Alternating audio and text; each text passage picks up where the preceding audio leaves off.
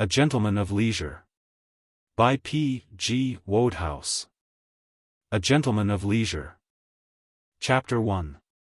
Jimmy Makes a Bet. The main smoking room of the Strollers' Club had been filling for the last half hour, and was now nearly full.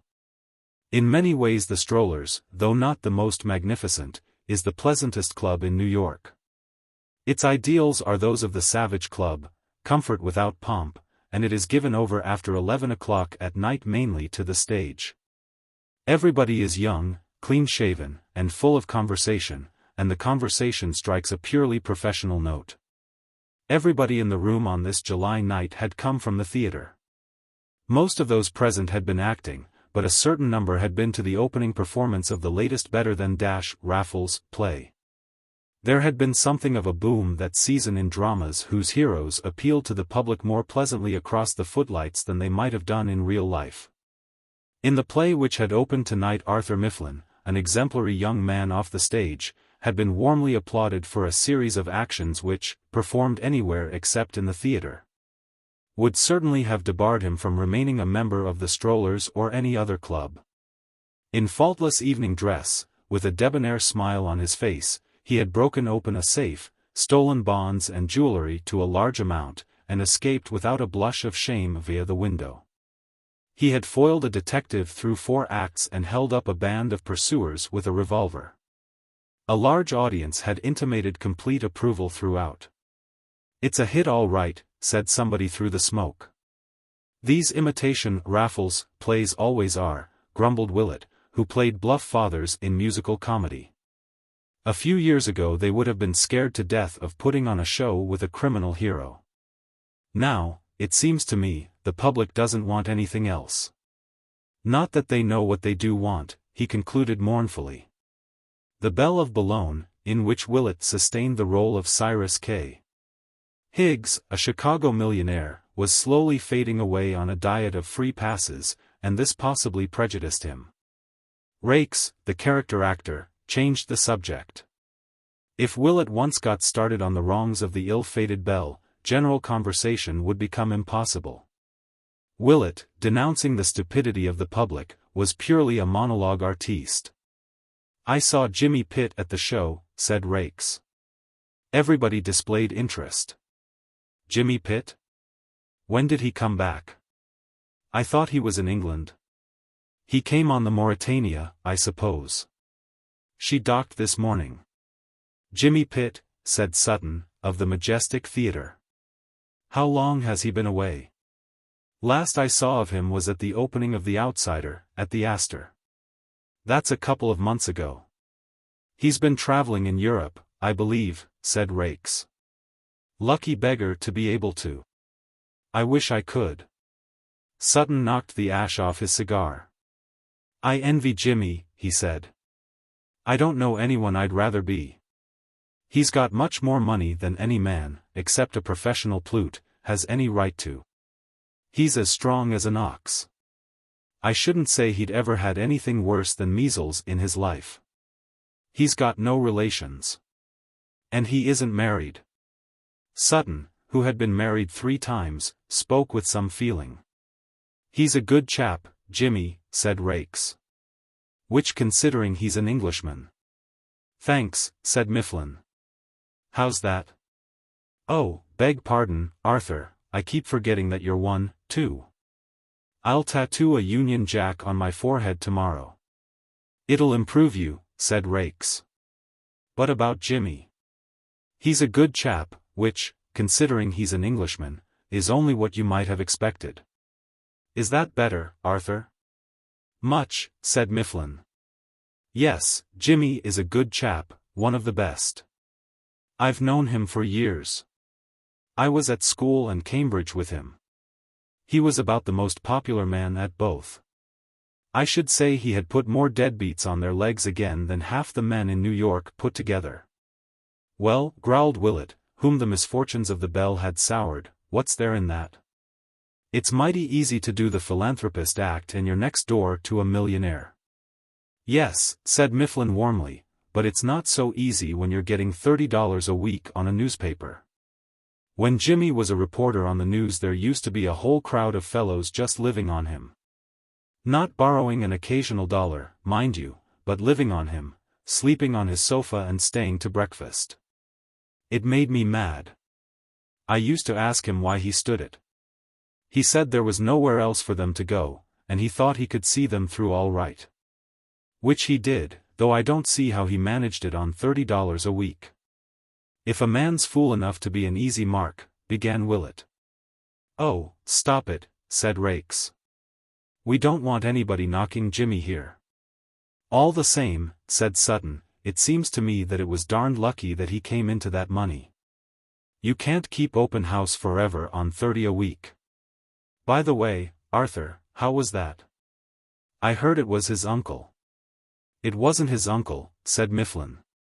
It was by way of being a romance of sorts, I believe. Fellow who had been in love with Jimmy's mother years ago. Went to Australia, made a fortune, and left it to Mrs. Pitt or her children. She had been dead some time when that happened. Jimmy, of course, hadn't a notion of what was coming to him, when suddenly he got a solicitor's letter, asking him to call. He rolled round, and found that there was about $500,000 waiting for him to spend it.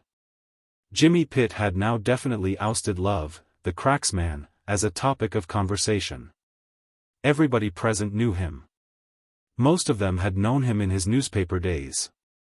And though every man there would have perished rather than admit it, they were grateful to Jimmy for being exactly the same to them now that he could sign a check for $500,000 as he had been on the old $30 a week basis.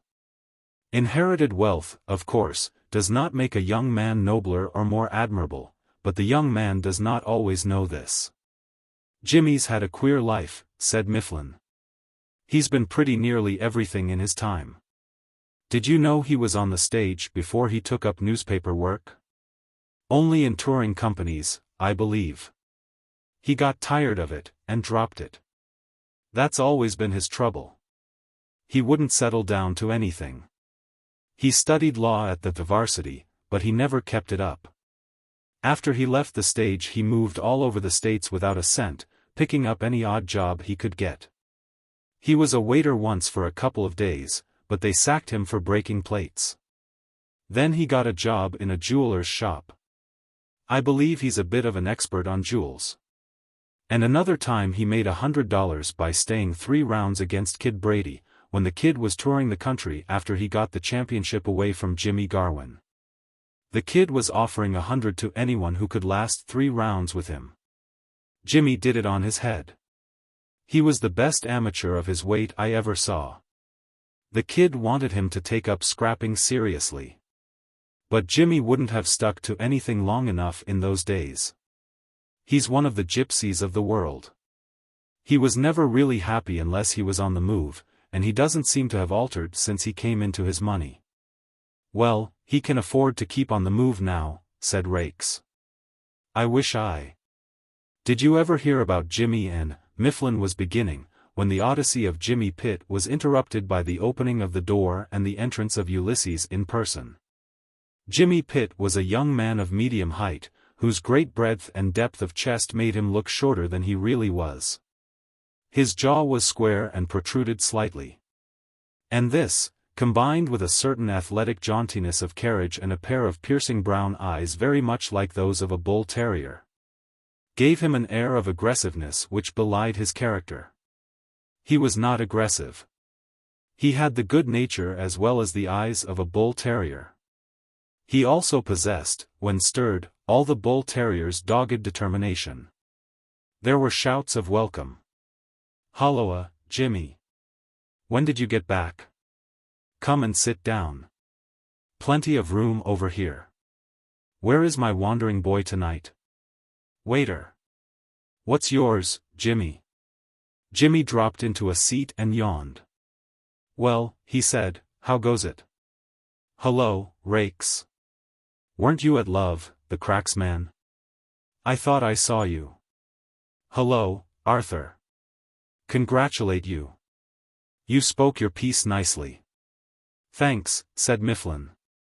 We were just talking about you, Jimmy. You came on the Mauretania, I suppose? She didn't break the record this time, said Sutton. A somewhat pensive look came into Jimmy's eyes. She came much too quick for me, he said. I don't see why they want to rip along at that pace, he went on hurriedly. I like to have a chance of enjoying the sea air. I know that sea air, murmured Mifflin. Jimmy looked up quickly. What are you babbling about, Arthur? I said nothing, replied Mifflin suavely. What did you think of the show tonight, Jimmy? Asked Rakes. I liked it. Arthur was fine. I can't make out, though, why all this incense is being burned at the feet of the cracksman. To judge by some of the plays they produce now, you'd think that a man had only to be a successful burglar to become a national hero. One of these days we shall have Arthur playing Charles Peace to a cheering house. It is the tribute, said Mifflin, that boneheadedness pays to brains. It takes brains to be a successful cracksman. Unless the grey matter is surging about in your cerebrum, as in mine, you can't hope. Jimmy leaned back in his chair and spoke calmly, but with decision. Any man of ordinary intelligence, he said, could break into a house. Mifflin jumped up and began to gesticulate. This was heresy. My dear old son, what absolute. I could, said Jimmy, lighting a cigarette. There was a roar of laughter and approval. For the past few weeks, during the rehearsals of Love, the Cracksman, Arthur Mifflin had disturbed the peace at the Strollers with his theories on the art of burglary. This was his first really big part, and he had soaked himself in it. He had read up the literature of burglary. He had talked with detectives. He had expounded his views nightly to his brother Strollers, preaching the delicacy and difficulty of cracking a crib till his audience had rebelled. It charmed the Strollers to find Jimmy, obviously of his own initiative, and not to be suspected of having been suborned to the task by themselves. Treading with a firm foot on the expert's favorite corn within 5 minutes of their meeting. You, said Arthur Mifflin, with scorn. Me, or, rather, I. You. Why, you couldn't break into an egg unless it was a poached one. What'll you bet? Said Jimmy. The Strollers began to sit up and take notice. The magic word bet, when uttered in that room, had rarely failed to add a zest to life. They looked expectantly to Arthur Mifflin. Go to bed, Jimmy, said the portrayer of cracksmen. I'll come with you and tuck you in. A nice, strong cup of tea in the morning, and you won't know there has ever been anything the matter with you. A howl of disapproval rose from the company. Indignant voices accused Arthur Mifflin of having a yellow streak. Encouraging voices urged him not to be a quitter. See. They scorn you, said Jimmy. And rightly. Be a man, Arthur. What'll you bet? Mr. Mifflin regarded him with pity. You don't know what you're taking on, Jimmy, he said. You're half a century behind the times. You have an idea that all a burglar needs is a mask, a blue chin, and a dark lantern. I tell you he requires a highly specialized education. I've been talking to these detective fellows, and I know. Now, take your case, you worm.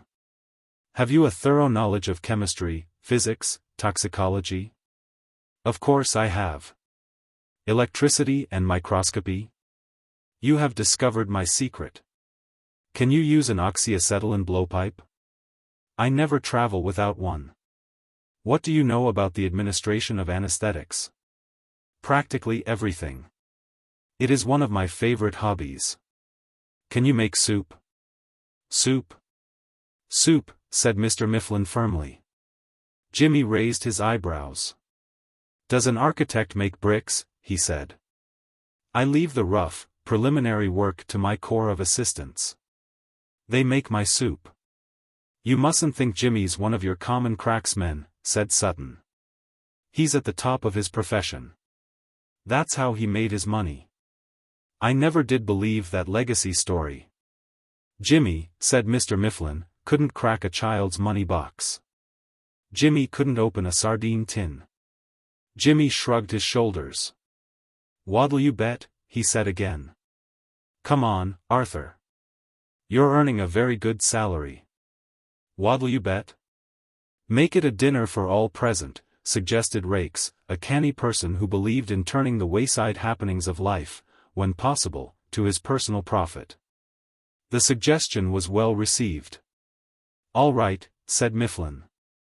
How many of us are there? 1, 2, 3, 4. Loser buys a dinner for 12.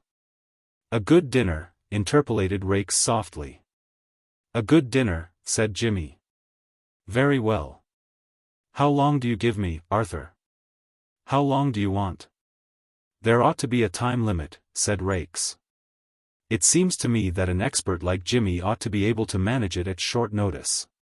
Why not tonight? Nice, fine night. If Jimmy doesn't crack a crib tonight, it's up to him. That suit you, Jimmy? Perfectly. Willett interposed. Willett had been endeavoring to drown his sorrows all the evening, and the fact was a little noticeable in his speech. See here, he said, how's Jimmy going to prove he's done it? Personally, I can take his word, said Mifflin. That be hanged for a tale. What's to prevent him saying he's done it, whether he has or not? The strollers looked uncomfortable. However, it was Jimmy's affair. Why, you'd get your dinner in any case, said Jimmy. A dinner from any host would smell as sweet. Willett persisted with muddled obstinacy. Thash not point. It's principle of thin. Have this thing square and boveboard, I say. Thash what I say.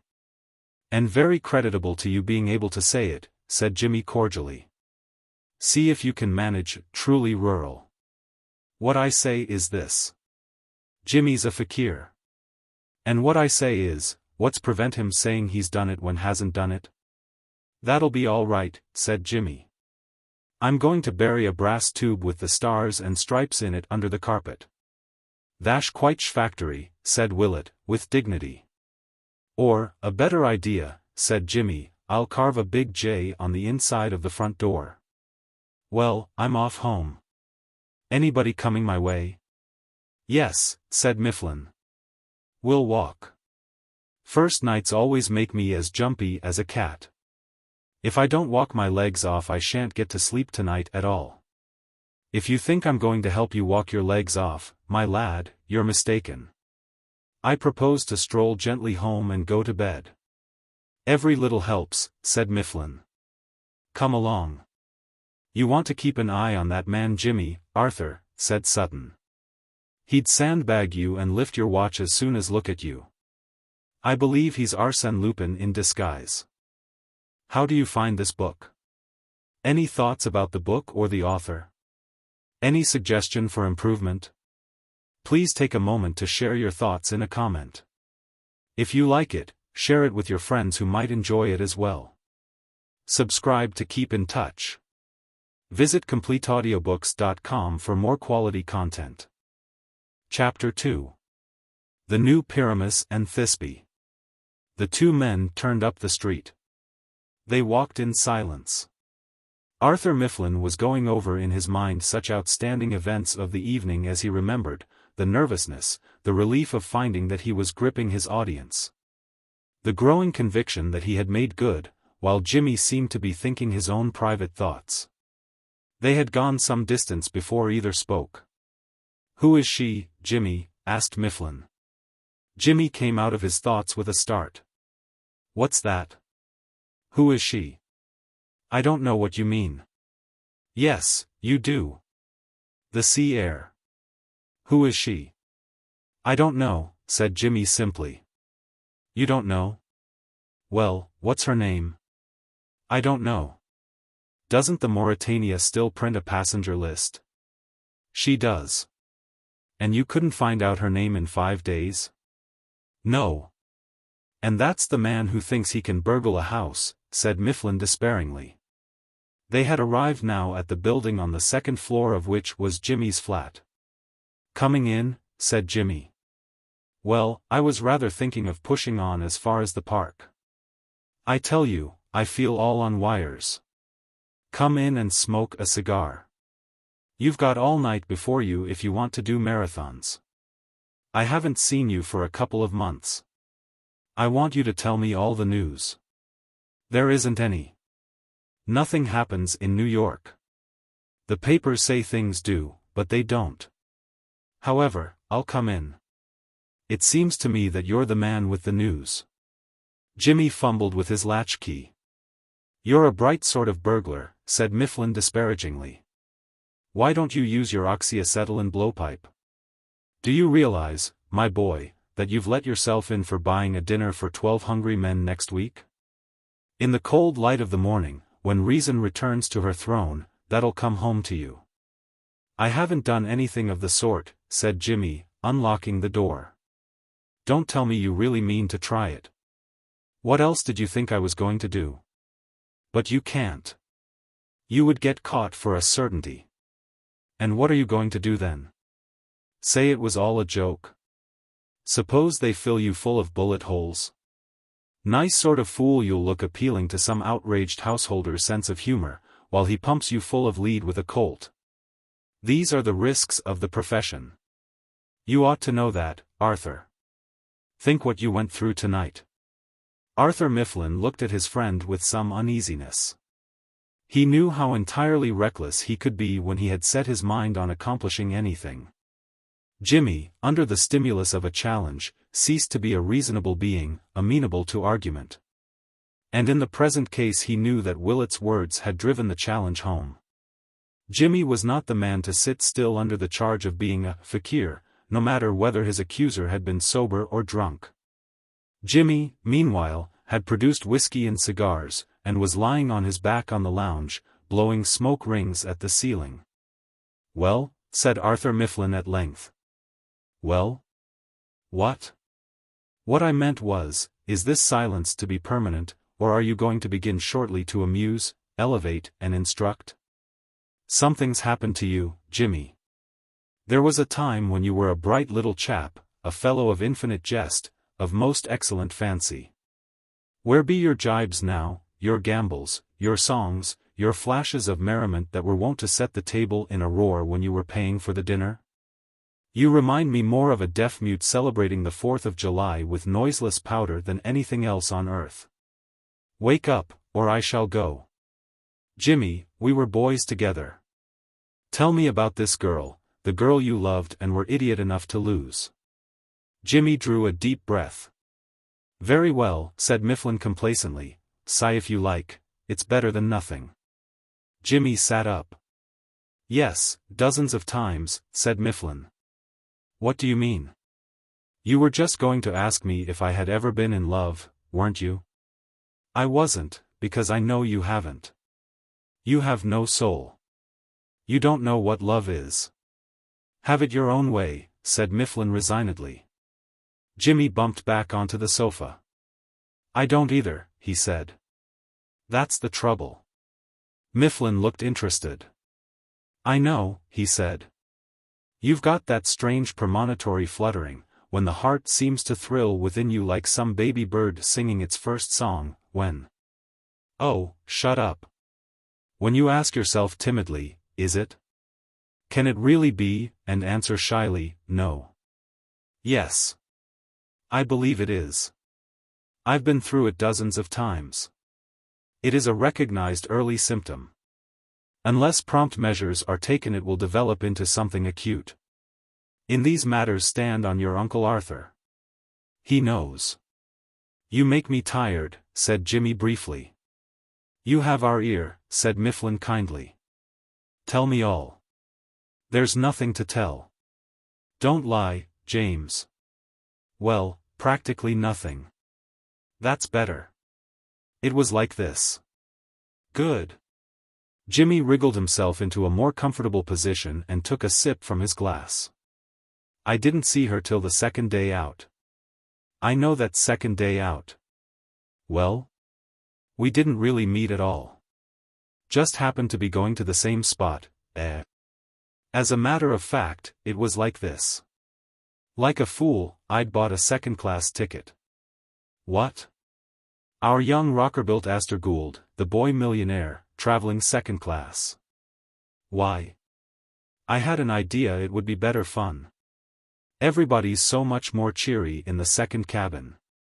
You get to know people so much quicker. 9 trips out of 10 I'd much rather go second. And this was the 10th? She was in the first cabin, said Jimmy.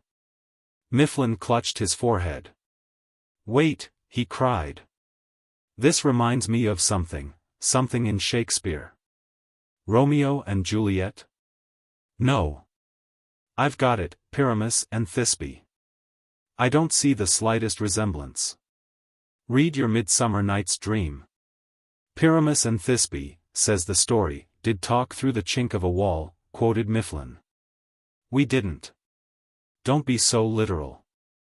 You talked across a railing. We didn't.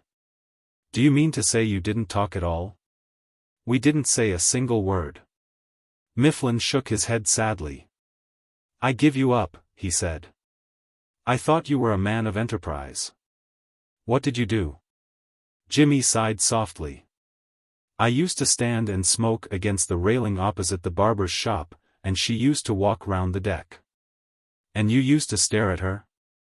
I would look in her direction sometimes, corrected Jimmy, with dignity. Don't quibble. You stared at her. You behaved like a common rubberneck, and you know it. I am no prude, James, but I feel compelled to say that I consider your conduct that of a libertine. Used she to walk alone? Generally. And now you love her, eh? You went on board that ship happy, careless, heart-free. You came off it grave and saddened. Thenceforth for you the world could contain but one woman, and her you had lost. He groaned in a hollow and bereaved manner, and took a sip from his glass to buoy him up. Jimmy moved restlessly on the sofa. Do you believe in love at first sight? He asked fatuously. He was in the mood when a man says things the memory of which makes him wake up hot all over for nights to come. I don't see what first sight's got to do with it, said Mifflin. According to your own statement, you stood and glared at the girl for 5 days without stopping for a moment. I can quite imagine that you might glare yourself into love with anyone by the end of that time. I can't see myself settling down, said Jimmy thoughtfully.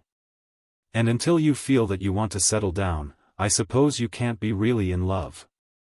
I was saying practically that about you at the club just before you came in. My somewhat neat expression was that you were one of the gypsies of the world. By George, you're quite right. I always am. I suppose it's having nothing to do. When I was on the news I was never like this. You weren't on the news long enough to get tired of it. I feel now I can't stay in a place more than a week. It's having this money that does it, I suppose. New York, said Mifflin, is full of obliging persons who will be delighted to relieve you of the incubus. Well, James, I shall leave you. I feel more like bed now. By the way, I suppose you lost sight of this girl when you landed? Yes. Well, there aren't so many girls in the United States. Only 20 million. Or is it 40 million? Something small. All you've got to do is to search about a bit. Good night. Good night. Mr. Mifflin clattered down the stairs. A minute later the sound of his name being called loudly from the street brought Jimmy to the window. Mifflin was standing on the pavement below, looking up. Jimmy? What's the matter now? I forgot to ask. Was she a blonde? What? Was she a blonde? Yelled Mifflin. No, snapped Jimmy. Dark, bawled Mifflin, making night hideous. Yes, said Jimmy, shutting the window. Jimmy. I say, Jimmy. The window went up again. Well? I prefer blondes myself. Go to bed. Very well. Good night. Good night. Jimmy withdrew his head, and sat down on the chair Mifflin had vacated. A moment later he rose and switched off the light. It was pleasanter to sit and think in the dark. His thoughts wandered off in many channels, but always came back to the girl on the Mauretania. It was absurd, of course. He didn't wonder that Arthur Mifflin had treated the thing as a joke. Good old Arthur. Glad he had made a success. But was it a joke? Who was it said that the point of a joke was like the point of a needle, so small that it is apt to disappear entirely when directed straight at oneself? If anybody else had told him such a limping romance he would have laughed himself. Only when you are the center of a romance, however limping, you see it from a different angle. Of course, told baldly, it was absurd. He could see that. But something right at the back of his mind told him that it was not altogether absurd. And yet, love didn't come like that, in a flash. You might just as well expect a house to spring into being in a moment. Or a ship. Or an automobile. Or a table. Or he sat up with a jerk. In another instant he would have been asleep. He thought of bed, but bed seemed a long way off, the deuce of a way.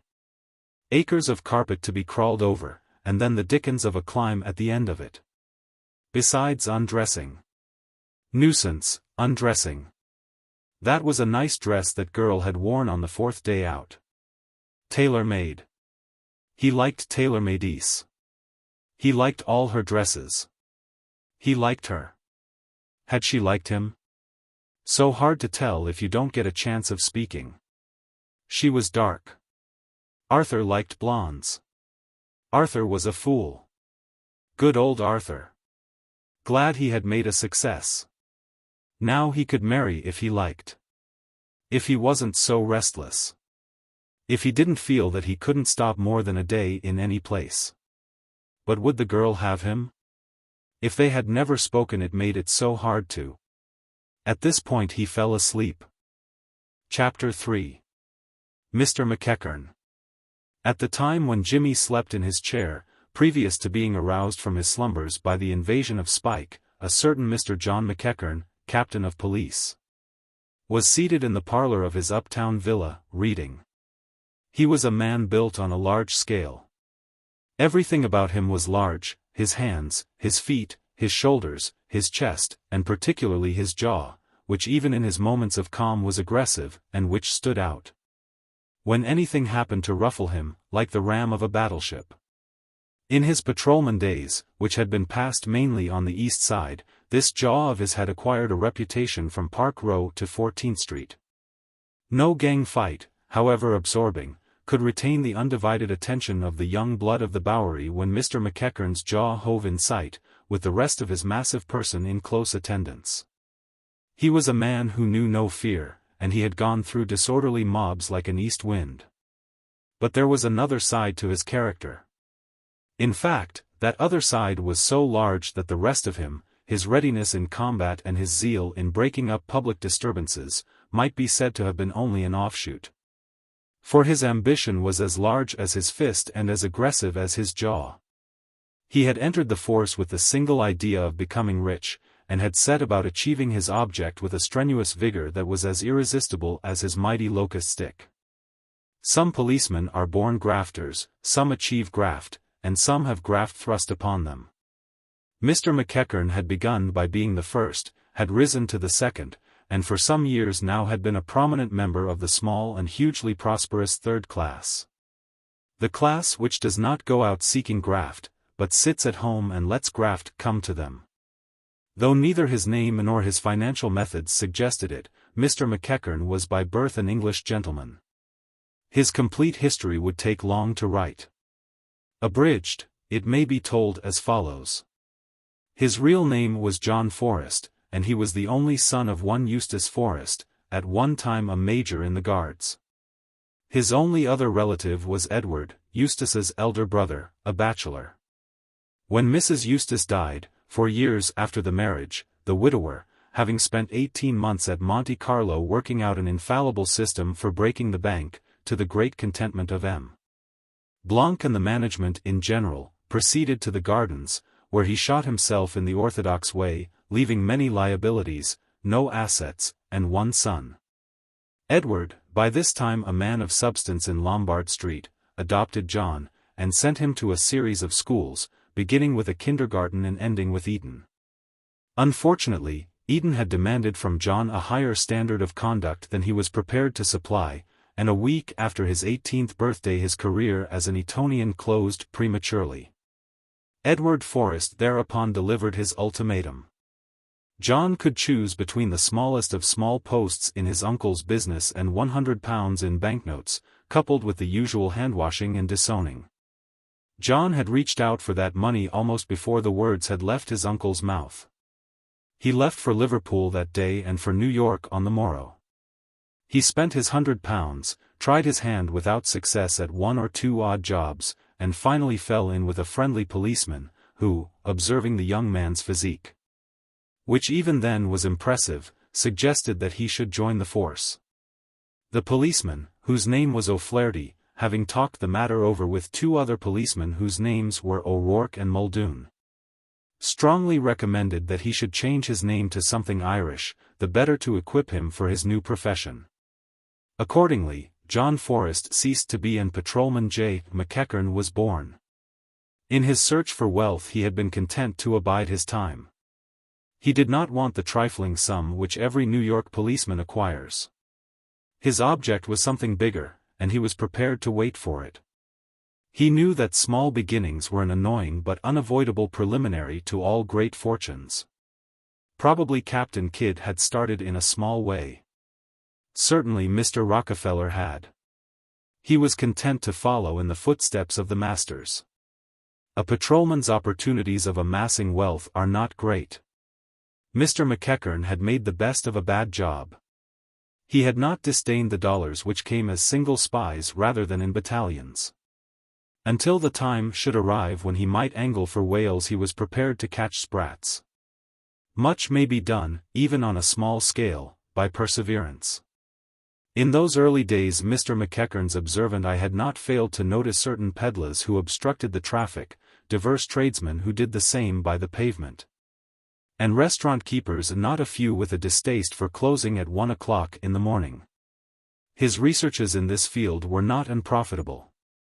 In a reasonably short space of time he had put by the $3,000 which were the price of his promotion to detective sergeant. He did not like paying $3,000 for promotion, but there must be sinking of capital if an investment is to prosper.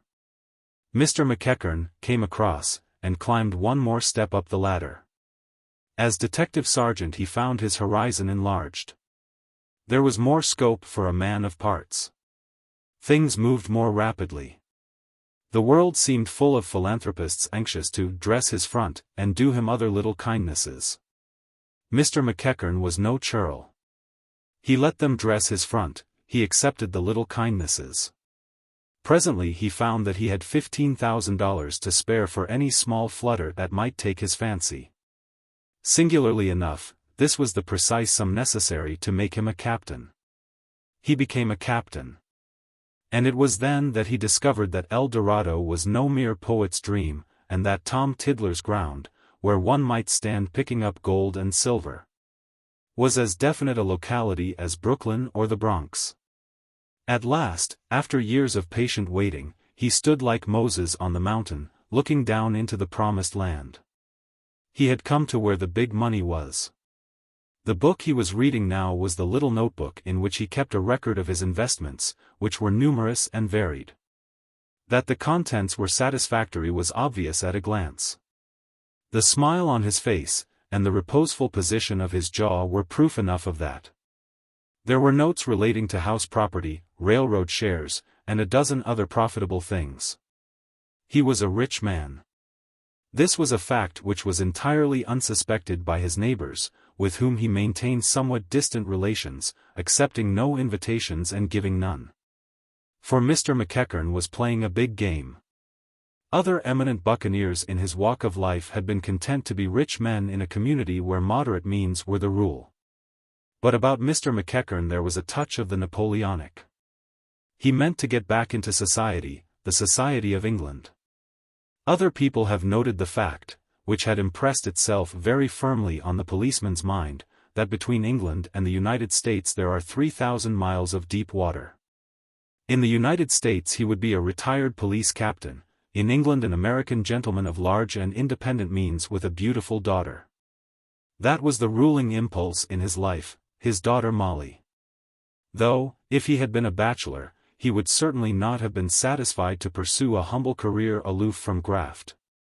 On the other hand, if it had not been for Molly he would not have felt, as he gathered in his dishonest wealth, that he was conducting a sort of holy war.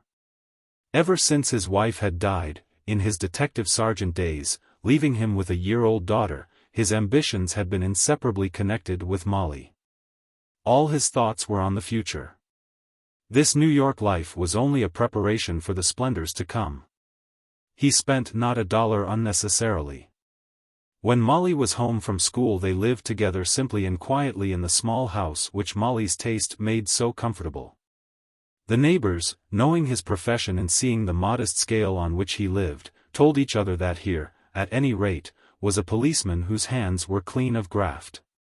They did not know of the stream that poured week by week and year by year into his bank, to be diverted at intervals into the most profitable channels. Until the time should come for the great change, economy was his motto. The expenses of his home were kept within the bounds of his official salary. All extras went to swell his savings. He closed his book with a contented sigh and lit another cigar. Cigars were his only personal luxury. He drank nothing, ate the simplest food, and made a suit of clothes last for quite an unusual length of time, but no passion for economy could make him deny himself smoke. He sat on, thinking. It was very late, but he did not feel ready for bed. A great moment had arrived in his affairs. For days Wall Street had been undergoing one of its periodical fits of jumpiness. There had been rumors and counter-rumors, until finally from the confusion there had soared up like a rocket the one particular stock in which he was most largely interested. He had unloaded that morning, and the result had left him slightly dizzy. The main point to which his mind clung was that the time had come at last. He could make the great change now at any moment that suited him. He was blowing clouds of smoke and gloating over this fact, and the door opened, admitting a bull terrier, a bulldog, and in the wake of the procession a girl in a kimono and red slippers. Chapter 4. Molly. "Why, Molly," said the policeman, "what are you doing out of bed? I thought you were asleep." He placed a huge arm round her and drew her onto his lap. As she sat there his great bulk made her seem smaller than she really was. With her hair down, and her little red slippers dangling half a yard from the floor, she seemed a child. McEachern, looking at her, found it hard to realize that 19 years had passed since the moment and the doctor's raised eyebrows had reproved him for his monosyllabic reception of the news that the baby was a girl. "Do you know what the time is?" he said. 2 o'clock. "Much too late for you to be sitting here smoking," said Molly severely. "How many cigars do you smoke a day? Suppose you had married someone who wouldn't let you smoke. Never stop your husband smoking, my dear. That's a bit of advice for you when you're married." "I'm never going to marry. I'm going to stop at home and darn your socks." "I wish you could," he said, drawing her closer to him. "But one of these days you're going to marry a prince. And now run back to bed. It's much too late." "It's no good, father dear. I couldn't get to sleep. I've been trying hard for hours. I've counted sheep till I nearly screamed. It's Rastus's fault, he snores so." Mr. McEachern regarded the erring bulldog sternly. "Why do you have the brutes in your room?" "Why, to keep the boogaboos from getting me, of course." "Aren't you afraid of the boogaboos getting you? But you're so big, you wouldn't mind. You'd just hit them.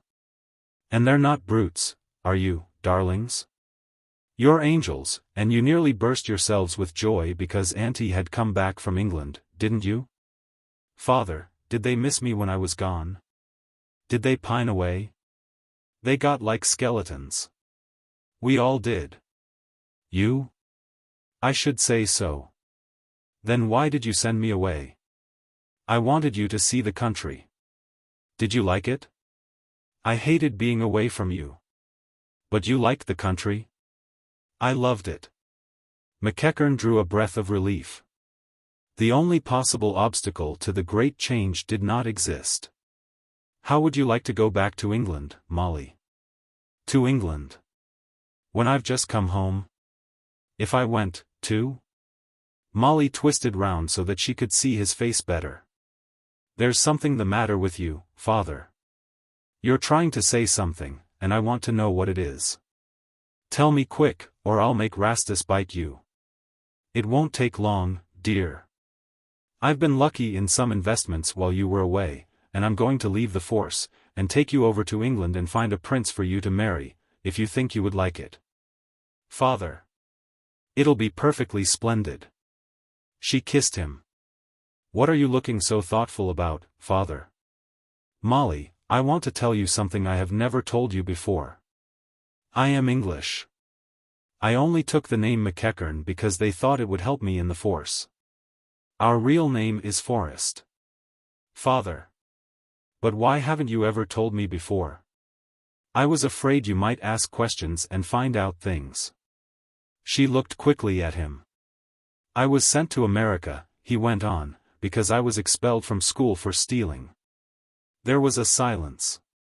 She caught the arm that was round her waist and gave it a little squeeze. What does it matter what you did when you were only a boy? She said. He did not look at her. There was a dull flush on his cheeks. We'll go home, Molly, he said. I had a place in society over there till I threw it away, and, by heaven, I'm going to get it back for you. You shall have a fair show, whatever I may have done. We shall not take the old name again. None of the return of the black sheep for me. I won't have people looking down on you because you're father. But, father dear, it was so long ago. What does it matter? Who would remember? Never mind. I couldn't risk it. They might say what they pleased about me, but you're going to start fair. Who's to recognize me after all these years? I'm just John McEachern from America, and if anybody wants to know anything about me, I'm a man who has made money on Wall Street, and that's no lie, and has come over to England to spend it. Molly gave his arm another squeeze. Her eyes were wet. Father dear, she whispered, I believe you've been doing it all for me. You've been slaving away for me ever since I was born, stinting yourself and saving money just so that I could have a good time later on. No, no. It's true, she said. She turned on him with a tremulous laugh. I don't believe you've had enough to eat for years. I believe you're all skin and bone. Never mind. Tomorrow I'll take you out and buy you the best dinner you've ever had out of my own money. We'll go to the Ritz, and you shall start at the top of the menu and go straight down till you've had enough. That will make up for everything. And now don't you think you ought to be going to bed?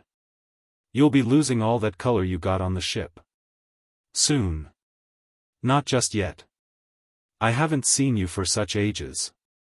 She pointed at the bull terrier. Look at Tommy, standing there and staring. He can't believe I've really come back. Father, there was a man on the Mauretania with eyes exactly like Tommy's, all brown and bright, and he used to stand and stare just like Tommy's doing. If I had been there, said her father wrathfully, I'd have knocked his head off. No, you wouldn't, because I'm sure he was really a very nice young man. He had a chin rather like yours, father. Besides, you couldn't have got at him to knock his head off, because he was traveling second class. Second class? Then you didn't talk with him? We couldn't. You wouldn't expect him to shout at me across the railing. Only whenever I walked round the deck he seemed to be there. Staring? He may not have been staring at me. Probably he was just looking the way the ship was going, and thinking of some girl in New York. I don't think you can make much of a romance out of it, father. I don't want to, my dear. Princes don't travel in the second cabin. He may have been a prince in disguise. More likely a commercial traveler, grunted Mr. McEachern. Commercial travelers are often quite nice. Princes are nicer. Well, I'll go to bed and dream of the nicest one I can think of. Come along, dogs. Stop biting my slipper, Tommy. Why can't you behave like Rastus? Still, you don't snore, do you? Aren't you going to bed soon, father? I believe you've been sitting up late and getting into all sorts of bad habits while I've been away. I'm sure you have been smoking too much. When you've finished that cigar you're not even to think of another till tomorrow. Promise. Not one. Not one. I'm not going to have my father getting like the people you read about in the magazine advertisements. You don't want to feel sudden shooting pains, do you? No, my dear. And have to take some awful medicine? No. Then promise. Very well, my dear. I promise. As the door closed he threw away the stump he was smoking, and remained for a few moments in thought. Then he drew another cigar from his case, lit it, and resumed the study of the little notebook. Chapter 5. A Thief in the Night. How long the light had been darting about the room like a very much enlarged firefly Jimmy did not know. It seemed to him like hours, for it had woven itself into an incoherent waking dream of his, and for a moment, as the mists of sleep passed away from his brain, he fancied that he was dreaming still. Then sleep left him, and he realized that the light, which was now moving slowly across the bookcase, was a real light. That the man behind it could not have been there long was plain, or he would have seen the chair and its occupant. He seemed to be taking the room step by step. As Jimmy sat up noiselessly, and gripped the arms of the chair in readiness for a spring, the light passed from the bookcase to the table. Another foot or so to the left, and it would have fallen on Jimmy. On it came. From the position of the ray Jimmy could see that the burglar was approaching on his side of the table. Though, until that day, he had not been in the room for 2 months, its geography was clearly stamped on his mind's eye. He knew almost to a foot where his visitor was standing. Consequently when, rising swiftly from the chair he made a football dive into the darkness, it was no speculative dive. It had a conscious aim, and it was not restrained by any uncertainty as to whether the road to the burglar's knees was clear or not. His shoulder bumped into a human leg. His arms closed instantaneously on it and pulled. There was a yelp of dismay and a crash. The lantern bounced away across the room and wrecked itself on the roof of the steam heater. Its owner collapsed in a heap on top of Jimmy. Jimmy, underneath at the fall, speedily put himself uppermost with a twist of his body. He had every advantage. The burglar was a small man, and had been taken very much by surprise, and any fight there might have been in him in normal circumstances had been shaken out of him by the fall. He lay still, not attempting to struggle. Jimmy half rose and, pulling his prisoner by inches to the door, felt up the wall till he found the electric light button. The yellow glow which flooded the room disclosed a short, stocky youth of obviously Bowery extraction. A shock of vivid red hair was the first thing about him that caught the eye. A poet would have described it as Titian. Its proprietor's friends and acquaintances probably called it carrots. Looking up at Jimmy from under this wealth of crimson was a not unpleasing face. It was not handsome certainly, but there were suggestions of a latent good humor. The nose had been broken at one period of its career, and one of the ears was undeniably of the cauliflower type. But these are little accidents which may happen to any high-spirited young gentleman. In costume the visitor had evidently been guided rather by individual taste than by the dictates of fashion. His coat was of rusty black, his trousers of grey, picked out with stains of various colors. Beneath the coat was a faded red and white sweater.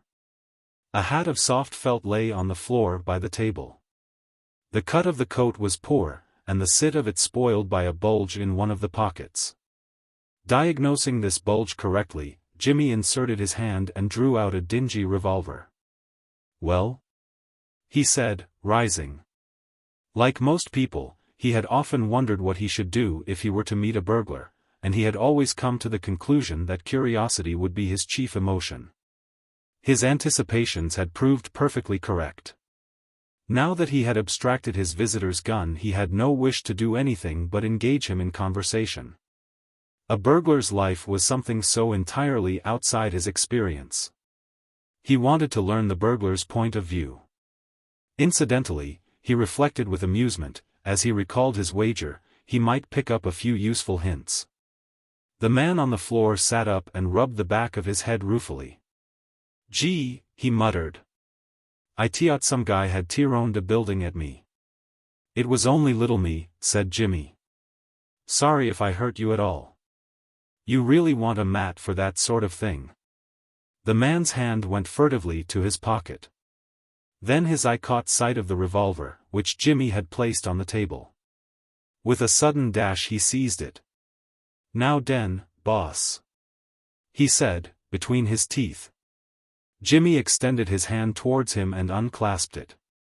6 cartridges lay in the palm. "Why worry," he said. "Sit down and let us talk of life." "It's a fair cop, boss," said the man resignedly. "Away with melancholy," said Jimmy. "I'm not going to call the police. You can go whenever you like." The man stared. "I mean it," said Jimmy. "What's the trouble? I've no grievance. I wish, though, if you haven't any important engagement, you would stop and talk a while first." A broad grin spread itself across the other's face. There was something singularly engaging about him when he grinned. "Gee. If yous ain't goin' to call the cops, I'll talk till the chickens roost again." "Talking, however," said Jimmy, "is dry work. Are you a teetotaler?" "What's dat?"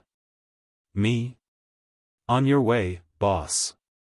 Then you'll find a pretty decent whiskey in that decanter. Help yourself. I think you'll like it." A musical gurgling, followed by a contented sigh, showed that the statement had been tested and proved correct. "Cigar?" asked Jimmy. "Me fair dat," assented his visitor. "Take a handful." "I eats dem alive," said the marauder jovially, gathering in the spoils. Jimmy crossed his legs. "By the way," he said, "let there be no secrets between us. What's your name?" "Mine is Pitt, James Willoughby Pitt. Mullins is my moniker, boss. Spike, Day calls me." "And you make a living at this sort of thing?" "Not so bad." "How did you get in here?" Spike Mullins grinned. "Gee. Ain't the window open? If it hadn't been, I'd have busted it." Jimmy eyed him fixedly. "Can you use an oxyacetylene blowpipe?" he demanded. Spike was on the point of drinking. He lowered his glass and gaped. "What's dat?" he said. "An oxyacetylene blowpipe." "Search me," said Spike blankly. "Dat gets past me."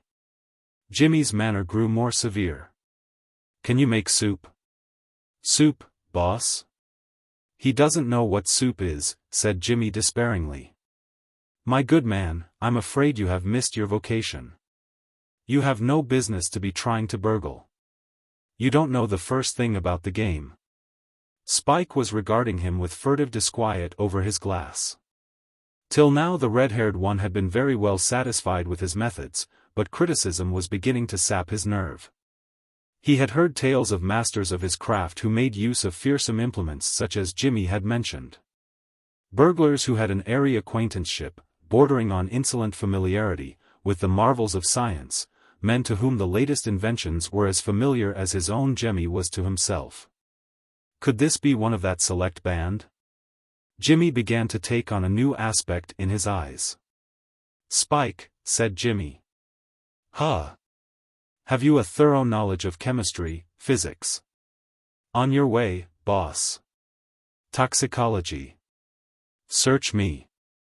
"Electricity and microscopy?" 9, 10. "Dat's the finish. I'm down and out." Jimmy shook his head sadly. "Give up burglary," he said. "It's not in your line. Better try poultry farming." Spike twiddled his glass, abashed. "Now I," said Jimmy airily, "am thinking of breaking into a house tonight." "Gee!" exclaimed Spike, his suspicions confirmed at last. I thought yous was in de game, boss. Sure, you're de guide dat's onto all de curves. I thought so all along. I should like to hear, said Jimmy amusedly, as one who draws out an intelligent child, how you would set about burgling one of those uptown villas. My own work has been on a somewhat larger scale and on the other side of the Atlantic. The other side? I have done as much in London as anywhere else, said Jimmy. A great town, London. Full of opportunities for the fine worker. Did you hear of the cracking of the new Asiatic Bank in Lombard Street? No, boss, whispered Spike. Was dat you? The police would like an answer to the same question, he said self-consciously. Perhaps you heard nothing of the disappearance of the Duchess of Havant's diamonds? Was dat? The thief, said Jimmy, flicking a speck of dust from his coat sleeve, was discovered to have used an oxyacetylene blowpipe. The rapturous intake of Spike's breath was the only sound that broke the silence. Through the smoke his eyes could be seen slowly widening. But about this villa, said Jimmy. I am always interested even in the humblest sides of the profession. Now, tell me, supposing you were going to break into a villa, what time of night would you do it? I always thinks it's best either late like dis or when de folks is in at supper, said Spike respectfully. Jimmy smiled a faint, patronizing smile, and nodded. Well, and what would you do?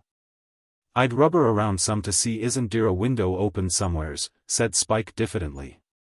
And if there wasn't? I'd climb up de porch and into one of de bedrooms, said Spike, almost blushing. He felt like a boy reading his first attempts at original poetry to an established critic. What would this master cracksman, this polished wielder of the oxyacetylene blowpipe, this expert in toxicology, microscopy, and physics, think of his callow outpourings? How would you get into the bedroom?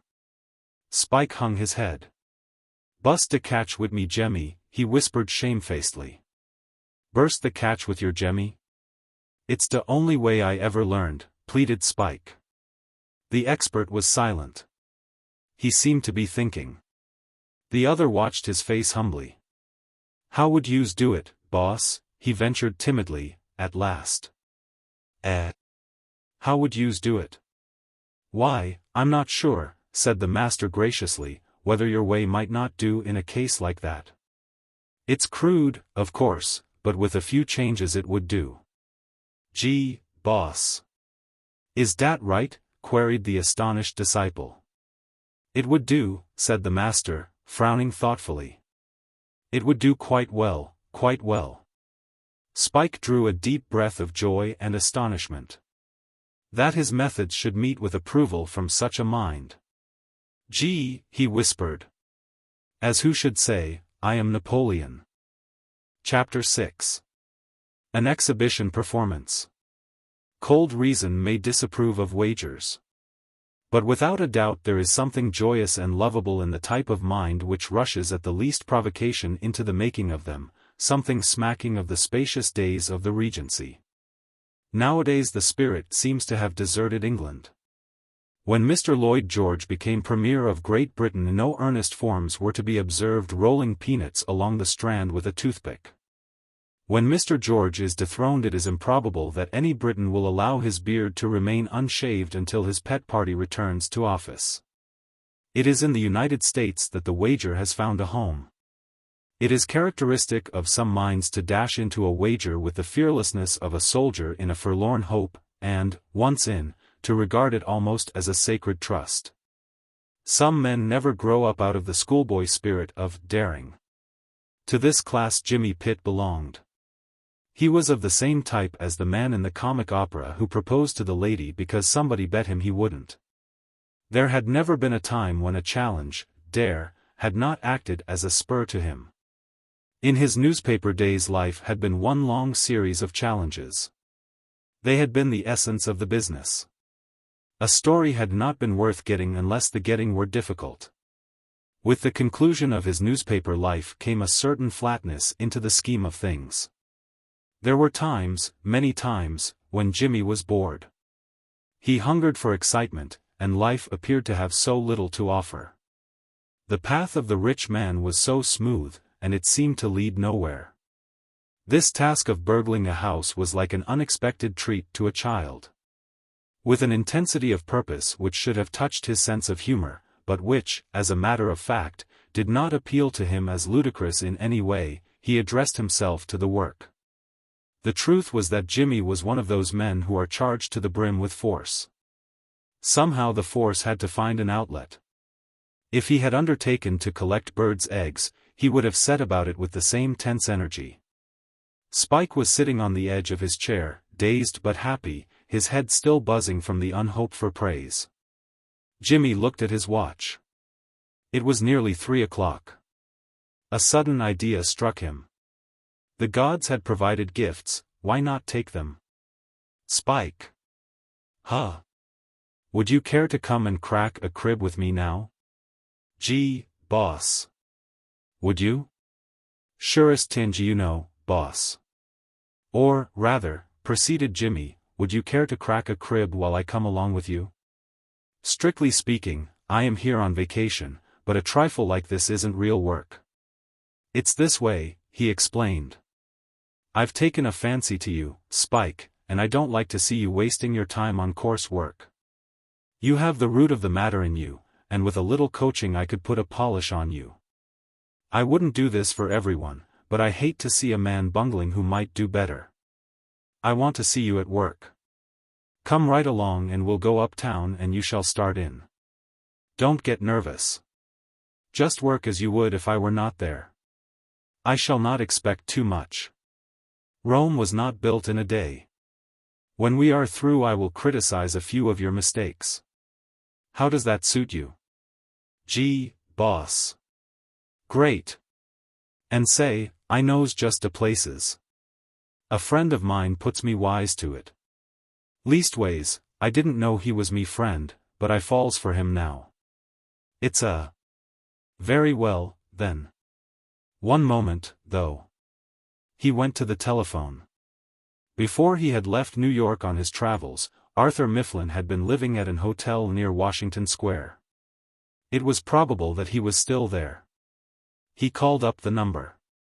The night clerk was an old acquaintance of his.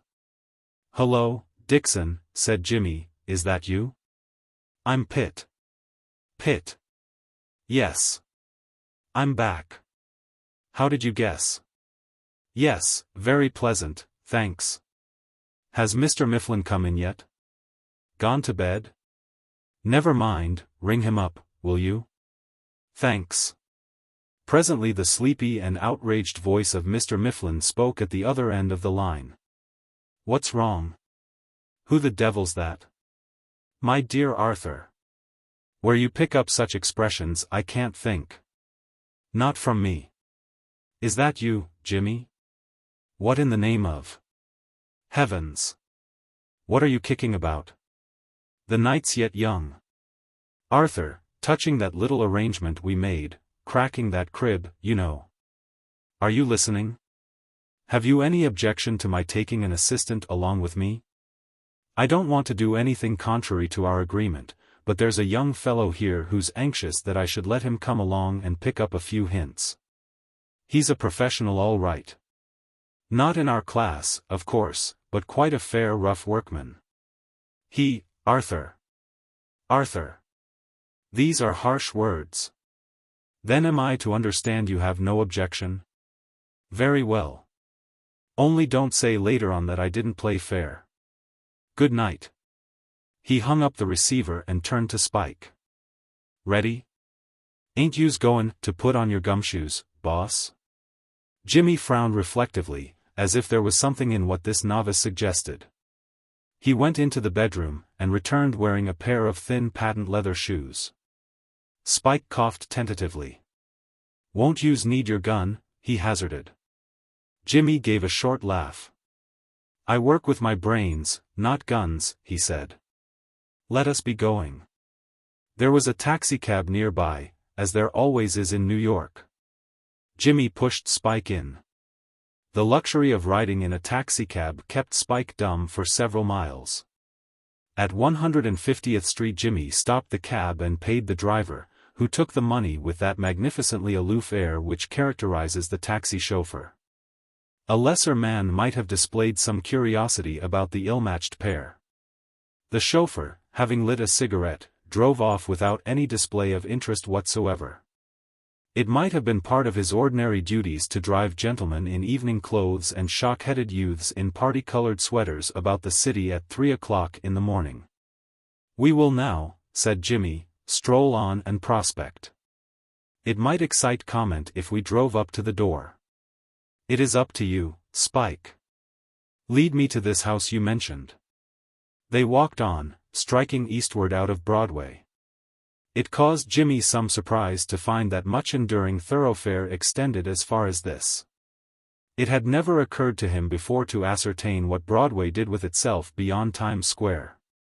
He had spent much of his time abroad, in cities where a street changes its name every 100 yards or so without any apparent reason. It was darker now that they had moved from the center of things, but it was still far too light for Jimmy's tastes. He was content, however, to leave matters entirely in his companion's charge. Spike probably had his method for evading publicity on these occasions. Spike, meanwhile, plodded steadily onwards. Block after block he passed, until finally the houses began to be more scattered. At length he stopped outside a fair-sized detached house. As he did so a single raindrop descended with a splash on the nape of Jimmy's neck. In another moment the shower had begun, jerkily at first, then, as if warming to its work, with the quiet persistence of a shower bath.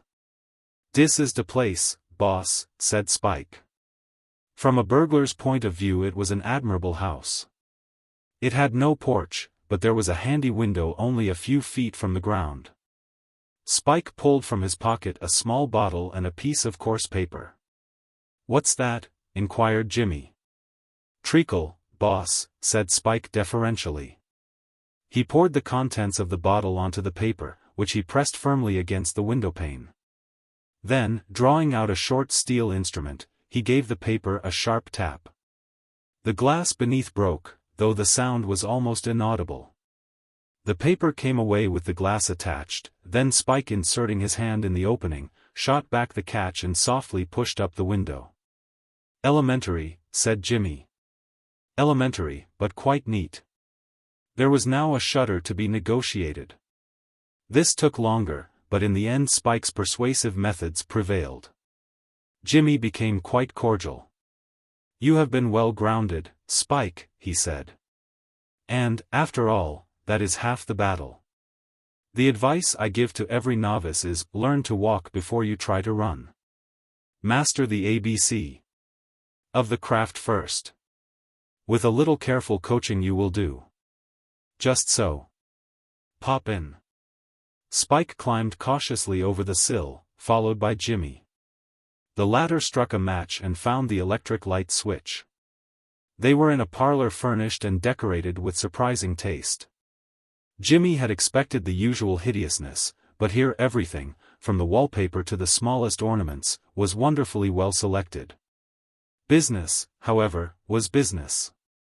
This was no time to stand admiring artistic efforts in room furnishing. There was that big J to be carved on the front door. If 'twere done, then 'twere done quickly. He was just moving to the door, when from some distant part of the house came the bark of a dog. Another joined in.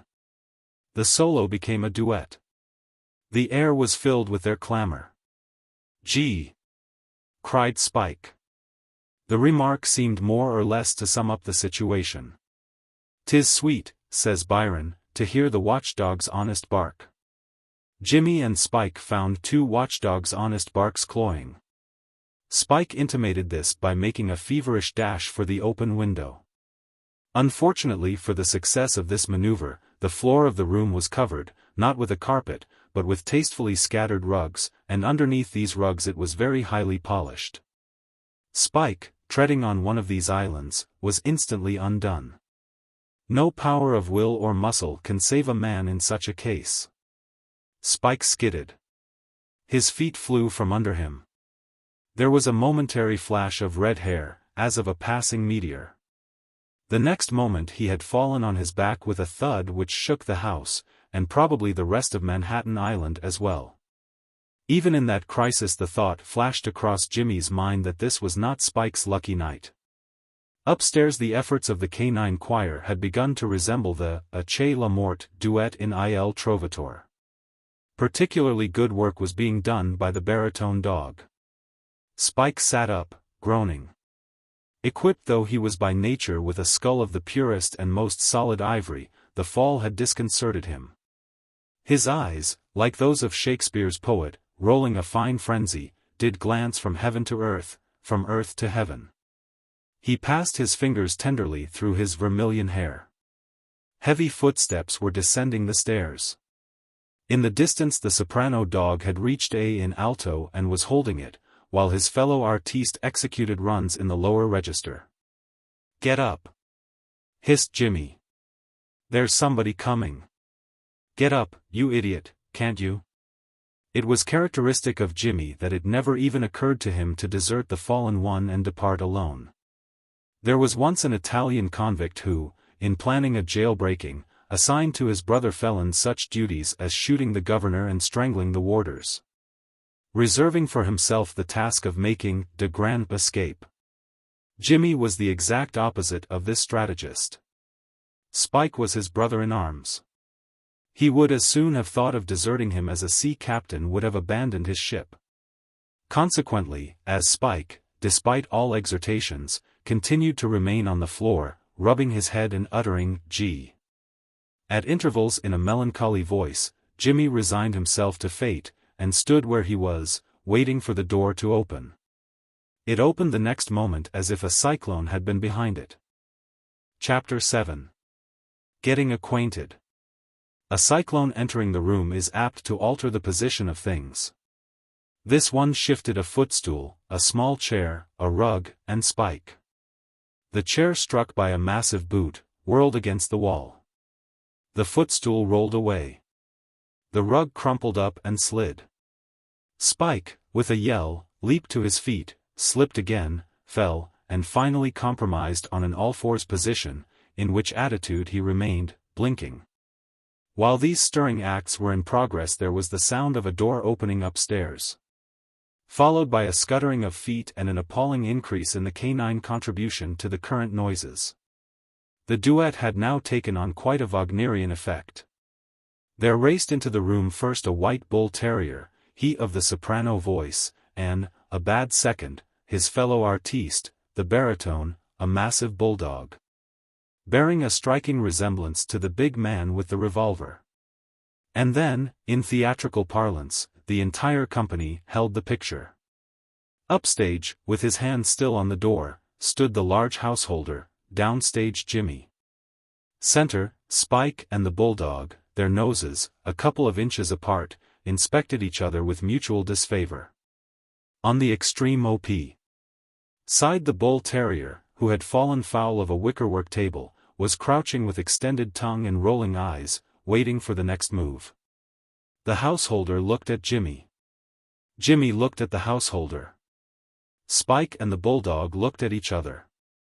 The bull terrier distributed his gaze impartially around the company.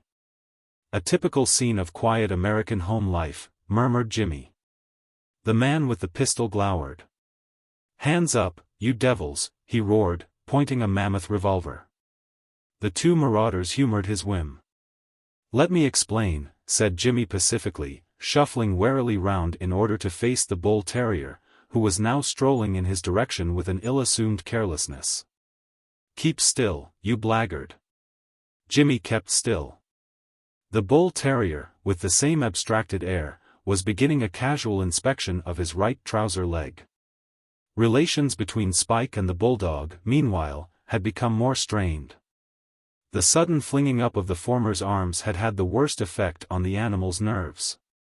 Spike, the croucher on all fours, he might have tolerated, but Spike, the semaphore, inspired him with thoughts of battle. He was growling in a moody, reflective manner. His eye was full of purpose. It was probably this that caused Spike to look at the householder. Till then he had been too busy to gaze elsewhere, but now the bulldog's eye had become so unpleasant that he cast a pathetic glance up at the man by the door. "Gee," he cried, as he did so. "It's de boss. Say, boss, call off de dog.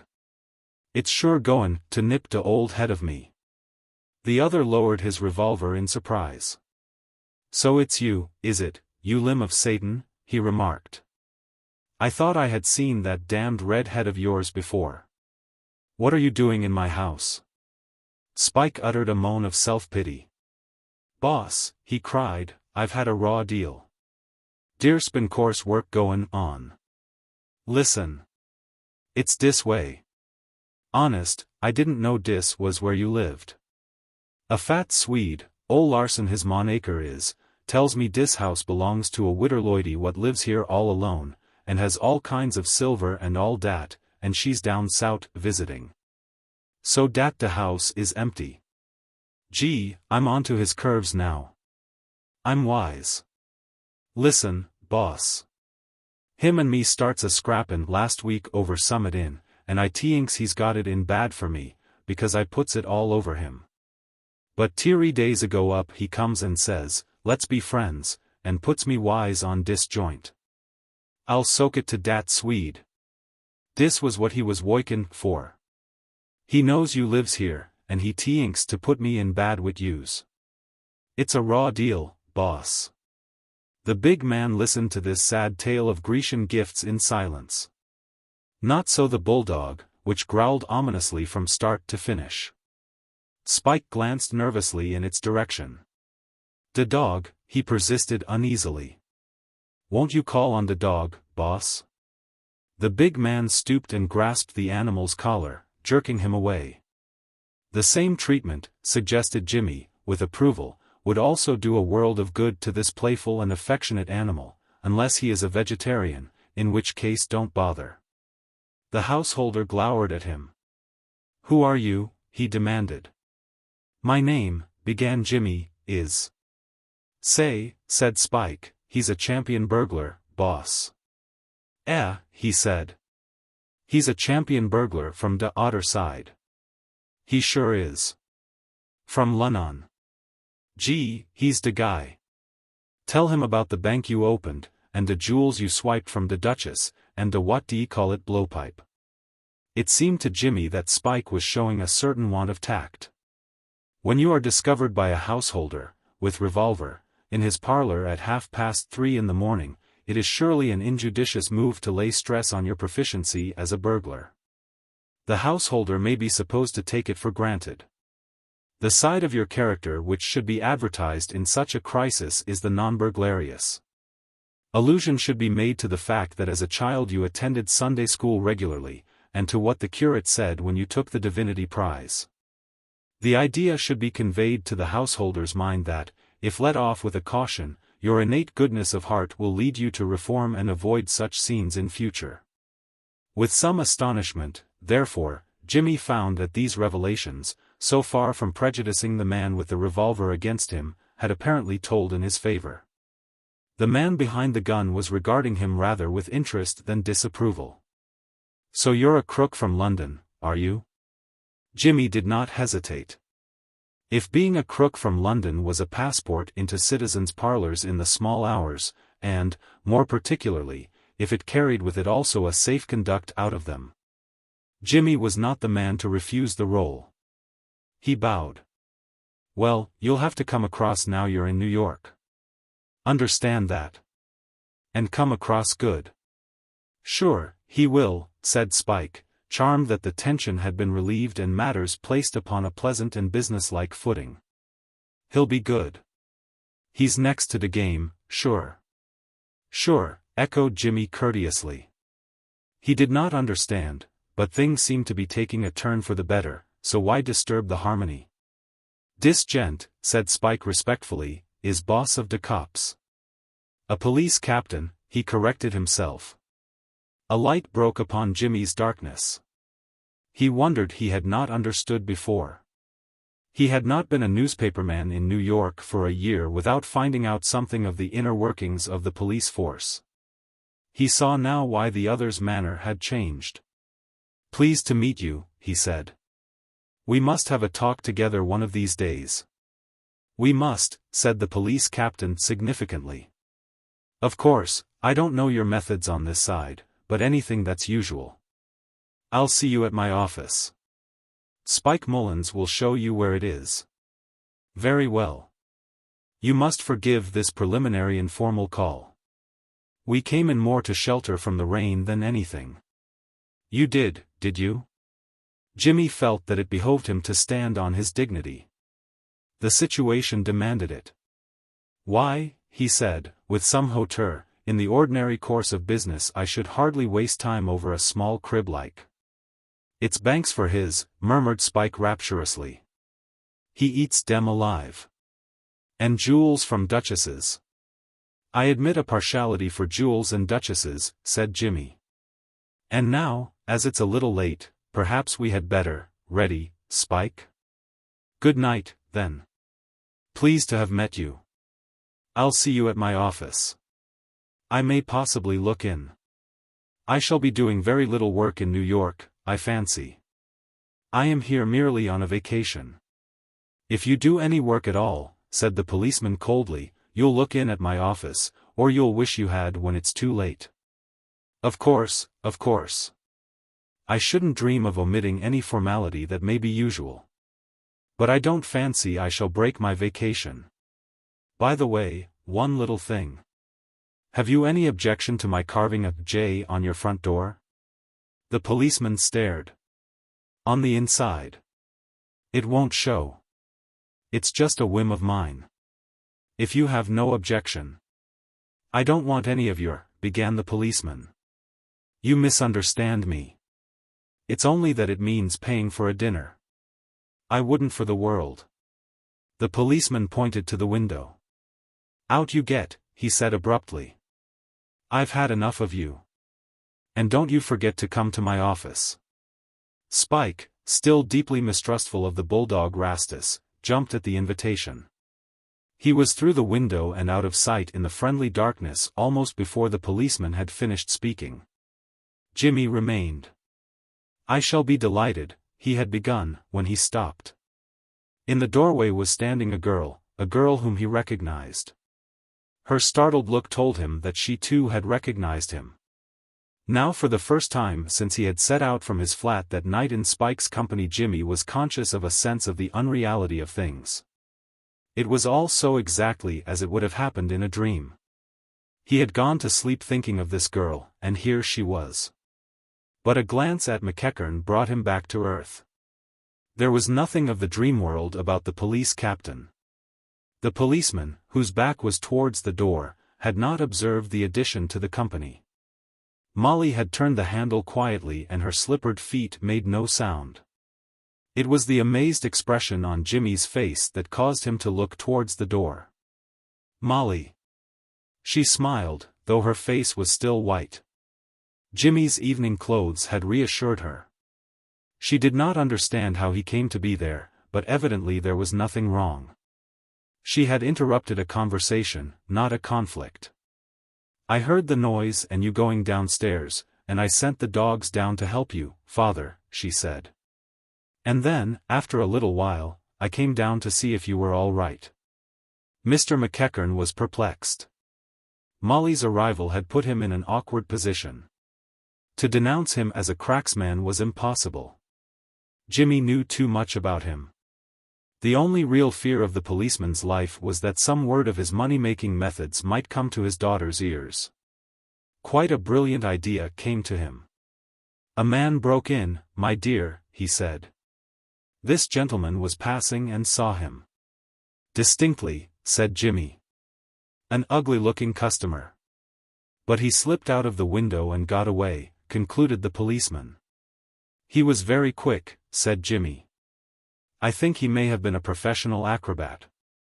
He didn't hurt you, father? No, no, my dear. Perhaps I frightened him, said Jimmy airily.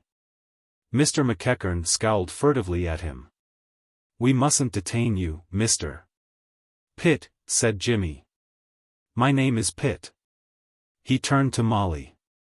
I hope you enjoyed the voyage. The policeman started. You know my daughter? By sight only, I'm afraid. We were fellow passengers on the Mauretania. Unfortunately I was in the second cabin. I used to see your daughter walking the deck sometimes. Molly smiled. I remember seeing you, sometimes. McEachern burst out. Then you. He stopped and looked at Molly. Molly was bending over Rastus, tickling him under the ear. Let me show you the way out, Mr. Pitt, said the policeman shortly. His manner was abrupt, but when one is speaking to a man whom one would dearly love to throw out of the window, abruptness is almost unavoidable. Perhaps I should be going, said Jimmy. Good night, Mr. Pitt, said Molly. I hope we shall meet again, said Jimmy. This way, Mr. Pitt, growled McEachern, holding the door. Please don't trouble, said Jimmy. He went to the window, and, flinging his leg over the sill, dropped noiselessly to the ground. He turned and put his head in at the window again. I did that rather well, he said pleasantly. I think I must take up this sort of thing as a profession. Good night. Chapter 8. At Dreever. In the days before the Welshman began to expend his surplus energy in playing rugby football, he was accustomed, whenever the monotony of his everyday life began to oppress him, to collect a few friends and make raids across the border into England, to the huge discomfort of the dwellers on the other side. It was to cope with this habit that Dreever Castle, in Shropshire, came into existence. It met a long-felt want. In time of trouble it became a haven of refuge. From all sides people poured into it, emerging cautiously when the marauders had disappeared. In the whole history of the castle there is but one instance recorded of a bandit attempting to take the place by storm, and the attack was an emphatic failure. On receipt of a ladleful of molten lead, aimed to a nicety by one John, the chaplain, evidently one of those sporting parsons, this warrior retired, done to a turn, to his mountain fastnesses. And is never heard of again. He would seem, however, to have passed the word round among his friends, for subsequent raiding parties studiously avoided the castle. And a peasant who had succeeded in crossing its threshold was for the future considered to be home and out of the game. Such was Dreever in the olden times. Today, the Welshman having calmed down considerably, it had lost its militant character. The old walls still stood, grey, menacing, and unchanged, but they were the only link with the past. The castle was now a very comfortable country house, nominally ruled over by Hildebrand Spencer Poins de Burgh John Hanneside cum Crombie, 12th Earl of Dreever, Spennie, to his relatives and intimates, but in reality the possession of his uncle and aunt, Sir Thomas and Lady Julia Blunt. Spennie's position was one of some embarrassment. At no point in their history had the Dreevers been what one might call a parsimonious family. If a chance presented itself of losing money in a particularly wild and feudal manner, the Dreever of the period had invariably sprung at it with the vim of an energetic bloodhound. The South Sea bubble absorbed £200,000 of good Dreever money. And the remainder of the family fortune was squandered to the ultimate farthing by the sportive gentlemen who had held the title in the days of the Regency. When Wadiers and the cocoa tree were in their prime, and fortunes had a habit of disappearing in a single evening. When Spennie became Earl of Dreever there was about 18 pence in the old oak chest. This is the point at which Sir Thomas Blunt breaks into Dreever history. Sir Thomas was a small, pink, fussy, obstinate man, with a genius for trade and the ambition of a Napoleon. Probably one of the finest and most complete specimens of the came over Waterloo Bridge with half a crown in my pocket and now look at me class of millionaire in existence. He had started almost literally with nothing. By carefully excluding from his mind every thought except that of making money, he had risen in the world with a gruesome persistence which nothing could check. At the age of 51 he was chairman of Blunt's Stores, Ltd. A member of Parliament, silent as a wax figure, but a great comfort to the party by virtue of liberal contributions to its funds, and a knight. This was good, but he aimed still higher. And, meeting Spennie's aunt, Lady Julia cum Crombie, just at the moment when, financially, the Dreevers were at their lowest ebb, he had effected a very satisfactory deal by marrying her. Thereby becoming, as one might say, the chairman of Dreever, Ltd. Until Spennie should marry money, an act on which his chairman vehemently insisted, Sir Thomas held the purse, and, except in minor matters ordered by his wife, of whom he stood in uneasy awe, had things entirely his own way.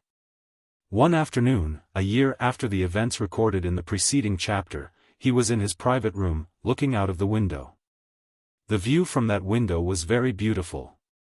The castle stood on a hill, the lower portion of which, between the house and the lake, had been cut into broad terraces.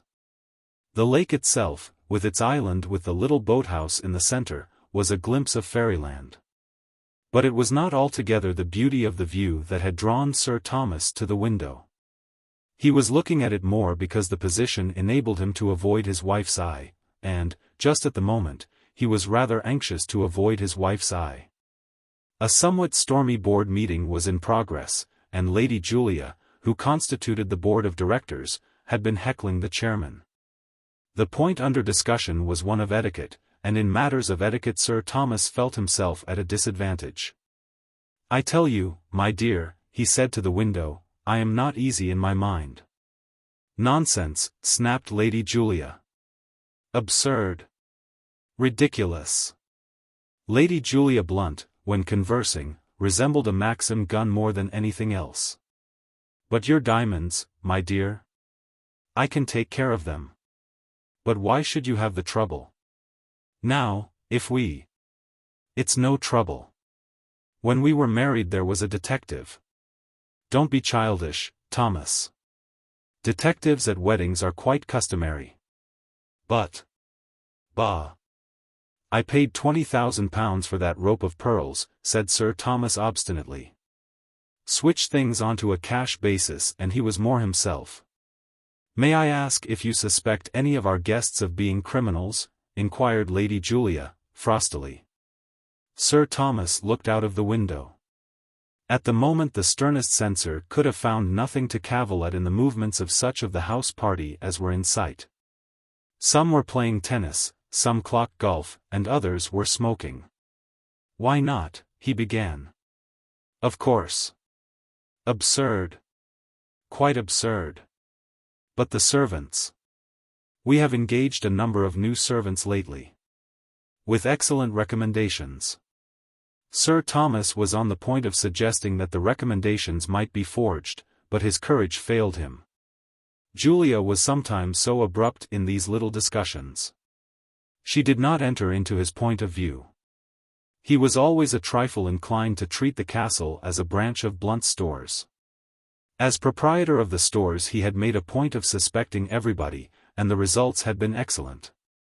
In Blunt's stores you could hardly move in any direction without bumping into a gentlemanly detective efficiently disguised.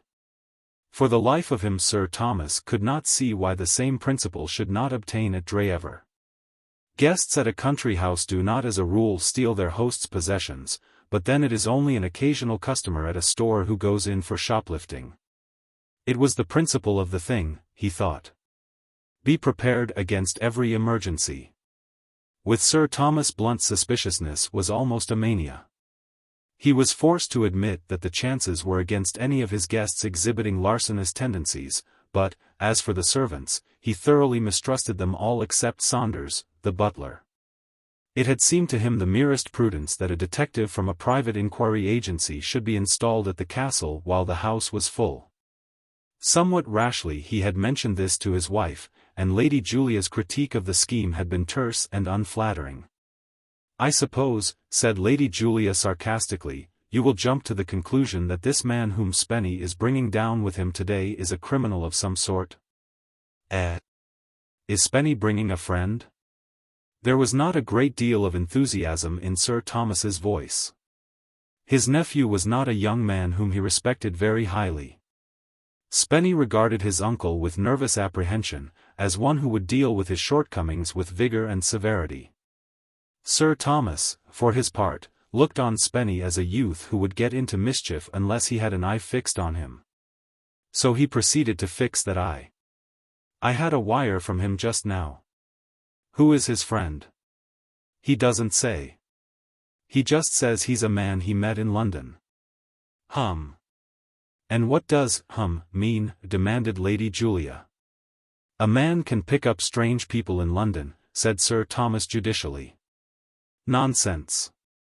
Just as you say, my dear. Lady Julia rose. As for what you suggest about the detective, it is, of course, absolutely absurd. Quite so, my dear. You mustn't think of it. Just as you say, my dear. Lady Julia left the room. What followed may afford some slight clue to the secret of Sir Thomas Blunt's rise in the world. It certainly suggests singleness of purpose, which is one of the essentials of success. No sooner had the door closed behind Lady Julia than he went to his writing table, took pen and paper, and wrote the following letter. To the manager, Rags Detective Agency, Holborn Bars. London, E.C. Sir, with reference to my last of the 28th ultimate, I should be glad if you would send down immediately one of your best men. I am making arrangements to receive him. Kindly instruct him to present himself at Dreever Castle as applicant for position of valet to myself. I will see and engage him on his arrival, and further instruct him in his duties. Yours faithfully, Thos Blunt. P.S. I shall expect him tomorrow evening. There is a good train leaving Paddington at 2:15. He read it over and put in a couple of commas, then placed it in an envelope, and lit a cigar with the air of one who can be checked, yes, but vanquished, never. Chapter 9. A New Friend and an Old One. On the night of the day on which Sir Thomas Blunt wrote his letter to Rags, Jimmy Pitt was supping at the Savoy. If you have the money and the clothes, and do not object to being turned out into the night just as you are beginning to enjoy yourself. There are few things pleasanter than supper at the Savoy Hotel, London. But as Jimmy sat there, eyeing the multitude through the smoke of his cigarette, he felt, despite all the brightness and glitter, that this was a flat world and that he was very much alone in it. A little over a year had passed since the merry evening at Police Captain McEachern's. During that time he had covered a good deal of new ground. His restlessness had reasserted itself. Somebody had mentioned Morocco in his hearing, and a fortnight later he was in Fez. Of the principals in that night's drama he had seen nothing more. It was only when walking home on air, rejoicing over the strange chance which had led to his finding and having speech with the lady of the Mauritania, he had reached 59th Street, that he realized that he had also lost her. It suddenly came home to him that not only did he not know her address, but was also ignorant of her name. Spike had called the man with the revolver boss throughout, only that and nothing more. Except that he was a police captain, Jimmy knew as little about him as he had done before their meeting. And Spike, who held the key to the mystery, had vanished. His acquaintances of that night had passed out of his life like figures in a waking dream. As far as the big man with the pistol was concerned, this did not distress him. He had only known that massive person for about a quarter of an hour, but to his thinking that was ample. Spike he would have liked to have met again, but he bore the separation with fortitude. There remained the girl of the ship, and she had haunted him with unfailing persistence during every one of the 384 days which had passed since their meeting. It was the thought of her that had made New York seem cramped. For weeks he had patrolled the more likely streets, the Park, and Riverside Drive in the hope of meeting her. He had gone to the theaters and restaurants, but with no success. Sometimes he had wandered through the Bowery on the chance of meeting Spike. He had seen red heads in profusion, but none that belonged to his young disciple in the art of burglary. In the end he had wearied of the search, and, to the disgust of Arthur Mifflin and his other friends of the strollers, had gone out again on his wanderings.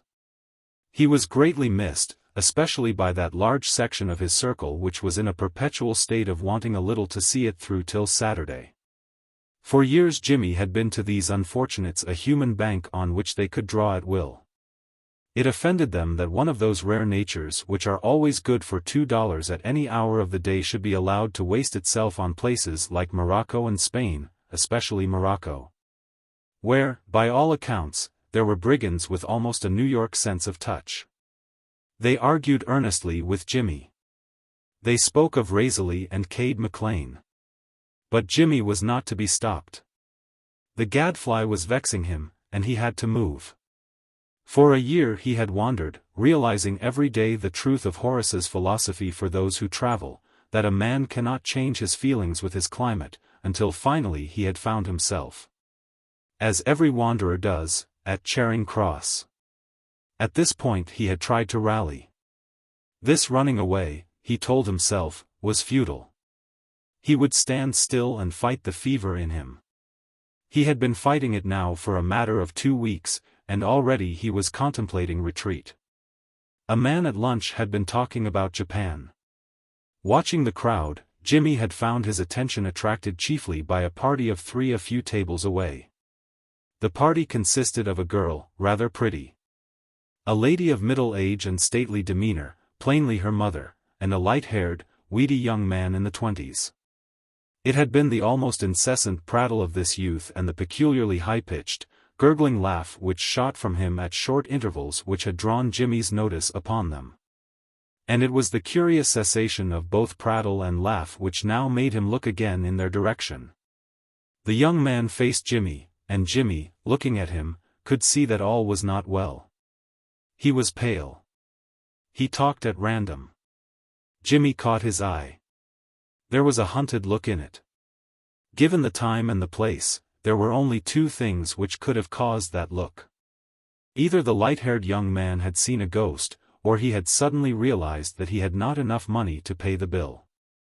Jimmy's heart went out to the sufferer. He took a card from his case, scribbled the words, "Can I help?" on it, and gave it to a waiter to take to the young man, who was now in a state bordering on collapse. The next moment the light-haired one was at his table, talking in a feverish whisper. "I say," he said, "it's frightfully good of you, old chap, it's frightfully awkward. I've come out with too little money. I hardly like to. You've never seen me before. Don't rub in my misfortunes," pleaded Jimmy. "It wasn't my fault." He placed a £5 note on the table. "Say when," he said, producing another. "I say, thanks fearfully," the young man said. "I don't know what I'd have done." He grabbed at the note. "I'll let you have it back tomorrow. Here's my card." "Is your address on your card?" "I can't remember." "Oh, by Jove, I've got it in my hand all the time." The gurgling laugh came into action again, freshened and strengthened by its rest. "Savoy Mansions, eh? I'll come round tomorrow. Thanks frightfully again, old chap. I don't know what I should have done." "It's been a treat," said Jimmy deprecatingly. The young man flitted back to his table, bearing the spoil. Jimmy looked at the card he had left. Lord Dreever, it read, and in the corner the name of a well-known club. The name Dreever was familiar to Jimmy. Everyone knew of Dreever Castle, partly because it was one of the oldest houses in England, but principally because for centuries it had been advertised by a particularly gruesome ghost story. Everyone had heard of the secret of Dreever, which was known only to the Earl and the family lawyer, and confided to the heir at midnight on his 21st birthday. Jimmy had come across the story in corners of the papers all over the states, from New York to Onehorseville, Iowa. He looked with interest at the light-haired young man, the latest depository of the awful secret. It was popularly supposed that the heir, after hearing it, never smiled again, but it did not seem to have affected the present Lord Dreever to any great extent. His gurgling laugh was drowning the orchestra. Probably, Jimmy thought, when the family lawyer had told the light-haired young man the secret, the latter's comment had been, "No, really? By Jove, I say, you know." Jimmy paid his bill and got up to go. It was a perfect summer night, too perfect for bed. Jimmy strolled on to the embankment, and stood leaning over the balustrade, looking across the river at the vague, mysterious mass of buildings on the Surrey side. He must have been standing there for some time, his thoughts far away, when a voice spoke at his elbow. "I say. Excuse me, have you, hello." It was his light-haired lordship of Dreever. "I say, by Jove. Why, we're always meeting." A tramp on the bench close by stirred uneasily in his sleep as the gurgling laughter ripped the air. "Been looking at the water?" inquired Lord Dreever. "I have. I often do. Don't you think it sort of makes a chap feel, oh, you know. Sort of, I don't know how to put it." "Mushy," said Jimmy. "I was going to say poetical. Suppose there's a girl." He paused and looked down at the water. Jimmy was with him there. "There was a girl. I saw my party off in a taxi," continued Lord Dreever, "and came down here for a smoke. Only I hadn't a match." "Have you?" Jimmy handed over his matchbox. Lord Dreever lit a cigar, and fixed his gaze once more on the river. "Ripping it looks," he said. Jimmy nodded. "Funny thing," said Lord Dreever. "In the daytime the water here looks all muddy and beastly. Damn depressing, I call it. But at night," he paused. "I say," he went on, after a moment, "did you see the girl I was with at the Savoy?" "Yes," said Jimmy. "She's a ripper," said Lord Dreever devoutly. "On the Thames embankment, in the small hours of a summer morning, there is no such thing as a stranger. The man you talk with is a friend, and if he will listen, as, by the etiquette of the place, he must, you may pour out your heart to him without restraint. It is expected of you." "I'm fearfully in love with her," said his lordship. "She looked a charming girl," said Jimmy. They examined the water in silence. From somewhere out in the night came the sound of oars, where the police boat moved on its patrol. "Does she make you want to go to Japan?" asked Jimmy suddenly.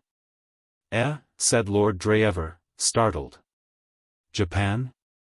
Jimmy adroitly abandoned the position of confidant and seized that of confider. "I met a girl a year ago. Only really met her once, and even then, oh, well. Anyway, it's made me so restless that I haven't been able to stay in one place for more than a month on end. I tried Morocco, and had to quit.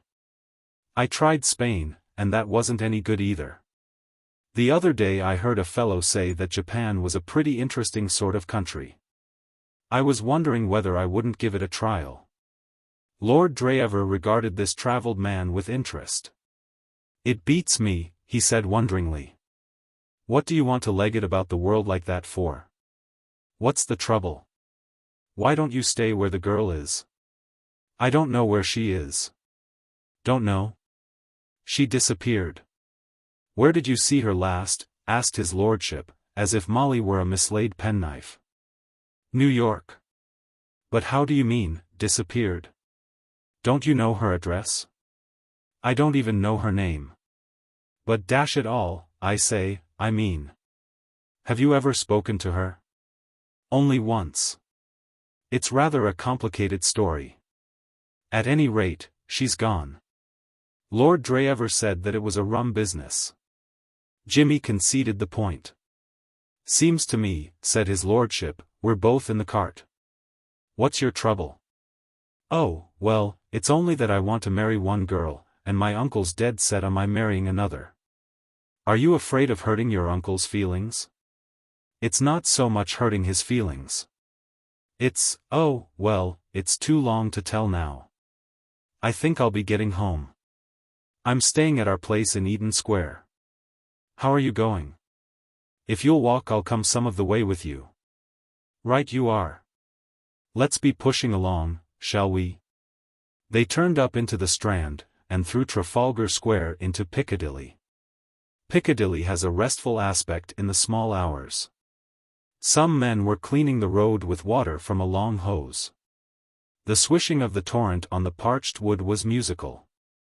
Just beyond the gate of Hyde Park, to the right of the road, stands a cabman's shelter. Conversation and emotion had made Lord Dreever thirsty. He suggested coffee as a suitable conclusion to the night's revels. "I often go in here when I'm up in town," he said. "The cabbies don't mind. They're sportsmen." The shelter was nearly full when they opened the door. It was very warm inside. A cabman gets so much fresh air in the exercise of his professional duties that he is apt to avoid it in private life. The air was heavy with conflicting scents.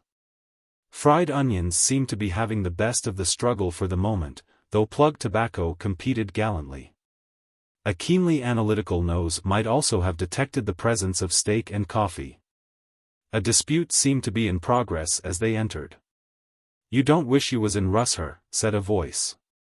"Yes, I do wish I was in Shropshire," retorted a shriveled mummy of a cabman who was blowing patiently at a saucerful of coffee. "Why do you wish you was in Shropshire?" asked the interlocutor, introducing a Massa Bones and Massa Johnsing touch into the dialogue. "Because you can wade over your knees in Blaad there," said the mummy. "In what?" "In Blaad, ruddy Blaad. That's why I wish I was in Shropshire." "Cheery cove that," said Lord Dreever. "I say, can you give us some coffee?" "I might try Russia after Japan," said Jimmy meditatively. The lethal liquid was brought. Conversation began again. Other experts gave their views on the internal affairs of Russia. Jimmy would have enjoyed it more if he had been less sleepy. His back was wedged comfortably against the wall of the shelter, and the heat of the room stole into his brain. The voices of the disputants grew fainter and fainter. He had almost dozed off when a new voice cut through the murmur and woke him. It was a voice he knew, and the accent was a familiar accent. "Gents, excuse me." He looked up. The mists of sleep shredded away. A ragged youth with a crop of fiery red hair was standing in the doorway, regarding the occupants of the shelter with a grin, half whimsical, half defiant. Jimmy recognized him. It was Spike Mullins. "Excuse me," said Spike Mullins, "is there any gent in dis bunch of professional beauts wants to give a poor orphan dat suffers from a painful toist something to drink? Gents is courteously requested not to speak all in a crowd." "Shet that blanky door," said the mummy cabman sourly. "And op it," added his late opponent. "We don't want none of your sort air." "Den you ain't my long-lost brothers, after all," said the newcomer regretfully. "I thought yous didn't look handsome enough for dat good night to yous, gents." "Shet that door, can't yer, when I'm tellin' yer," said the mummy, with increased asperity. Spike was reluctantly withdrawing when Jimmy rose. "One moment," he said. Never in his life had Jimmy failed to stand by a friend in need. Spike was not, perhaps, exactly a friend, but even an acquaintance could rely on Jimmy when down in the world. And Spike was manifestly in that condition. A look of surprise came into the Bowery boy's face, followed by one of stolid woodenness. He took the sovereign which Jimmy held out to him with a muttered word of thanks, and shuffled out of the room. "Can't see what you wanted to give him anything for," said Lord Dreever. "Chap'll only spend it getting tight." "Oh, he reminded me of a man I used to know." "Did he?" "Barnum's what is it, I should think," said his lordship. "Shall we be moving?" Chapter 10. Jimmy adopts a lame dog. A black figure detached itself from the blacker shadows and shuffled stealthily to where Jimmy stood on the doorstep. "That you, Spike?" asked Jimmy, in a low voice. "Dat's right, boss. Come on in." He led the way up to his rooms, switched on the electric light, and shut the door. Spike stood blinking at the sudden glare. He twirled his battered hat in his hands. His red hair shone fiercely. Jimmy inspected him out of the corner of his eye, and came to the conclusion that the Mullins finances must be at a low ebb. Spike's costume differed in several important details from that of the ordinary well-groomed man about town. There was nothing of the flaneur about the Bowery boy. His hat was of the soft black felt fashionable on the east side of New York. It was in poor condition, and looked as if it had been up too late the night before. A black tailcoat, burst at the elbows and stained with mud, was tightly buttoned across his chest. This evidently with the idea of concealing the fact that he wore no shirt, an attempt which was not wholly successful. A pair of grey flannel trousers and boots, out of which 2 toes peeped coyly, completed the picture. Even Spike himself seemed to be aware that there were points in his appearance which would have distressed the editor of the Tailor and Cutter. "'Scuse these duds," he said. "Me man's been and mislaid de trunk wid me best suit in. Dis is me number 2. "'Don't mention it, Spike," said Jimmy. "You look a perfect matinee idol. Have a drink?" Spike's eyes gleamed as he reached for the decanter. He took a seat. "Cigar, Spike?" "Sure. Thanks, boss." Jimmy lit his pipe. Spike, after a few genteel sips, threw off his restraint and finished the rest of his glass at a gulp. "Try another," suggested Jimmy. Spike's grin showed that the idea had been well received. Jimmy sat and smoked in silence for a while. He was thinking the thing over. He felt like a detective who has found a clue. At last he would be able to discover the name of the Mauritania girl. The discovery would not take him very far, certainly, but it would be something. Possibly Spike might even be able to fix the position of the house they had broken into that night. Spike was looking at him over his glass with silent admiration. This flat, which Jimmy had rented for a year, in the hope that the possession of a fixed abode might help to tie him down to one spot, was handsomely, even luxuriously, furnished. To Spike every chair and table in the room had a romance of its own as having been purchased out of the proceeds of that new Asiatic bank robbery. Or from the revenue accruing from the Duchess of Havant's jewels. He was dumb with reverence for one who could make burglary pay to this extent. In his own case the profession had rarely provided anything more than bread and butter and an occasional trip to Coney Island. Jimmy caught his eye, and spoke. "Well, Spike," he said. "Curious that we should meet like this?" "De limit," agreed Spike. "I can't imagine you 3,000 miles from New York. How do you know the cars still run both ways on Broadway?" A wistful look came into Spike's eyes. "I thought it was time I give old Lunnon a call. Tings was getting too fierce in New York. De cops was layin' for me. Dey didn't seem like as if they had any use for me. So I beat it." "Bad luck," said Jimmy. "Fierce," agreed Spike. "Do you know, Spike," said Jimmy, "I spent a great deal of time before I left New York looking for you. Gee, I wish you'd found me. And did yous want me to help on some lay, boss?" "Well, no, not that. Do you remember that night we broke into that house uptown, the police captain's house?" "Sure." "What was his name?" "What, de cops?" "Why, McEachern, boss." "Mac what? How do you spell it?" "Search me," said Spike, simply. "Say it again. Fill your lungs and enunciate slowly and clearly. Be bell-like. Now. McEachern. Ah. And where was the house? Can you remember that?" Spike's forehead wrinkled. "It's gone," he said at last. "It was somewheres up some street up to town." "That's a lot of help," said Jimmy. "Try again." "It'll come back some time, boss, sure. Then I'm going to keep an eye on you till it does. Just for the moment you're the most important man in the world to me. Where are you living?" "Me? Why, in de park." "Dat's right. One of dem swell detached benches wit a southern exposure. Well, unless you prefer it, you needn't sleep in the park any more. You can pitch your moving tent with me." "What, here, boss?" "Unless we move."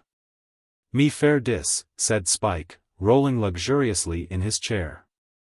"You'll want some clothes," said Jimmy. "We'll get those tomorrow. You're the sort of figure they can fit off the peg.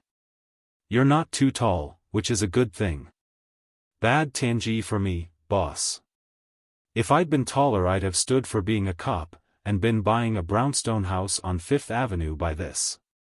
It's de cops makes de big money in little old Manhattan, that's who it is. The man who knows, said Jimmy. Tell me more, Spike. I suppose a good many of the New York force do get rich by graft? Sure. Look at old man McEachern. I wish I could. Tell me about him, Spike. You seem to know him pretty well. Me? Sure. Dear wasn't a worse grafter dan him in de bunch. He was out for the dough all the time. But, say, did yous ever see his girl? What's that? Said Jimmy sharply. I seen her once. Spike became almost lyrical in his enthusiasm. Gee, she was a bird. A peach for fair. I'd have left me happy home for her. Molly was her moniker. She. Jimmy was glaring at him. Drop it, he cried. What's dat, boss? Said Spike. Cut it out, said Jimmy savagely. Spike looked at him amazed.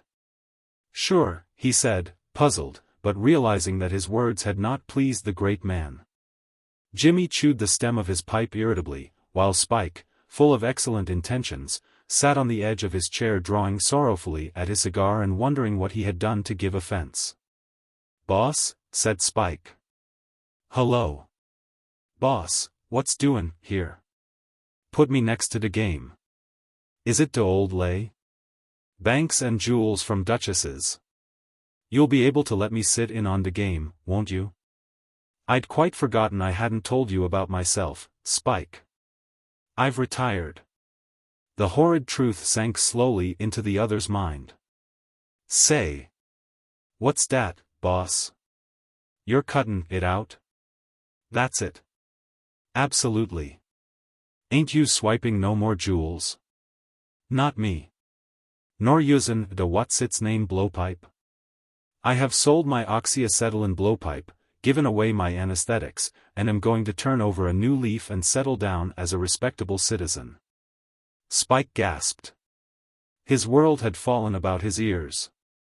His excursion with Jimmy, the master cracksman, in New York had been the highest and proudest memory of his life, and now that he had met him again in London, he had looked forward to a long and prosperous partnership in crime. He was content that his own share in the partnership should be humble. It was enough for him to be connected, however humbly, with such a master. He had looked upon the richness of London, and he had said with Blucher, what a city to loot. And here was his idol shattering his visions with a word. Have another drink, Spike, said the lost leader sympathetically. It's a shock to you, I expect. It, boss.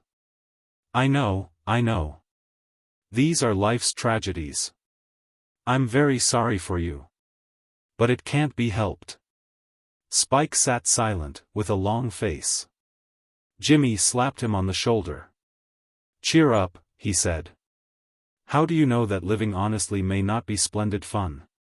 Numbers of people do it, you know, and enjoy themselves tremendously. You must give it a trial, Spike. Me, boss? What, me too? Rather. You're my link with, I don't want to have you remembering that address in the second month of a 10-year spell at Dartmoor. I'm going to look after you, Spike, my son, like a lynx. We'll go out together and see life. Buck up, Spike. Be cheerful.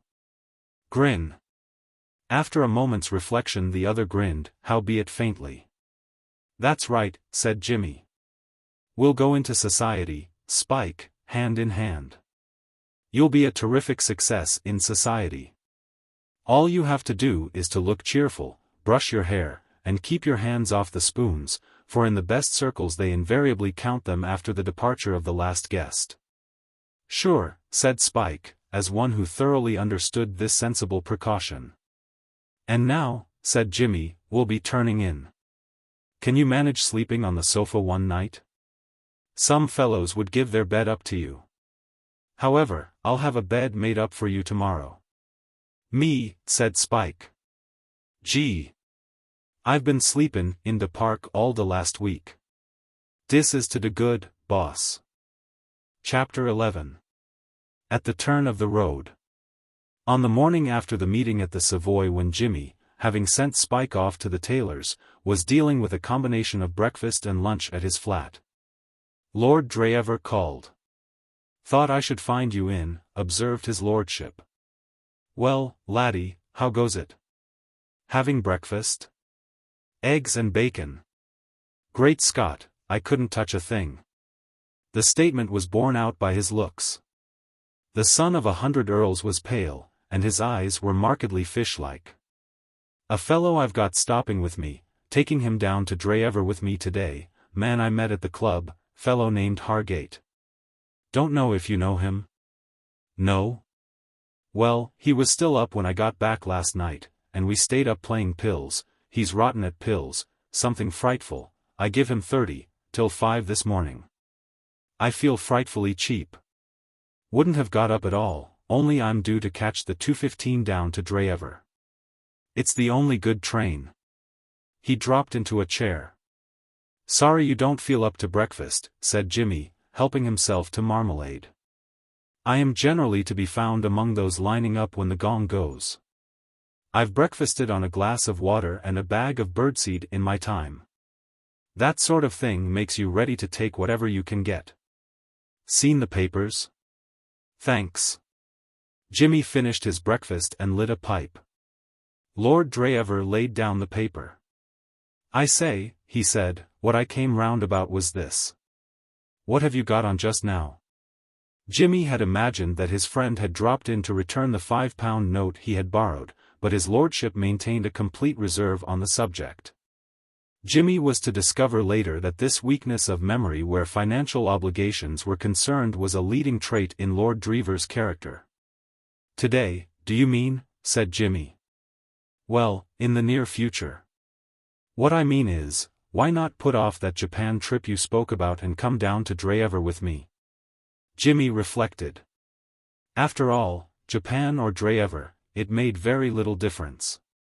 And it would be interesting seeing a place about which he had read so much. "That's very good of you," he said. "You're sure it will be all right? It won't be upsetting your arrangements?" "Not a bit. The more the merrier. Can't you catch the 2:15? It's fearfully short notice." "Heavens, yes. I can pack in 10 minutes. Thanks very much. Stout fellow. There'll be shooting and all that sort of rot. Oh. By the way, are you any good at acting? I mean, I believe there are going to be private theatricals of sorts. A man called Charteris is getting them up. Cambridge man, belongs to the Footlights. Always getting up theatricals. Rot, I call it, but you can't stop him. Do you do anything in that line? Put me down for what you like, from Emperor of Morocco to Confused Noise Without. I was on the stage once. I'm particularly good at shifting scenery. Good for you. Well, so long. 2:15 from Paddington, remember. I'll meet you there. I've got to go and see a fellow now. I'll look out for you." A sudden thought occurred to Jimmy. Spike. He had forgotten Spike for the moment. It was vital that the Bowery boy should not be lost sight of again. He was the one link with the little house somewhere beyond 150th Street. He could not leave the Bowery boy at the flat. A vision rose in his mind of Spike alone in London with Savoy Mansions as a base for his operations. No, Spike must be transplanted to the country. He could not seem to see Spike in the country. His boredom would probably be pathetic. But it was the only way. Lord Dreever facilitated matters. "By the way, Pitt," he said, "you've got a man of sorts, of course? One of those frightful fellows who forget to pack your collars. Bring him along, of course." "Thanks," said Jimmy. "I will." The matter had scarcely been settled and the door opened and revealed the subject of discussion. wearing a broad grin of mingled pride and bashfulness, and looking very stiff and awkward in one of the brightest tweed suits ever seen off the stage. Spike stood for a moment in the doorway to let his appearance sink into the spectator. Then advanced into the room. "How do D strike you, boss?" he inquired genially, as Lord Dreever gaped in astonishment at this bright being. "Pretty nearly blind, Spike," said Jimmy. "What made you get those?" "We use electric light here." Spike was full of news. "Say, boss, dat clothing store's a willy wonder, sure. De old mug what showed me round give me de frozen face when I came in foist. What's doin', he says. To de woods wit you. Git de hook. But I hands out de plunks you give me, and tells him how I'm here to get a dude suit, and, gee. If he don't haul out suits by de mile. Give me a toist, it did, watching him. It's up to yous, says de mug. Choose summit ang. You pays de money, and we does de rest.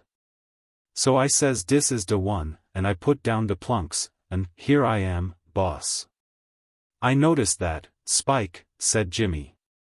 I could see you in the dark. Don't you like de duds, boss? Inquired Spike anxiously. They're the last word, said Jimmy. You'd make Solomon in all his glory look like a tramp cyclist. Dat's right, agreed Spike. Des de limit. And, apparently oblivious to the presence of Lord Dreever, who had been watching him in blank silence since his entrance. The Bowery boy proceeded to execute a mysterious shuffling dance on the carpet. This was too much for the overwrought brain of his lordship. Goodbye, Pitt, he said, I'm off. Got to see a man. Jimmy saw him to the door. Outside, Lord Dreever placed the palm of his right hand on his forehead. I say, Pitt, he said. Hello. Who the devil's that? Who? Spike? Oh, that's my man. Your man. Is he always like that? I mean going on like a frightful music hall comedian, dancing, you know? And, I say, what on earth language was that he was talking? I couldn't understand one word in 10. Oh, that's American, the Bowery variety. Oh. Well, I suppose it's all right if you understand it. I can't. By gad. He broke off, with a chuckle. I'd give something to see him talking to old Saunders, our butler at home. He's got the manners of a duke.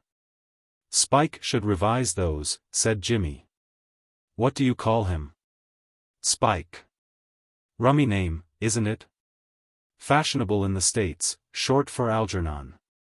He seemed pretty chummy. That's his independent bringing up. They're all like that in America. Jolly country. You'd love it. Well, so long. So long. On the bottom step Lord Dreever halted. I say, I've got it. Good for you, got what? Why, I knew I'd seen that chap's face somewhere before, only I couldn't place him. I've got him now. He's the Johnny who came into the shelter last night, chap you gave a quid to. Spike's was one of those faces which, without being essentially beautiful, stamp themselves on the memory. You're quite right, said Jimmy. I was wondering if you would recognize him. Would you prefer a cigar or a coconut? The fact is, he's a man I once employed over in New York, and when I came across him over here he was so evidently wanting a bit of help that I took him on again.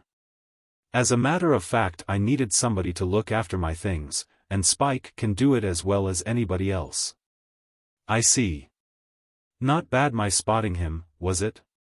Well, I must be off. Goodbye. 2:15 at Paddington. Meet you there. Book for Dreever if you're there before me. Right. Goodbye. Jimmy returned to the dining room. Spike, who was examining as much as he could of himself in the glass, turned round with his wonted grin. Say, who's de gazebo, boss? Ain't he de mug yous was wid last night? That's the man. We're going down with him to the country today, Spike, so be ready. On your way, boss. What's dat? He has invited us to his country house, and we're going. What? Both of us? Yes. I told him you were my servant. I hope you aren't offended. Nit. What's dear to be offended at, boss? That's all right. Well, we'd better be packing.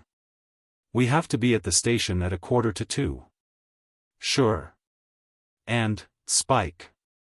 Yes, boss? Did you get any other clothes besides what you've got on? Nit. What do I want with more than one dude suit? I approve of your rugged simplicity, said Jimmy, but what you're wearing is a town suit, excellent for the park or the Marchioness's Thursday crush, but essentially metropolitan. You must get something else for the country, something dark and quiet. I'll come and help you choose it, now. Why, won't this go in the country? Not on your life, Spike. It would unsettle the rustic mind. They're fearfully particular about that sort of thing in England. Days to the bad, said the baffled disciple of Beau Brummel, with deep discontent. And there's just one thing more, Spike. I know you'll excuse me mentioning it. When we're at Dreever Castle you will find yourself within reach of a good deal of silver and other things. Would it be too much to ask you to forget your professional instincts? I mentioned this before in a general sort of way, but this is a particular case. Ain't I to get busy at all, Den? Queried Spike. Not so much as a salt spoon, said Jimmy firmly. Now we'll whistle a cab and go and choose you some more clothes. Accompanied by Spike, who came within an ace of looking almost respectable in new blue serge, small gents, off the peg, Jimmy arrived at Paddington with 1/4 of an hour to spare. Lord Dreever appeared 10 minutes later, accompanied by a man of about Jimmy's age. He was tall and thin, with cold eyes and tight, thin lips. His clothes fitted him in the way clothes do fit one man in 1,000. They were the best part of him. His general appearance gave one the idea that his meals did him little good, and his meditations rather less. He had practically no conversation. This was Lord Dreever's friend Hargate, the Hon. Louis Hargate. Lord Dreever made the two acquainted, but even as they shook hands Jimmy had an impression that he had seen the man before, but where or in what circumstances he could not remember. Hargate appeared to have no recollection of him, so he did not mention the matter. A man who has led a wandering life often sees faces which come back to him later on, absolutely detached from their context. He might merely have passed Lord Dreever's friend in the street. But Jimmy had an idea that the other had figured in some episode which at the moment had had an importance. What that episode was had escaped him. He dismissed the thing from his mind. It was not worth harrying his memory about. Judicious tipping had secured them a compartment to themselves. Hargate, having read the evening paper, went to sleep in the far corner. Jimmy and Lord Dreever, who sat opposite one another, fell into a desultory conversation. At reading Lord Dreever's remarks took a somewhat intimate turn. Jimmy was one of those men whose manner invites confidences. His lordship began to unburden his soul of certain facts relating to the family. "Have you ever met my Uncle Thomas?" he inquired. "You know Blunt's stores?" "Well, he's Blunt. It's a company now, but he still runs it. He married my aunt. You'll meet him at Dreever." Jimmy said he would be delighted. "I bet you won't," said the last of the Dreevers, with candor. "He's a frightful man, the limit. Always fussing round like a hen. Gives me a fearful time, I can tell you. Look here, I don't mind telling you, we're pals, he's dead set on my marrying a rich girl." "Well, that sounds all right. There are worse hobbies." "Any particular rich girl?" "There's always one. He sticks me onto one after another. Quite nice girls, you know, some of them, only I want to marry somebody else, that girl you saw me with at the Savoy." "Why don't you tell your uncle?" "He'd have a fit. She hasn't a penny. Nor have I, except what I get from him." Of course, this is strictly between ourselves. Of course. I know everybody thinks there's money attached to the title, but there isn't, not a penny. When my Aunt Julia married Sir Thomas, the whole frightful show was pretty well in pawn. So you see how it is. Ever think of work? Asked Jimmy. Work? Said Lord Dreever reflectively. Well, you know, I shouldn't mind work, only I'm dashed if I can see what I could do. I shouldn't know how. Nowadays you want a fearful specialized education, and so on. Tell you what, though, I shouldn't mind the diplomatic service. One of these days I shall have a dash at asking my uncle to put up the money. I believe I shouldn't be half bad at that. I'm rather a quick sort of chap at times, you know. Lots of fellows have said so. He cleared his throat modestly, and proceeded. It isn't only my Uncle Thomas, he said, there's Aunt Julia too. She's about as much the limit as he is. I remember when I was a kid she was always sitting on me. She does still. Wait till you see her.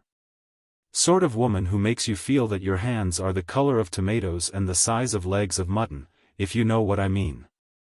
And talks as if she were biting at you. Frightful. Having unburdened himself of which criticism, he yawned, leaned back, and was presently asleep. It was about an hour later that the train, which had been taking itself less seriously for some time, stopping at all stations of quite minor importance, and generally showing a tendency to dawdle, halted again. A board with the legend Dreever in large letters showed that they had reached their destination. The station-master informed Lord Dreever that her ladyship had come to meet the train in the motor car, and was now waiting in the road outside. Lord Dreever's jaw fell. Oh, Lord, he said. She's probably motored in to get the afternoon letters. That means she's come in the runabout, and there's only room for 2 of us in that. I forgot to write that you were coming, Pitt. I only wired about Hargate. Dash it, I shall have to walk. His fears proved correct. The car at the station door was small. It was obviously designed to seat 4 only. Lord Dreever introduced Hargate and Jimmy to the statuesque lady in the tonneau, and then there was an awkward silence. At this point Spike came up, chuckling amiably, with a magazine in his hand. Gee, said Spike. Say, boss, de mug what wrote dis piece must have been livin' out in de woods. Say, dere's a gazebo who wants to swipe de heroine's jewels what's locked in a drawer. So dis mug, what do you think he does? Spike laughed shortly, in professional scorn. Why? Is this gentleman a friend of yours, Spennie? Inquired Lady Julia politely, eyeing the red-haired speaker coldly. It's... He looked appealingly at Jimmy. It's my man, said Jimmy. Spike, he added, in an undertone, to the woods. Chase yourself. Fade away. Sure, said the abashed Spike. Dat's right. It ain't up to me to come buttin' in. Sorry, boss. Sorry, gents. Sorry, Lloydie. Me for the tall grass. There's a luggage cart of sorts, said Lord Dreever, pointing. Sure, said Spike, affably. He trotted away. Jump in, Pitt, said Lord Dreever. I'm going to walk. No, I'll walk, said Jimmy. I'd rather. I want a bit of exercise. Which way do I go? Frightfully good of you, old chap, said Lord Dreever. Sure you don't mind? I do bar walking. Right-o. You keep straight on. Jimmy watched them out of sight and started to follow at a leisurely pace. It certainly was an ideal afternoon for a country walk. The sun was just hesitating whether to treat the time as afternoon or evening. Eventually it decided that it was evening and moderated its beams. After London the country was deliciously fresh and cool. Jimmy felt an unwanted content. It seemed to him just then that the only thing worth doing in the world was to settle down somewhere with 3 acres and a cow and become pastoral. There was a marked lack of traffic on the road. Once he met a cart and once a flock of sheep with a friendly dog. Sometimes a rabbit would dash out into the road, stop to listen, and dart into the opposite hedge, all hind legs and white scut. But except for these he was alone in the world. And gradually there began to be borne in upon him the conviction that he had lost his way. It is difficult to judge distance when one is walking, but it certainly seemed to Jimmy that he must have covered 5 miles by this time. He must have mistaken the way. He had certainly come straight, he could not have come straighter. On the other hand, it would be quite in keeping with the cheap substitute which served the Earl of Dreever in place of a mind that he should have forgotten to mention some important turning. Jimmy sat down by the roadside. As he sat there came to him from down the road the sound of a horse's feet trotting. He got up. Here was somebody at last who would direct him. "Hello," he said. "Accident?" And, by Jove, a side saddle. Jimmy stopped the horse, and led it back the way it had come. As he turned the bend in the road he saw a girl in a riding habit running towards him. She stopped running when she caught sight of him, and slowed down to walk. "Thank you ever so much," she said, taking the reins from him. "Dandy, you naughty old thing." Jimmy looked at her flushed, smiling face, and stood staring. It was Molly McEachern. Chapter 12. Making a start. Self-possession was one of Jimmy's leading characteristics, but for the moment he found himself speechless. This girl had been occupying his thoughts for so long that, in his mind, he had grown very intimate with her. It was something of a shock to come suddenly out of his dreams and face the fact that she was in reality practically a stranger.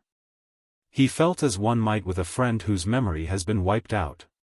It went against the grain to have to begin again from the beginning after all the time they had been together. A curious constraint fell upon him. "Why, how do you do, Mr. Pitt?" she said, holding out her hand. Jimmy began to feel better. It was something that she remembered his name. "It's like meeting somebody out of a dream," said Molly. "I have sometimes wondered if you were real. Everything that happened that night was so like a dream." Jimmy found his tongue. "You haven't altered," he said, "you look just the same." "Well," she laughed, "after all, it's not so long ago, is it?" He was conscious of a dull hurt. To him it had seemed years. But he was nothing to her, just an acquaintance, one of 100. But what more, he asked himself, could he have expected? And with the thought came consolation. The painful sense of having lost ground left him. He saw he had been allowing things to get out of proportion. He had not lost ground. He had gained it.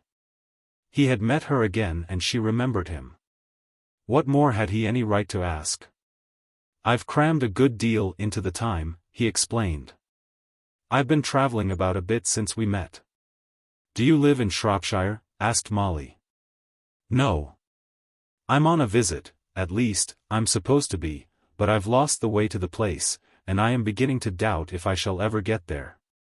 I was told to go straight on. I've gone straight on, and here I am, lost in the snow.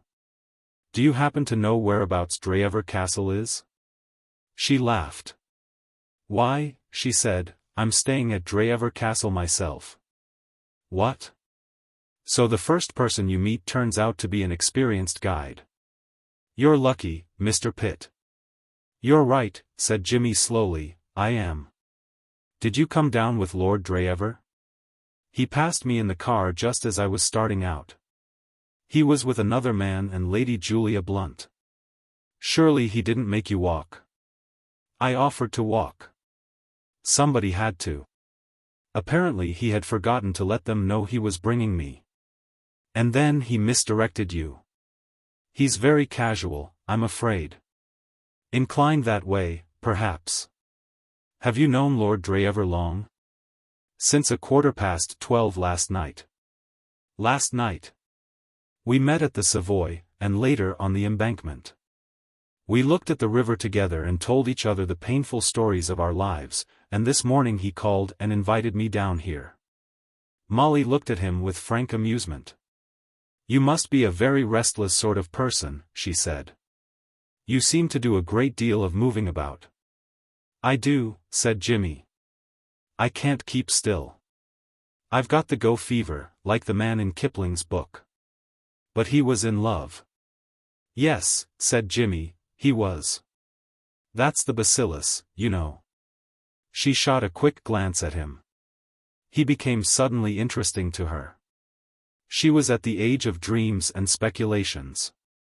From being merely an ordinary young man with rather more ease of manner than the majority of the young men she had met, he developed in an instant into something worthy of closer attention. He took on a certain mystery and romance. She wondered what sort of a girl it was that he loved.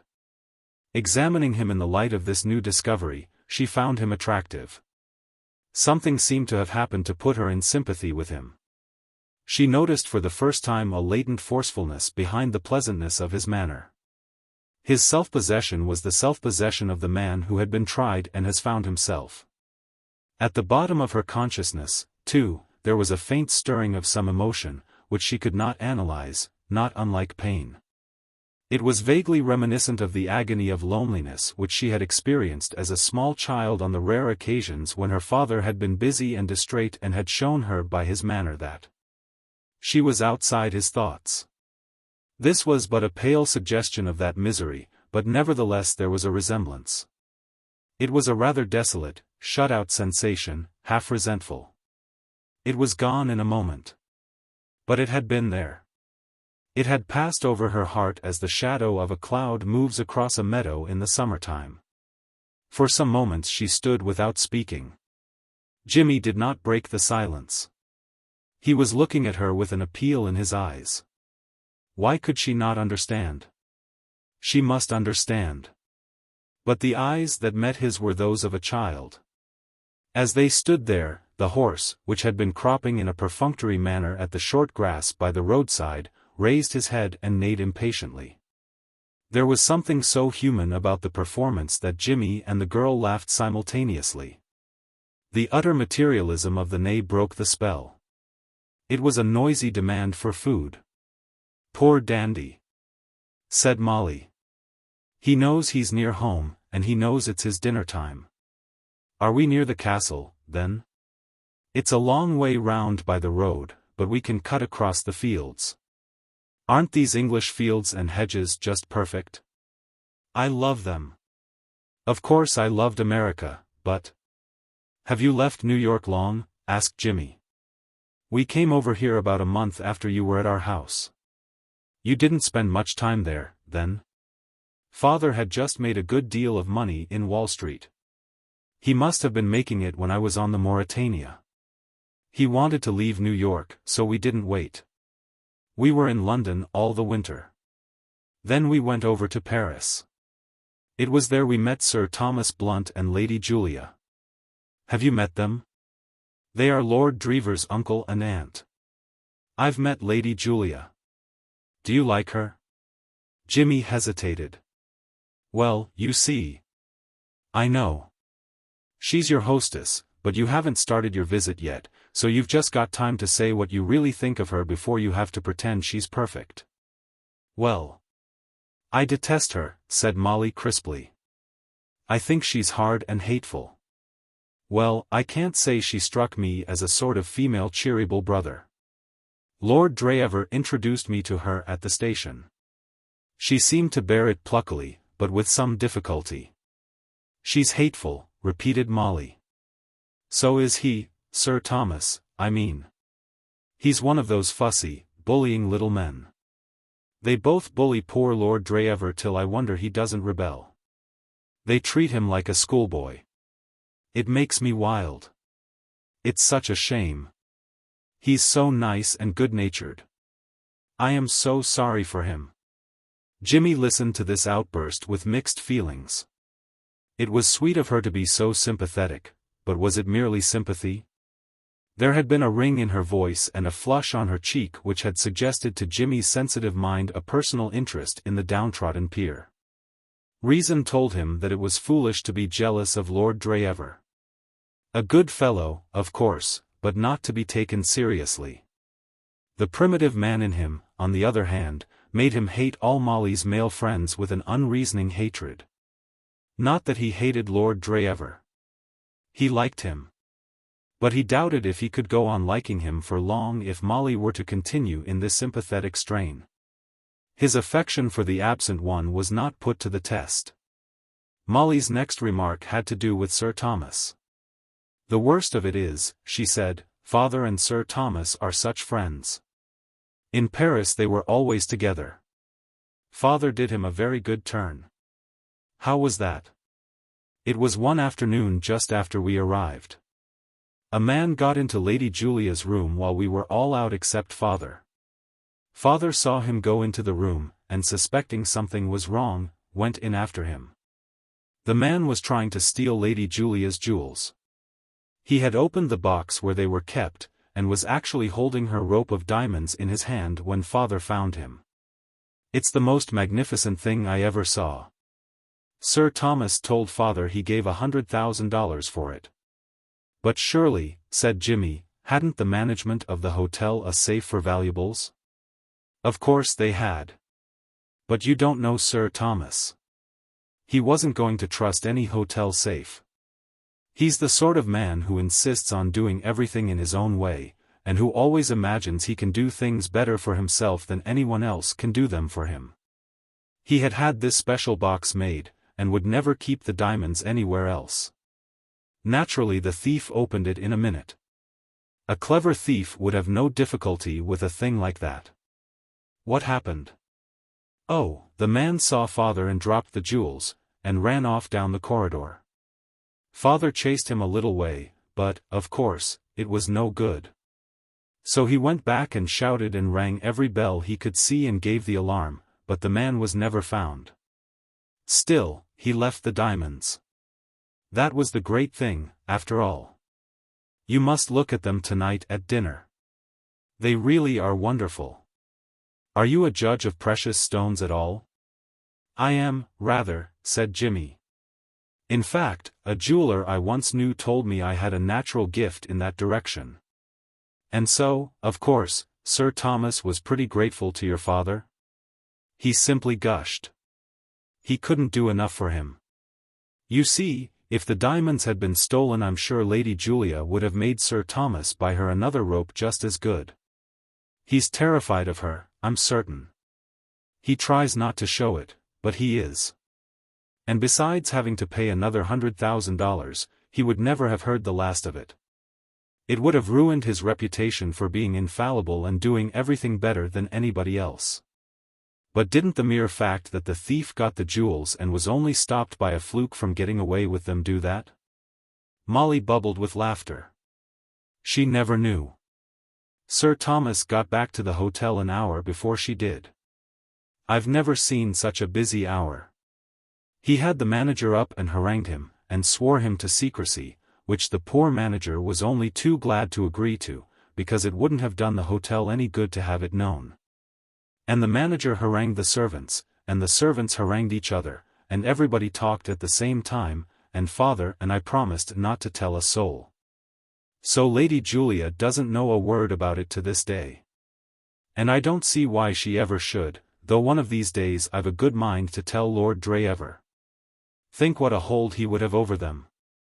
They'd never be able to bully him again." "I shouldn't," said Jimmy, trying to keep a touch of coldness out of his voice. This championship of Lord Dreever, however sweet and admirable, was a little distressing. She looked up quickly. "You don't think I really meant to, do you?" "No, no," said Jimmy hastily. "Of course not." "Well, I should think so," said Molly indignantly. "After I promised not to tell a soul about it." Jimmy chuckled. "It's nothing," he said, in answer to her look of inquiry. "You laughed at something." "Well," said Jimmy apologetically, it's nothing really, only what I meant is, you have just told one soul a good deal about it, haven't you?" Molly turned pink. Then she smiled. "I don't know how I came to do it," she declared. "It rushed out of its own accord. I suppose it is because I know I can trust you. Jimmy flushed with pleasure. He turned to her and half halted, but she continued to walk on. "You can," he said, "but how do you know you can?" "Why," she said. She stopped for a moment, and then went on hurriedly, with a touch of embarrassment. "Why, how absurd. Of course I know. Can't you read faces?" "I can. Look," she said, pointing, "now you can see the castle. How do you like it?" They had reached a point where the fields sloped sharply downward. A few hundred yards away, backed by woods, stood the grey mass of stone which proved such a killjoy of old to the Welsh sportsman during the peasant season. Even now it had a certain air of defiance. The setting sun lit up the waters of the lake. No figures were to be seen moving in the grounds. The place resembled a palace of sleep. "Well," said Molly. "It's wonderful. Isn't it? I'm so glad it strikes you like that. I always feel as if I had invented everything round here. It hurts me if people don't appreciate it." They went down the hill. "By the way," said Jimmy, "are you acting in these theatricals they are getting up?" "Yes." "Are you the other man they were going to get?" "That's why Lord Dreever went up to London, to see if he couldn't find somebody. The man who was going to play one of the parts had to go back to London on business." "Poor brute," said Jimmy. It seemed to him at that moment that there was only one place in the world where a man might be even reasonably happy. "What sort of part is it?" "Lord Dreever said I should be wanted to act." "What do I do?" "If you're Lord Herbert, which is the part they wanted a man for, you talk to me most of the time." Jimmy decided that the piece had been well cast. The dressing gong sounded just as they entered the hall. From a door on the left there emerged two men, a big one and a little one, in friendly conversation. The big man's back struck Jimmy as familiar. "Oh, father," Molly called. And Jimmy knew where he had seen the back before. "Sir Thomas," said Molly, "this is Mr. Pitt." The little man gave Jimmy a rapid glance, possibly with the object of detecting his more immediately obvious criminal points, then, as if satisfied as to his honesty, became genial. "I am very glad to meet you, Mr. Pitt, very glad," he said. "We have been expecting you for some time." Jimmy explained that he had lost his way. "Exactly. It was ridiculous that you should be compelled to walk, perfectly ridiculous. It was gross carelessness of my nephew not to let us know that you were coming. My wife told him so in the car." "I bet she did," said Jimmy to himself. "Really," he said aloud, by way of lending a helping hand to a friend in trouble, "I preferred to walk. I have not been on a country road since I landed in England."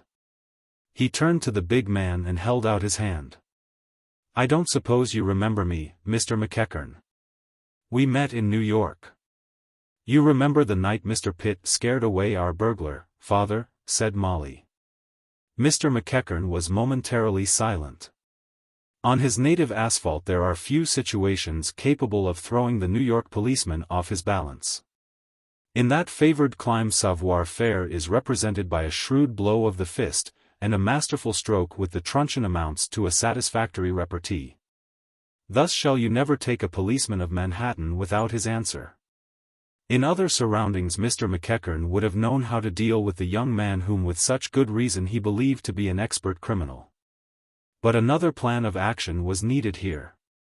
First and foremost of all the hints on etiquette which he had imbibed since he entered this more reposeful life came this maxim: never make a scene. Scenes, he had gathered, were of all things what polite society most resolutely abhorred. The natural man in him must be bound in chains. The sturdy blow must give way to the honeyed word.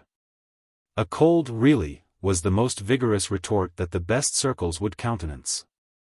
It had cost Mr. McEachern some pains to learn this lesson, but he had done it.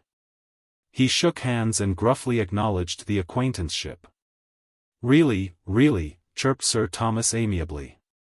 "So you find yourself among old friends, Mr. Pitt." "Old friends," echoed Jimmy, painfully conscious of the ex-policeman's eyes, which were boring holes in him. "Excellent, excellent. Let me take you to your room. It is just opposite my own. This way." They parted from Mr. McEachern on the first landing, but Jimmy could still feel those eyes. The policeman's stare had been of the sort which turns corners, goes upstairs, and pierces walls. Chapter 13. Spike's Views. Nevertheless, it was in a very exalted frame of mind that he dressed for dinner. It seemed to him that he had awakened from a sort of stupor. Life, so grey yesterday, now appeared full of colour and possibilities. Most men who, either from choice or necessity, have knocked about the world for any length of time are more or less fatalists. Jimmy was an optimistic fatalist. He had always looked on fate not as a blind dispenser at random of gifts good and bad, but rather as a benevolent being with a pleasing bias in his favour. He had almost a Napoleonic faith in his star. At various periods of his life, notably at the time when, as he had told Lord Dreever, he had breakfasted on birdseed, he had been in uncommonly tight corners, but his luck had always extricated him. It struck him that it would be an unthinkable piece of bad sportsmanship on fate's part to see him through so much and then to abandon him just as he had arrived in sight of what was by far the biggest thing of his life. Of course, his view of what constituted the biggest thing in life had changed with the years. Every ridge of the hill of supreme moments in turn had been mistaken by him for the summit. But this last, he felt instinctively, was genuine. For good or bad, Molly was woven into the texture of his life. In the stormy period of the early 20s he had thought the same of other girls, who were now mere memories as dim as those of figures in a half-forgotten play. In their case his convalescence had been temporarily painful, but brief. Force of will and an active life had worked the cure. He had merely braced himself up and firmly ejected them from his mind. A week or two of aching emptiness, and his heart had been once more in readiness, all nicely swept and done up, for the next lodger. But in the case of Molly it was different. He had passed the age of instantaneous susceptibility. Like a landlord who had been cheated by previous tenants, he had become wary. He mistrusted his powers of recuperation in case of disaster. The will in these matters, just like the mundane bouncer, gets past his work. For some years now Jimmy had had a feeling that the next arrival would come to stay, and he had adopted, in consequence, a gently defensive attitude towards the other sex. Molly had broken through this, and he saw that his estimate of his willpower had been just. Methods which had proved excellent in the past were useless now. There was no trace here of that dimly consoling feeling of earlier years that there were other girls in the world. He did not try to deceive himself. He knew that he had passed the age when a man can fall in love with any one of a number of types. This was the finish, one way or the other. There was no second throw. She had him. However it might end, he belonged to her. There are few moments in a man's day when his brain is more contemplative than during that brief space when he is lathering his face preparatory to shaving. Flying the brush, Jimmy reviewed the situation. He was perhaps a little too optimistic. Not unnaturally he was inclined to look upon his luck as a sort of special train which would convey him without effort to paradise. Fate had behaved so exceedingly handsomely up till now. By a series of the most workmanlike miracles it had brought him to the point of being Molly's fellow guest at a country house. This, as reason coldly pointed out a few moments later, was merely the beginning, but to Jimmy, thoughtfully lathering, it seemed the end. It was only when he had finished shaving and was arranging his tie that he began to perceive that there were obstacles in his way, and sufficiently big obstacles at that. In the first place, Molly did not love him. And, he was bound to admit, there was no earthly reason why she ever should. A man in love is seldom vain about his personal attractions. Also, her father firmly believed him to be a master burglar. Otherwise, said Jimmy, scowling at his reflection in the glass, everything splendid. He brushed his hair sadly. There was a furtive rap at the door. "Hello?" said Jimmy. "Yes?" The door opened slowly.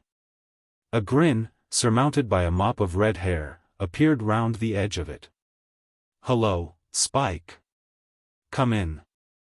What's the matter?" The rest of Mr. Mullins entered the room. "Gee, boss, I wasn't sure dis was your room.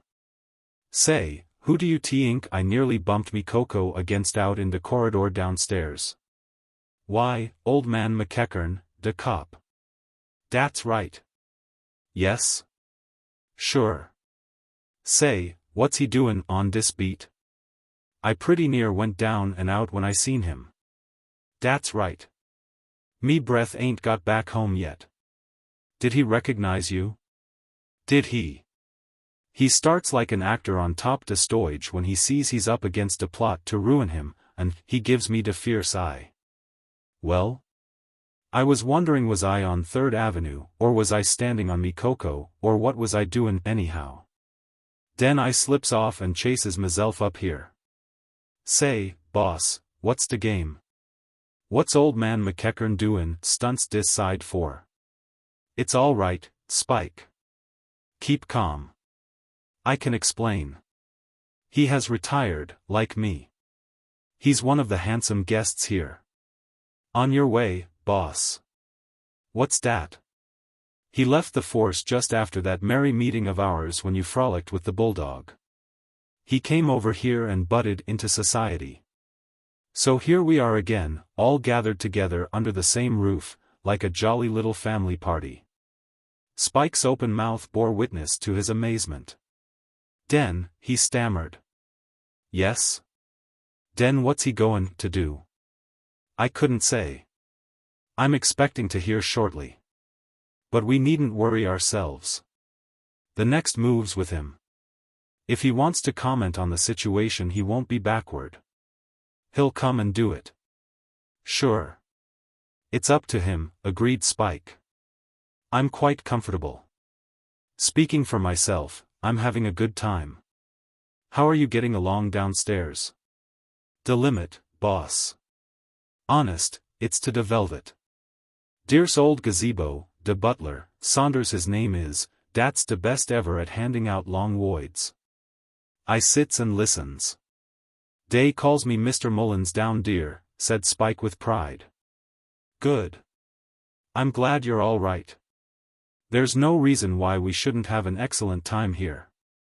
I don't think that Mr. McEachern will try to have us turned out, after he's heard one or two little things I have to say to him, just a few reminiscences of the past which may interest him. I have the greatest affection for Mr. McEachern, I wish it was mutual, but nothing he can say is going to make me stir from here." "Not on your life," agreed Spike. "Say, boss, he must have got a lot of plunks to be able to butt in here. And I know how he got dem, too." "Dat's right. I comes from little old New York myself." "Hush, Spike, this is scandal." "Sure," said the Bowery boy, doggedly, safely started now on his favorite subject. "I knows, and you's knows, boss. Gee. I wish I'd been a cop. But I wasn't tall enough.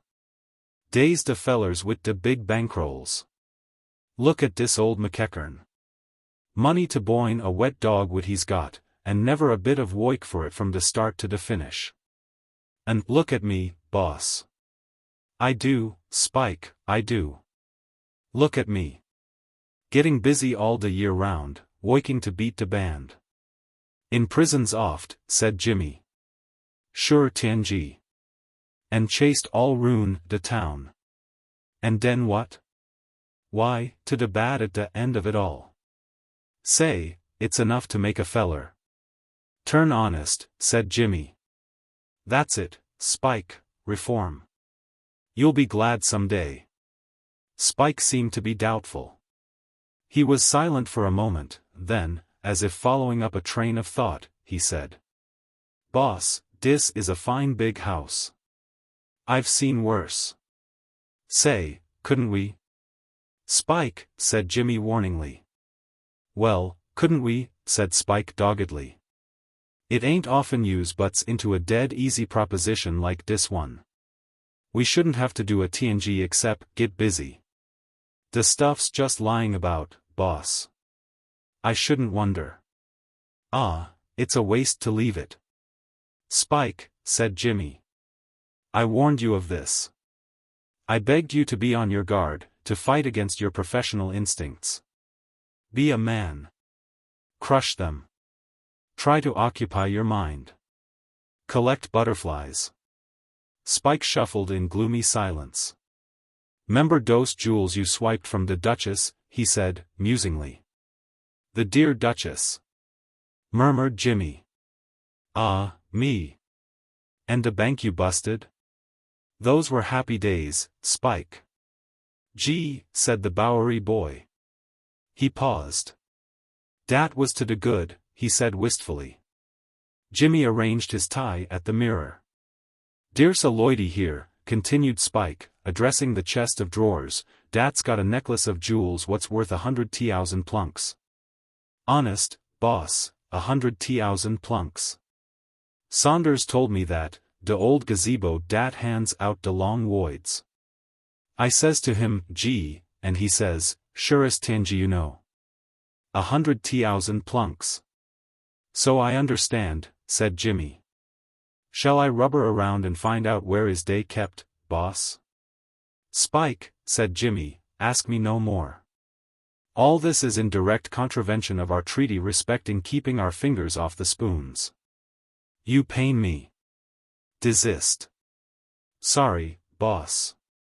But dey'll be Willy wonders, dem jewels. 100,000 plunks. Dat's going some, ain't it? What's dat dis side? 20,000 pounds. Gee. Can I help you wit de duds, boss?" "No, thanks, Spike. I'm through now. You might just give me a brush down, though." "No, not that. That's a hairbrush. Try the big black one." "Dis is a boyd of a dude suit," observed Spike, pausing in his labors. "Glad you like it, Spike. Rather chic, I think. It's the limit. Excuse me, how much did it set you back, boss?" "Something like 12 guineas, I believe. I could look up the bill and let you know." "What's dat, guineas? Is that more dan a pound?" "A shilling more." "Why these higher mathematics?" Spike resumed his brushing. "What a lot of dude suits yous could get," he observed meditatively, "if you had dem jewels." He became suddenly animated. He waved the clothes brush. "Oh, you boss," he cried. "What's eatin' you? Ah, it's a shame not to. Come along, you boss. Say, what's doin'? Why ain't you sittin' in at de game? Oh, you boss." Whatever reply Jimmy might have made to this impassioned appeal was checked by a sudden bang on the door. Almost immediately the handle turned. "Gee," cried Spike. "It's the cop." Jimmy smiled pleasantly. "Come in, Mr. McEachern," he said, "come in. Journeys end in lovers' meeting. You know my friend Mr. Mullins, I think? Shut the door and sit down, and let's talk of many things." Chapter 14. Check, and a Countermove. Mr. McEachern stood in the doorway, breathing heavily. As the result of a long connection with evildoers, the ex-policeman was somewhat prone to harbor suspicions of those round about him, and at the present moment his mind was aflame. Indeed, a more trusting man might have been excused for feeling a little doubtful as to the intentions of Jimmy and Spike. When McEachern had heard that Lord Dreever had brought home a casual London acquaintance, he had suspected as a possible drawback to the visit the existence of hidden motives on the part of the unknown. Lord Dreever, he had felt, was precisely the sort of youth to whom the professional bunco steerer would attach himself with shouts of joy. Never, he had assured himself, had there been a softer proposition than his lordship since bunco steering became a profession. When he found that the strange visitor was Jimmy Pitt, his suspicions had increased 1,000-fold. And when, going to his room to get ready for dinner, he had nearly run into Spike Mullins in the corridor. His frame of mind had been that of a man to whom a sudden ray of light reveals the fact that he is on the brink of a black precipice. Jimmy and Spike had burgled his house together in New York, and here they were, together again, at Dreever Castle. To say that the thing struck McEachern as sinister is to put the matter badly. There was once a gentleman who remarked that he smelt a rat and saw it floating in the air. Ex-Constable McEachern smelt a regiment of rats, and the air seemed to him positively congested with them. His first impulse had been to rush to Jimmy's room there and then, but he had learned society's lessons well. Though the heavens might fall, he must not be late for dinner, so he went and dressed, and an obstinate tie put the finishing touches to his wrath. Jimmy regarded him coolly, without moving from the chair in which he had seated himself. Spike, on the other hand, seemed embarrassed. He stood first on one leg and then on the other, as if he were testing the respective merits of each and would make a definite choice later on. "You scoundrels," growled McEachern. Spike, who had been standing for a few moments on his right leg, and seemed at last to have come to a decision, hastily changed to the left, and grinned feebly. "Say, yous won't want me any more, boss," he whispered.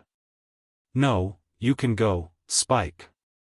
"You stay where you are, you red-headed devil," said McEachern tartly. "Run along, Spike," said Jimmy. The Bowery boy looked doubtfully at the huge form of the ex-policeman, which blocked access to the door. "Would you mind letting my man pass?" said Jimmy. "You stay," began McEachern. Jimmy got up and walked round him to the door, which he opened. Spike shot out like a rabbit released from a trap. He was not lacking in courage, but he disliked embarrassing interviews, and it struck him that Jimmy was the man to handle a situation of this kind. He felt that he himself would only be in the way. "Now we can talk comfortably," said Jimmy, going back to his chair. McEachern's deep-set eyes gleamed and his forehead grew red, but he mastered his feelings. "And now," he said. He stopped. "Yes?" asked Jimmy. "What are you doing here?" "Nothing at the moment." "You know what I mean. Why are you here, you and that red-headed devil, Spike Mullins?" He jerked his head in the direction of the door. "I am here because I was very kindly invited to come by Lord Dreever." "I know you. You have that privilege. Seeing we only met once, it's very good of you to remember me. What's your game? What do you mean to do?" "To do? Well, I shall potter about the garden, you know, and shoot a bit, perhaps, and look at the horses, and think of life. And feed the chickens, I suppose there are chickens somewhere about, and possibly go for an occasional row on the lake.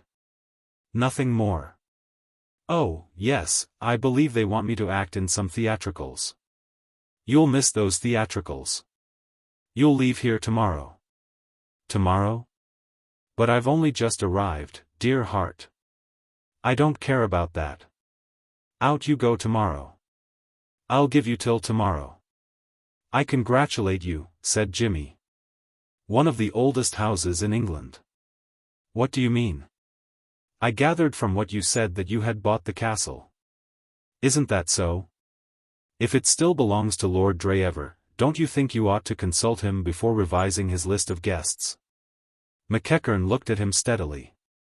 His manner became quieter. "Oh. You take that tone, do you? I don't know what you mean by that tone. What tone would you take if a comparative stranger ordered you to leave another man's house?" McEachern's massive jaw protruded truculently in the manner which had scared good behavior into brawling East Siders. "I know your sort," he said. "I'll call your bluff.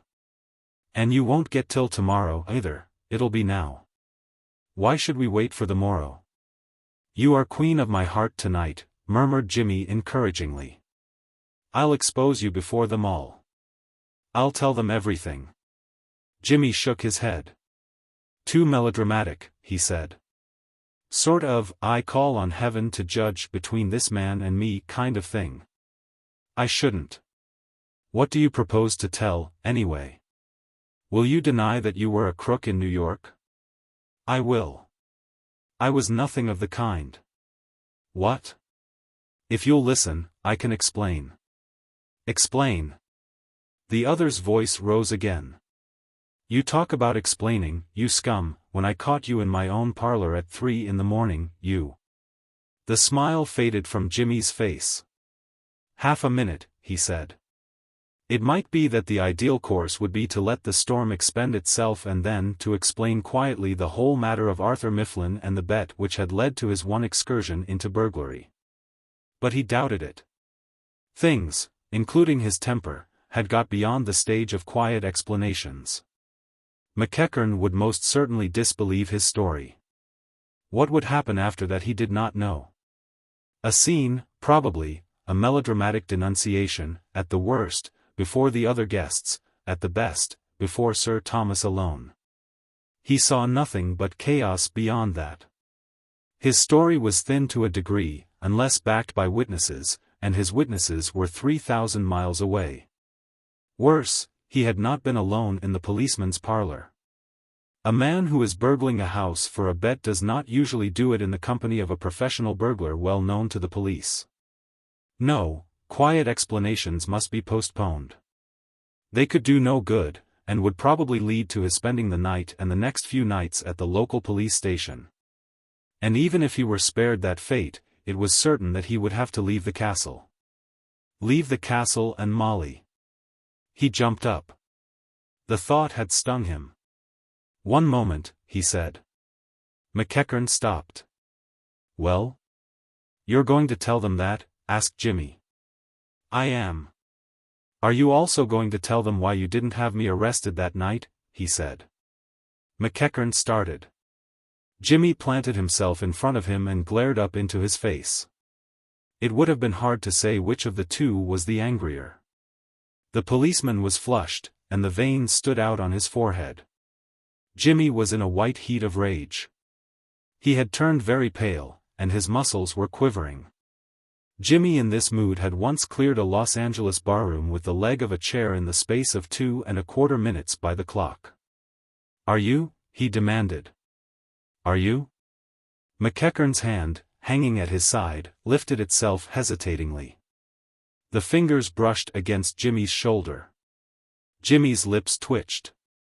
Yes, he said, do it. Do it, and see what happens. By God. If you put a hand on me I'll finish you. Do you think you can bully me? Do you think I care for your size? McEachern dropped his hand. For the first time in his life he had met a man who, instinct told him, was his match and more. He stepped back a pace. Jimmy put his hands in his pockets and turned away. He walked to the mantelpiece and leaned his back against it. You haven't answered my question, he said. Perhaps you can't. McEachern was wiping his forehead and breathing quickly. If you like, said Jimmy, we'll go down to the drawing room now, and you shall tell your story and I'll tell mine. I wonder which they will think the more interesting. Damn you. He went on, his anger rising once more, what do you mean by it? You come into my room and bluster and talk big about exposing crooks. What do you call yourself, I wonder? Do you realize what you are? Why, poor Spike's an angel compared with you. He did take chances. He wasn't in a position of trust. You. He stopped. Hadn't you better get out of here, don't you think? He said curtly. Without a word McEachern walked to the door and went out. Jimmy dropped into a chair with a deep breath. He took up his cigarette case, but before he could light a match the gong sounded from the distance. He rose and laughed rather shakily. He felt limp. As an effort to conciliating Papa, he said, I'm afraid that wasn't much of a success. It was not often that Mr. McEachern was visited by ideas, he ran rather to muscle than to brain, but he had one that evening during dinner. His interview with Jimmy had left him furious, but baffled. He knew that his hands were tied. Frontal attack was useless, to drive Jimmy from the castle would be out of the question. All that could be done was to watch him while he was there, for he had never been more convinced of anything in his life than that Jimmy had wormed his way into the house party with felonious intent. The appearance of Lady Julia at dinner wearing the famous rope of diamonds supplied an obvious motive. The necklace had an international reputation. Probably there was not a prominent thief in England or on the continent who had not marked it down as a possible prey. It had already been tried for once. It was big game, just the sort of lure which would draw the type of criminal he imagined Jimmy to be. From his seat at the farther end of the table he looked at the jewels as they gleamed on their wearer's neck. They were almost too ostentatious for what was, after all, an informal dinner. It was not a rope of diamonds, it was a collar. There was something oriental and barbaric in the overwhelming display of jewelry. It was a prize for which a thief would risk much. The conversation becoming general with the fish, was not of a kind to remove from his mind the impression made by the sight of the gems. It turned on burglary. Lord Dreever began it. "Oh, I say," he said. "I forgot to tell you, Aunt Julia, number 6 was burgled the other night. Number 6A Eaton Square was the family's London house." "Burgled," said Sir Thomas. "Well, broken into," said his lordship, gratified to find that he had got the ear of his entire audience. Even Lady Julia was silent and attentive. "Chap got through the scullery window about 1 o'clock in the morning." "And what did you do?" inquired Sir Thomas. "Oh, I was out at the time," said Lord Dreever. "But something frightened the feller," he went on hurriedly, "and he made a bolt for it without taking anything." "Burglary," said a young man whom Jimmy subsequently discovered to be the drama-loving Charteris, leaning back and taking advantage of a pause. "Is the hobby of the sportsman and the lifework of the avaricious." He took a little pencil from his waistcoat pocket and made a rapid note on his cuff. Everybody seemed to have something to say on the subject. One young lady gave it as her opinion that she would not like to find a burglar under her bed. Somebody also had heard of a fellow whose father had fired at the butler under the impression that he was a housebreaker, and had broken a valuable bust of Socrates. Lord Dreever had known a man at college whose brother wrote lyrics for musical comedy, and had done one about a burglar's best friend being his mother. "Life," said Charteris, who had had time for reflection, "is a house which we all burgle. We enter it uninvited, take all that we can lay hands on, and go out again." He scribbled "life, house, burgle" on his cuff and replaced the pencil. "This man's brother I was telling you about," said Lord Dreever, "says there's only one rhyme in the English language to burglar, and that's gurgler, unless you count pergola. He says." "Personally," said Jimmy, with a glance at McEachern, "I have rather a sympathy for burglars. After all, they are one of the hardest working classes in existence. They toil while everybody else is asleep. Besides, a burglar is only a practical socialist. People talk a lot about the redistribution of wealth. The burglar goes out and does it. I have found burglars some of the decentest criminals I have ever met. I despise burglars," ejaculated Lady Julia, with a suddenness which stopped Jimmy's eloquence as if a tap had been turned off. "If I found one coming after my jewels and I had a pistol I'd shoot him." Jimmy met McEachern's eye, and smiled kindly at him. The ex-policeman was looking at him with the gaze of a baffled but malignant basilisk. "I take very good care no one gets a chance at your diamonds, my dear," said Sir Thomas, without a blush. "I have had a steel box made for me," he added to the company in general, "with a special lock, a very ingenious arrangement, quite unbreakable, I imagine." Jimmy, with Molly's story fresh in his mind, could not check a rapid smile. Mr. McEachern, watching him intently, saw it. To him it was fresh evidence, if any had been wanted, of Jimmy's intentions, and of his confidence of success. McEachern's brow darkened. During the rest of the meal tense thought rendered him more silent even than was his wont at the dinner table. The difficulty of his position was, he saw, great. Jimmy, to be foiled, must be watched, and how could he watch him? It was not until the coffee arrived that he found an answer to the question. With his first cigarette came the idea. That night, in his room, before going to bed, he wrote a letter. It was an unusual letter, but singularly enough, almost identical with one Sir Thomas Blunt had written that very morning. It was addressed to the manager of Dodson's private inquiry agency, of Bishopsgate Street, EC, and ran as follows. Sir, on receipt of this, kindly send down one of your smartest men. Instruct him to stay at the village inn in the character of American seeing sights of England and anxious to inspect Dreever Castle. I will meet him in the village and recognize him as old New York friend, and will then give him further instructions. Yours faithfully, J. McEachern.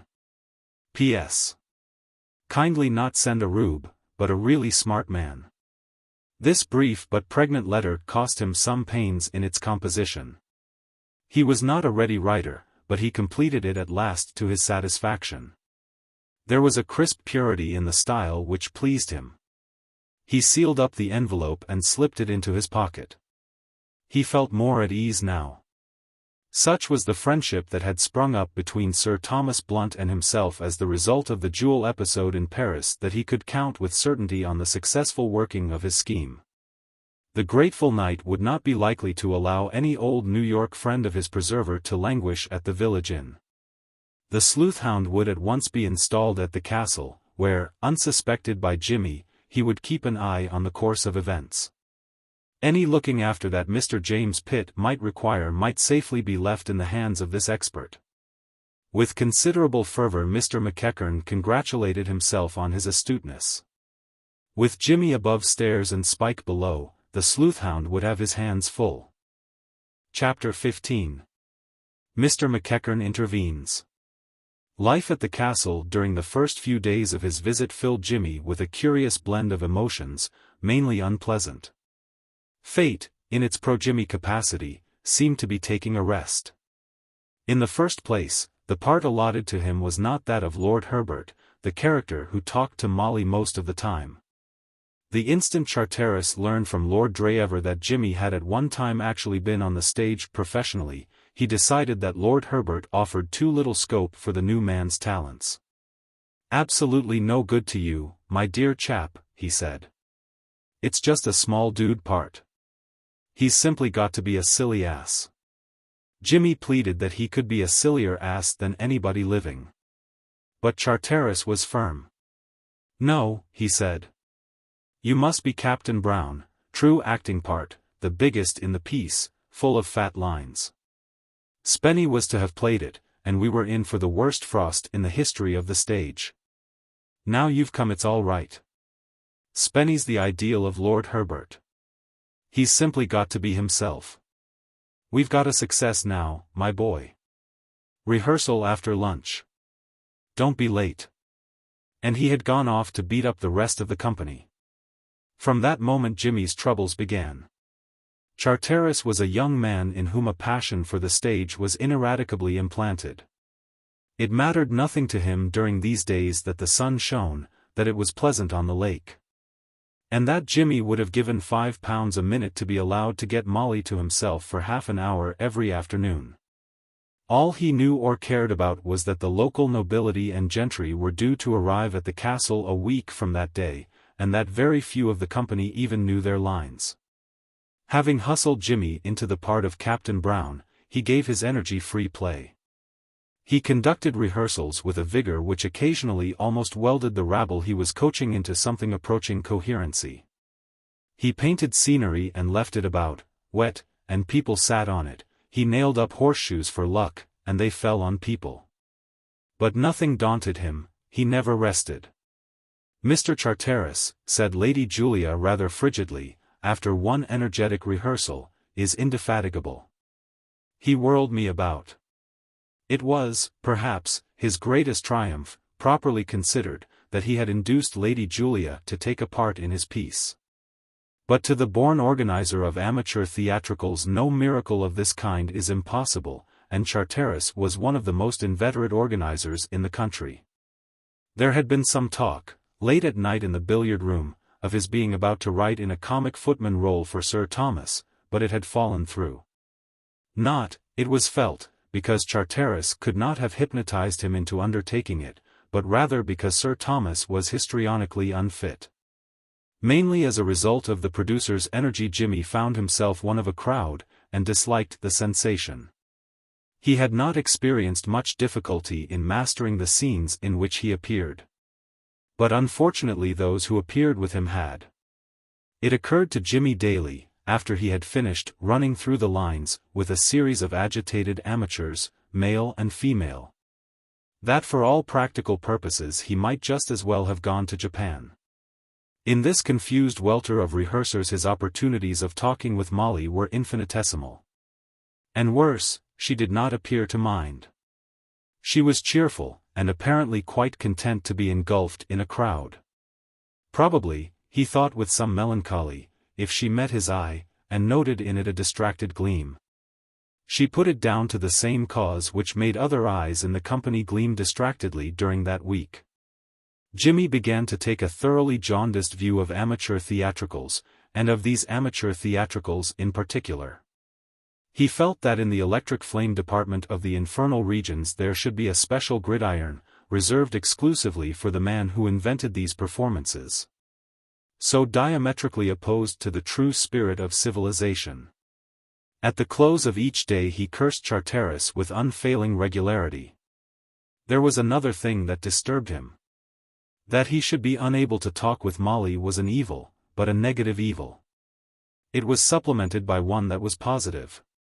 Even in the midst of the chaos of rehearsals he could not help noticing that Molly and Lord Dreever were very much together.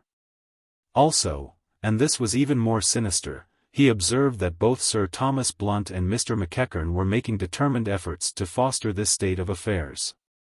Of this he had sufficient proof one evening when, after scheming and plotting in a way that had made the great efforts of Machiavelli and Richelieu seem like the work of raw novices, he had cut Molly out from the throng and carried her off for the alleged purpose of helping him feed the chickens.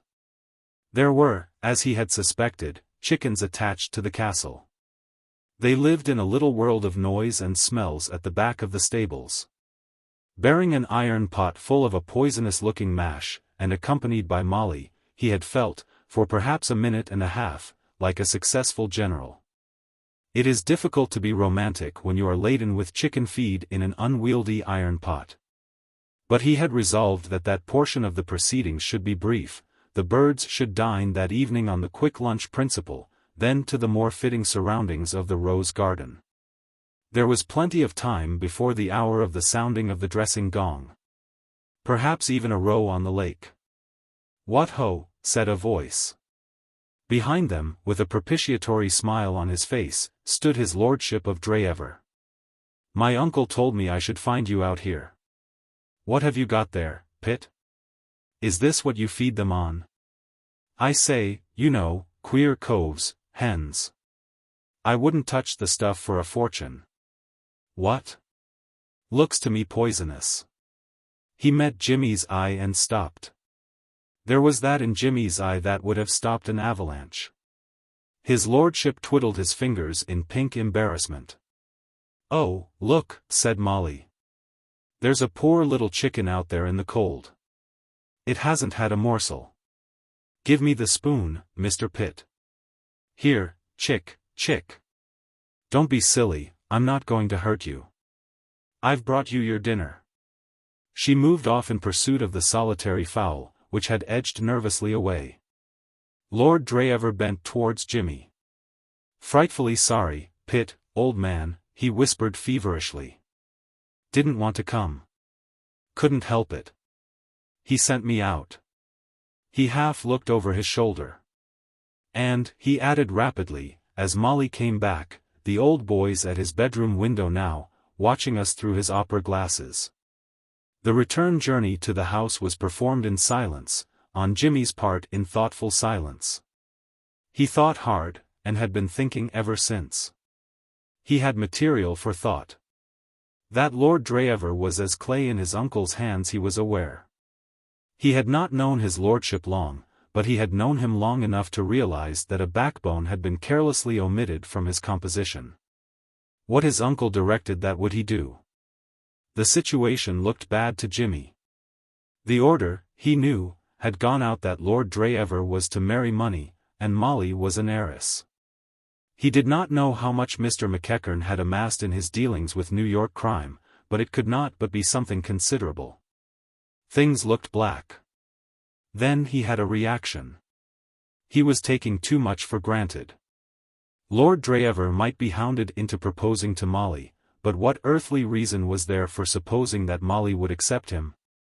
He declined even for an instant to look upon Spennie's title in the light of a lure.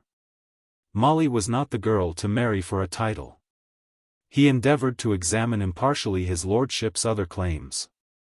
He was a pleasant fellow, with, to judge on short acquaintanceship, an undeniably amiable disposition. That much must be conceded. But against this must be placed the equally undeniable fact that he was also, as he would have put it himself, a most frightful ass. He was weak. He had no character. Altogether, the examination made Jimmy more cheerful. He could not see the light-haired one, even with Sir Thomas Blunt shoving behind, as it were, accomplishing the night's ends. Shove he never so wisely, Sir Thomas could never make a Romeo out of Spennie Dreever. It was while sitting in the billiard-room one night after dinner, watching his rival play 100 up with the silent Hargate, that Jimmy came definitely to this conclusion. He had stopped to watch more because he wished to study his man at close range than because the game was anything out of the common as an exposition of billiards. As a matter of fact, it would have been hard to imagine a worse game.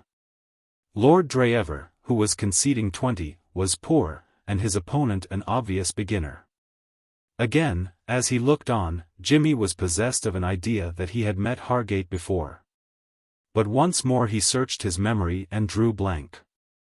He did not give the thing much thought, being intent on his diagnosis of Lord Dreever, who, by a fluky series of cannons, had wobbled into the 40s, and was now a few points ahead of his opponent. Presently, having summed his lordship up to his satisfaction, and grown bored with the game, Jimmy strolled out of the room. He paused outside the door for a moment, wondering what to do. There was bridge in the smoking room, but he did not feel inclined for bridge. From the drawing-room there came sounds of music. He turned in that direction, then stopped again. He came to the conclusion that he did not feel sociable. He wanted to think. A cigar on the terrace would meet his needs. He went up to his room for his cigar case. The window was open. He leaned out. There was almost a full moon, and it was very light out of doors. His eye was caught by a movement at the farther end of the terrace, where the shadow was. A girl came out of the shadow, walking slowly. Not since early boyhood had Jimmy descended stairs with such a rare burst of speed. He negotiated the nasty turn at the end of the first flight at quite a suicidal pace. Fate, however, had apparently wakened up again and resumed business, for he did not break his neck. A few moments later he was out on the terrace, bearing a cloak which he had snatched up en route in the hall. "I thought you might be cold," he said, breathing quickly. "Oh, thank you," said Molly. "How kind of you." He put it round her shoulders. "Have you been running?" "I came downstairs rather fast." "Were you afraid the boogaboos would get you?" she laughed. "I was thinking of when I was a small child. I was always afraid of them. I used to race downstairs when I had to go to my room in the dark, unless I could persuade someone to hold my hand all the way there and back." Her spirits had risen with Jimmy's arrival. Things had been happening that worried her. She had gone out onto the terrace to be alone. When she heard his footsteps she had dreaded the advent of some garrulous fellow guest, full of small talk. Jimmy, somehow, was a comfort. He did not disturb the atmosphere. Little as they had seen of each other, something in him, she could not say what, had drawn her to him. He was a man, she felt instinctively, she could trust. They walked on in silence. Words were pouring into Jimmy's mind, but he could not frame them. He seemed to have lost the power of coherent thought. Molly said nothing. It was not a night for conversation. The moon had turned terrace and garden into a fairyland of black and silver. It was a night to look and listen and think. They walked slowly up and down. As they turned for the second time, Molly's thoughts formed themselves into a question. Twice she was on the point of asking it, but each time she checked herself. It was an impossible question. She had no right to put it, and he had no right to answer. Yet something was driving her on to ask it. It came out suddenly, without warning. "Mr. Pitt, what do you think of Lord Dreever?" Jimmy started. No question could have chimed in more aptly with his thoughts. Even as she spoke, he was struggling to keep himself from asking her the same thing.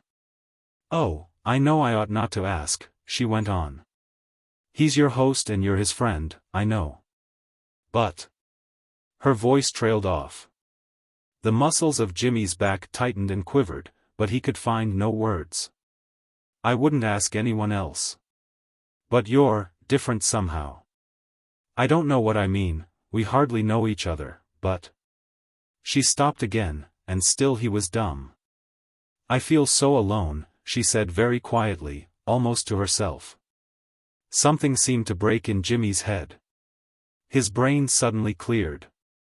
He took a step forward. A huge shadow blackened the white grass. Jimmy wheeled round. It was McEachern. "I have been looking for you, Molly, my dear. I thought you must have gone to bed." He turned to Jimmy and addressed him for the first time since their meeting in the bedroom. "Will you excuse us, Mr. Pitt?" Jimmy bowed and walked rapidly towards the house. At the door he stopped and looked back. The two were standing where he had left them. Chapter 16. A marriage has been arranged. Neither Molly nor her father had moved or spoken while Jimmy was covering the short strip of turf that ended at the stone steps of the house. McEachern stood looking down at her in grim silence. His great body against the dark mass of the castle wall seemed larger than ever in the uncertain light. To Molly there was something sinister and menacing in his attitude. She found herself longing that Jimmy would come back. She was frightened. Why, she could not have said. It was as if some instinct told her that a crisis in her affairs had been reached, and that she needed him. For the first time in her life she felt nervous in her father's company. Ever since she was a child she had been accustomed to look upon him as her protector, but now she was afraid. "Father," she cried. "What are you doing out here?" His voice was tense and strained. "I came out because I wanted to think, father dear." She thought she knew his moods, but this was one that she had never seen. It frightened her. "Why did he come out here?" "Mr. Pitt? He brought me a wrap." "What was he saying to you?" The rain of questions gave Molly a sensation of being battered. She felt dazed and a little mutinous. What had she done that she should be assailed like this? "He was saying nothing," she said, rather shortly. "Nothing? What do you mean? What was he saying? Tell me." Molly's voice shook as she replied. "He was saying nothing," she repeated. "Do you think I'm not telling you the truth, father?" He had not spoken a word for ever so long. "We just walked up and down. I was thinking, and I suppose he was, too. At any rate, he said nothing. I think you might believe me." She began to cry quietly. Her father had never been like this before. It hurt her. McEachern's manner changed in a flash. In the shock of finding Jimmy and Molly together on the terrace he had forgotten himself. He had had reason to be suspicious. Sir Thomas Blunt, from whom he had just parted, had told him a certain piece of news which had disturbed him. The discovery of Jimmy with Molly had lent an added significance to that piece of news. He saw that he had been rough. In a moment he was by her side, his great arm round her shoulder, petting and comforting her as he had done when she was a child. He believed her word without question, and his relief made him very tender. Gradually the sobs ceased. She leaned against his arm. "I'm tired, father," she whispered. "Poor little girl. We'll sit down." There was a seat at the end of the terrace. He picked her up as if she had been a baby and carried her to it. She gave a little cry. I didn't mean I was too tired to walk, she said, laughing tremulously. How strong you are, father. If I were naughty you could take me up and shake me till I was good, couldn't you? Of course. And send you to bed, too, so you be careful, young woman. He lowered her to the seat. Molly drew the cloak closer round her and shivered. Cold, dear? No. You shivered. It was nothing. Yes, it was, she went on quickly. It was. Father, will you promise me something? Of course. What? Don't ever be angry with me like that again, will you? I couldn't bear it, really I couldn't. I know it's stupid of me, but it hurt. You don't know how it hurt. But my dear. Oh, I know it's stupid. But, my darling, it wasn't so. I was angry, but it wasn't with you. Were you angry with Mr. Pitt? McEachern saw that he had traveled too far. He had intended that Jimmy's existence should be forgotten for the time being, he had other things to discuss, but it was too late now. He must go forward. I didn't like to see you out here alone with Mr. Pitt, dear, he said. I was afraid. He saw that he must go still farther forward. It was more than awkward. He wished to hint at the undesirability of an entanglement with Jimmy without admitting the possibility of it. Not being a man of nimble brain, he found this somewhat beyond his powers. I don't like him, he said briefly. He's crooked. Molly's eyes opened wide. The color had gone from her face. Crooked, father? McEachern perceived that he had traveled very much too far, almost to disaster. He longed to denounce Jimmy, but he was gagged. If Molly were to ask the question that Jimmy had asked in the bedroom, that fatal, unanswerable question. The price was too great to pay. He spoke cautiously, vaguely, feeling his way. I couldn't explain to you, my dear, you wouldn't understand. You must remember, my dear, that out in New York I was in a position to know a great many queer characters, crooks, Molly. I was working among them. But, father, that night at our house you didn't know Mr. Pitt. He had to tell you his name. I didn't know him, then, said her father slowly, but, he paused. But I made inquiries, he concluded, with a rush, and found out things. He permitted himself a long, silent breath of relief. He saw his way now. Inquiries, said Molly. Why? Why did you suspect him? A moment earlier the question might have confused McEachern, but not now. He was equal to it. He took it in his stride. It's hard to say, my dear. A man who has had as much to do with crooks as I have recognizes them when he sees them. Did you think Mr. Pitt looked like that? Her voice was very small. There was a drawn, pinched expression on her face. She was paler than ever. He could not divine her thoughts. He could not know what his words had done, how they had shown her in a flash what Jimmy was to her, and lit up her mind like a flame, revealing the secret hidden there. She knew now. The feeling of comradeship, the instinctive trust, the sense of dependence, they no longer perplexed her. They were signs which she could read. And he was crooked. McEachern proceeded. Relief made him buoyant. I did, my dear. I can read him like a book. I've met scores of his sort. Broadway is full of them. Good clothes and a pleasant manner don't make an honest man. I've run up against a mighty high-toned bunch of crooks in my day.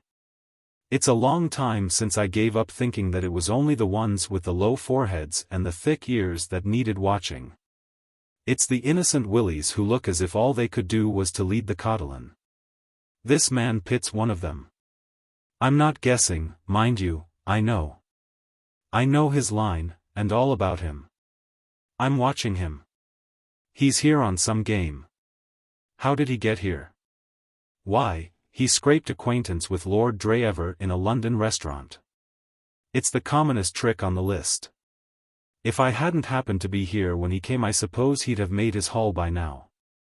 Why, he came all prepared for it.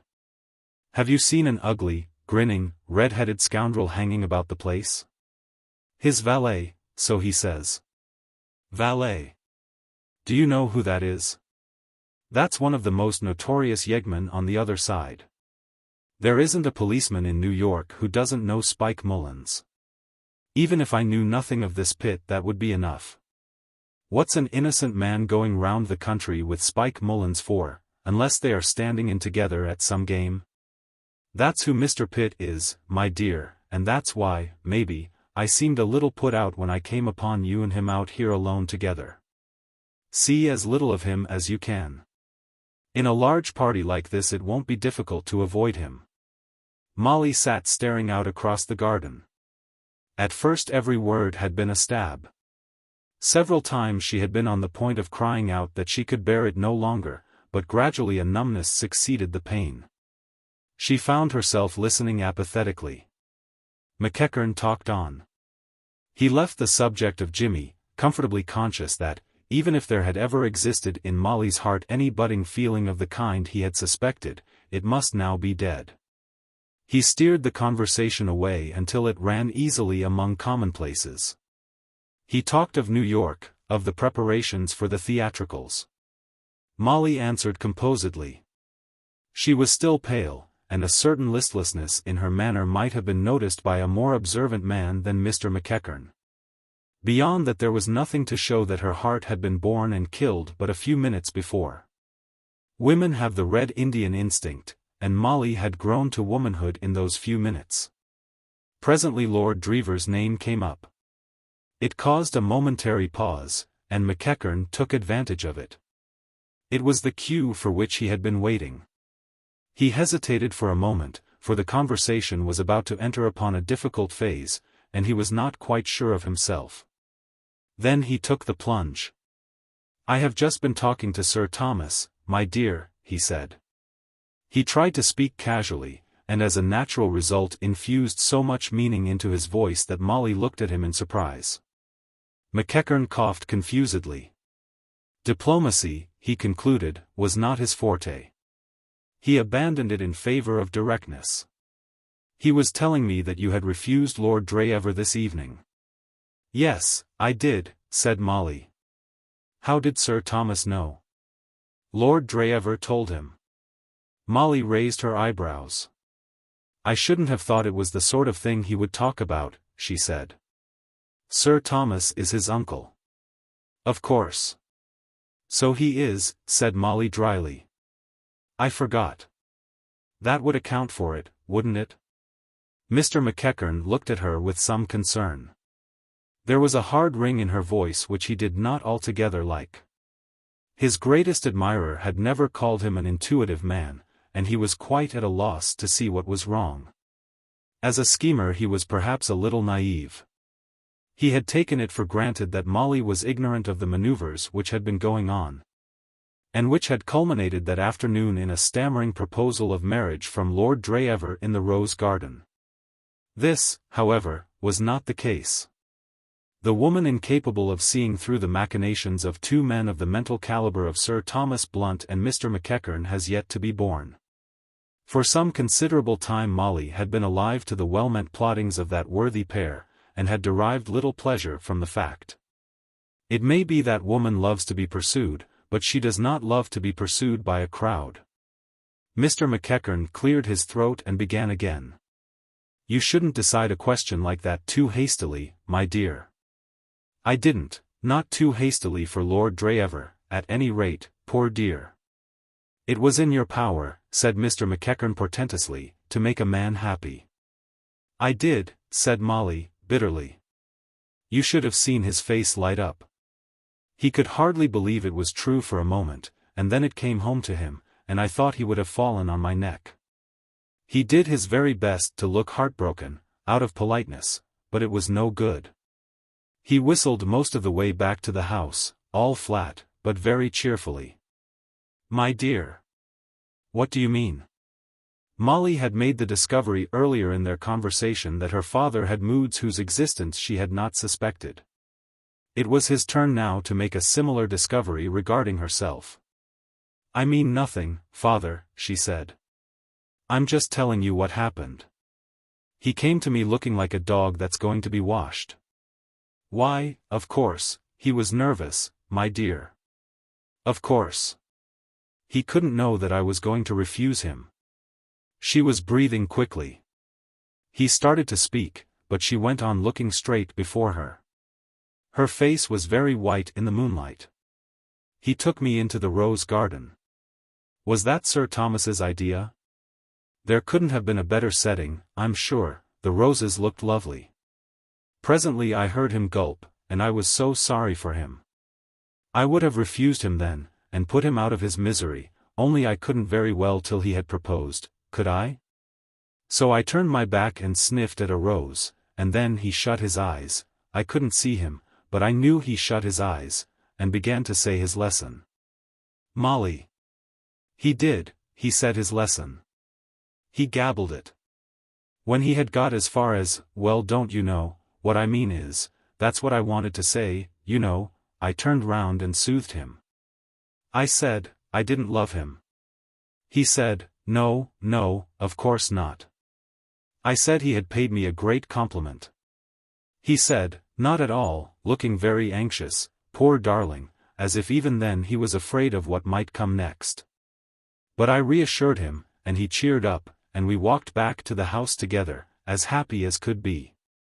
McEachern put his hand round her shoulder. She winced, but let it stay. He attempted gruff conciliation. "My dear, you've been imagining things. Of course he isn't happy." "Why, I saw the young fellow." Recollecting that the last time he had seen the young fellow, shortly after dinner, the young fellow had been occupied in juggling. With every appearance of mental peace, with 2 billiard balls and a box of matches, he broke off abruptly. "Father? My dear? Why do you want me to marry Lord Dreever?" "I think he's a fine young fellow," he said, avoiding her eyes. "He's quite nice," said Molly quietly. McEachern had been trying not to say it. He did not wish to say it. If it could have been hinted at, he would have done it, but he was not good at hinting. A lifetime passed in surroundings where the subtlest hint is a drive in the ribs with a truncheon does not leave a man an adept at the art. He had to be blunt or silent. "He's the Earl of Dreever, my dear." He rushed on, desperately anxious to cover the nakedness of the statement in a comfortable garment of words. "Why, you see, you're young, Molly. It's only natural you shouldn't look on these things sensibly. You expect too much of a man. You expect this young fellow to be like the heroes of the novels you read. When you've lived a little longer, my dear, you'll see that there's nothing in it. It isn't the hero of the novel you want to marry, it's the man who'll make you a good husband." This remark struck Mr. McEachern as so pithy and profound that he repeated it. He went on. Molly was sitting quite still, looking into the shrubbery. He assumed she was listening, but whether she was or not he must go on talking. The situation was difficult. Silence would make it more so. "Now, look at Lord Dreever," he said. "There's a young man with one of the oldest titles in England. He could go anywhere and do what he liked, and be excused for whatever he did because of his name, but he doesn't. He's got the right stuff in him. He doesn't go racketing around. His uncle doesn't allow him enough pocket money," said Molly, with a jarring little laugh. "Perhaps that's why." There was a pause. McEachern required a few moments in which to marshal his arguments once more. He had been thrown out of his stride. "Father dear, listen," she said. "We always used to understand each other so well." He patted her shoulder affectionately. "You can't mean what you say. You know I don't love Lord Dreever, you know he's only a boy. Don't you want me to marry a man? I love this old place, but surely you can't think that it can really matter in a thing like this? You don't really mean that about the hero of the novel? I'm not stupid, like that. I only want, oh, I can't put it into words, but don't you see? Her eyes were fixed appealingly on him. It only needed a word from him, perhaps not even a word, to close the gulf which had opened between them. He missed the chance. He had had time to think, and his arguments were ready again. With stolid good humor he marched along the line he had mapped out. He was kindly and shrewd and practical, and the gulf gaped wider with every word. You mustn't be rash, my dear, you mustn't act without thinking in these things. Lord Dreever is only a boy, as you say, but he will grow. You say you don't love him. Nonsense. You like him, you would go on liking him more and more. And why? Because you could make what you pleased of him. You've got character, my dear. With a girl like you to look after him, he would go a long way, a very long way. It's all there, it only wants bringing out. And think of it, Molly, Countess of Dreever. There's hardly a better title in England. It would make me very happy, my dear. It's been my one hope all these years to see you in the place where you ought to be. And now the chance has come. Molly dear, don't throw it away. She had leaned back with closed eyes. A wave of exhaustion had swept over her. She listened in a dull dream. She felt beaten. They were too strong for her. There were too many of them. What did it matter? Why not give in and end it all and win peace? That was all she wanted, peace now. What did it all matter? Very well, father, she said listlessly. McEachern stopped short. You'll do it, dear, he cried. You will? Very well, father. He stooped and kissed her. My own dear little girl, he said. She got up. I'm rather tired, father, she said. I think I'll go in. 2 minutes later Mr. McEachern was in Sir Thomas Blunt's study. 5 minutes later Sir Thomas pressed the bell. Saunders appeared. Tell his lordship, said Sir Thomas, that I wish to see him for a moment. He is in the billiard room, I think. Chapter 17. Jimmy remembers something, and here's something else. The game between Hargate and Lord Dreever was still in progress when Jimmy returned to the billiard room. A glance at the board showed that the score was 70-69 in favor of Spot. Good game, said Jimmy. Who's Spot? I am, said his lordship, missing an easy cannon. For some reason he appeared in high spirits. Hargate's been going great guns. I was 11 ahead a moment ago, but he made a break of 12. Lord Dreever belonged to the class of billiard player to whom a double-figure break is a thing to be noted and greeted with respect. Fluky, muttered the silent Hargate deprecatingly. This was a long speech for him. Since their meeting at Paddington Station Jimmy had seldom heard him utter anything beyond a monosyllable. Not a bit of it, dear old son, said Lord Dreever handsomely. You're coming on like a 2-year-old. I shan't be able to give you 20 in 100 much longer. He went to a side table and mixed himself a whiskey and soda, singing a brief extract from musical comedy as he did so. There could be no shadow of doubt that he was finding life good. For the past few days, and particularly that afternoon, he had been rather noticeably ill at ease. Jimmy had seen him hanging about the terrace at 5:30, and had thought that he looked like a mute at a funeral, but now, only a few hours later, he was beaming on the world and chirping like a bird. The game moved jerkily along. Jimmy took a seat and watched. The score mounted slowly. Lord Dreever was bad, but Hargate was worse. At length, in the 80s, his lordship struck a brilliant vein. When he had finished his break his score was 95. Hargate, who had profited by a series of misses on his opponent's part, had reached 96. This is shortening my life, said Jimmy, leaning forward. The balls had been left in an ideal position. Even Hargate could not fail to make a cannon. He made it. A close finish to even the worst game is exciting. Jimmy leaned still farther forward to watch the next stroke. It looked as if Hargate would have to wait for his victory. A good player could have made a cannon as the balls lay, but not Hargate. They were almost in a straight line, with white in the center. Hargate swore under his breath. There was nothing to be done. He struck carelessly at white. White rolled against red, seemed to hang for a moment, and shot straight back against spot. The game was over. Great Scott! What a fluke! Cried the silent one, becoming quite garrulous at the miracle. A quiet grin spread itself slowly across Jimmy's face. He had remembered what he had been trying to remember for over a week. At this moment the door opened and Saunders appeared. "Sir Thomas would like to see your lordship in his study," he said. What does he want?" "Sir Thomas did not confide in me, your lordship." What? Oh, no. Well, see you later, you men."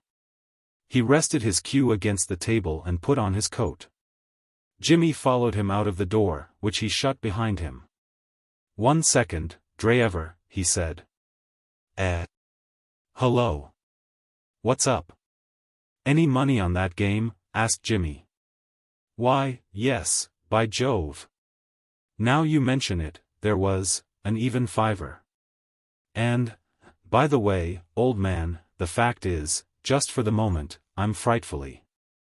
You haven't such a thing as a fiver anywhere about, have you? The fact is. My dear fellow, of course. I'll square up with him now, shall I? Fearfully obliged if you would. Thanks, old man. Pay it you tomorrow." "No hurry," said Jimmy. "Plenty more in the old oak chest." He went back to the room. Hargate was practicing cannons. He was on the point of making a stroke when Jimmy opened the door. "Care for a game?" said Hargate. "Not just at present," said Jimmy. Hargate attempted his cannon and failed badly. Jimmy smiled. "Not such a good shot as the last," he said. "No. Fine shot, that other. Fluke. I wonder." Jimmy lit a cigarette. "Do you know New York at all?" he asked. "Been there. Ever been in the Strollers Club?" Hargate turned his back, but Jimmy had seen his face and was satisfied. "Don't know it," said Hargate. "Great place," said Jimmy. "Mostly actors and writers, and so on. The only drawback is that some pick up queer friends." Hargate did not reply. He did not seem interested. "Yes," went on Jimmy. "For instance, a pal of mine, an actor named Mifflin, introduced a man a year ago as a member's guest for a fortnight, and this man rooked the fellows of I don't know how much at billiards. The old game, you know, nursing his man right up to the end, and then finishing with a burst. Of course, when that happens once or twice it may be an accident, but when a man who poses as a novice always manages by a really brilliant shot." Hargate turned round. "They fired this fellow out," said Jimmy. "Look here." "Yes? What do you mean?" "It's a dull yarn," said Jimmy apologetically. "I've been boring you. By the way, Dreever asked me to square up with you for that game, in case he shouldn't be back. Here you are." He held out an empty hand. "Got it?" "What are you going to do?" demanded Hargate. "What am I going to do?" queried Jimmy. "You know what I mean. If you'll keep your mouth shut, and stand in, it's halves. Is that what you're after?" Jimmy was delighted. He knew that by rights the proposal should have brought him from his seat, with stern, set face, to wreak vengeance for the insult, but on such occasions he was apt to ignore the conventions. His impulse, when he met a man whose code of behavior was not the ordinary code, was to chat with him and to extract his point of view. He felt as little animus against Hargate as he had felt against Spike on the occasion of their first meeting.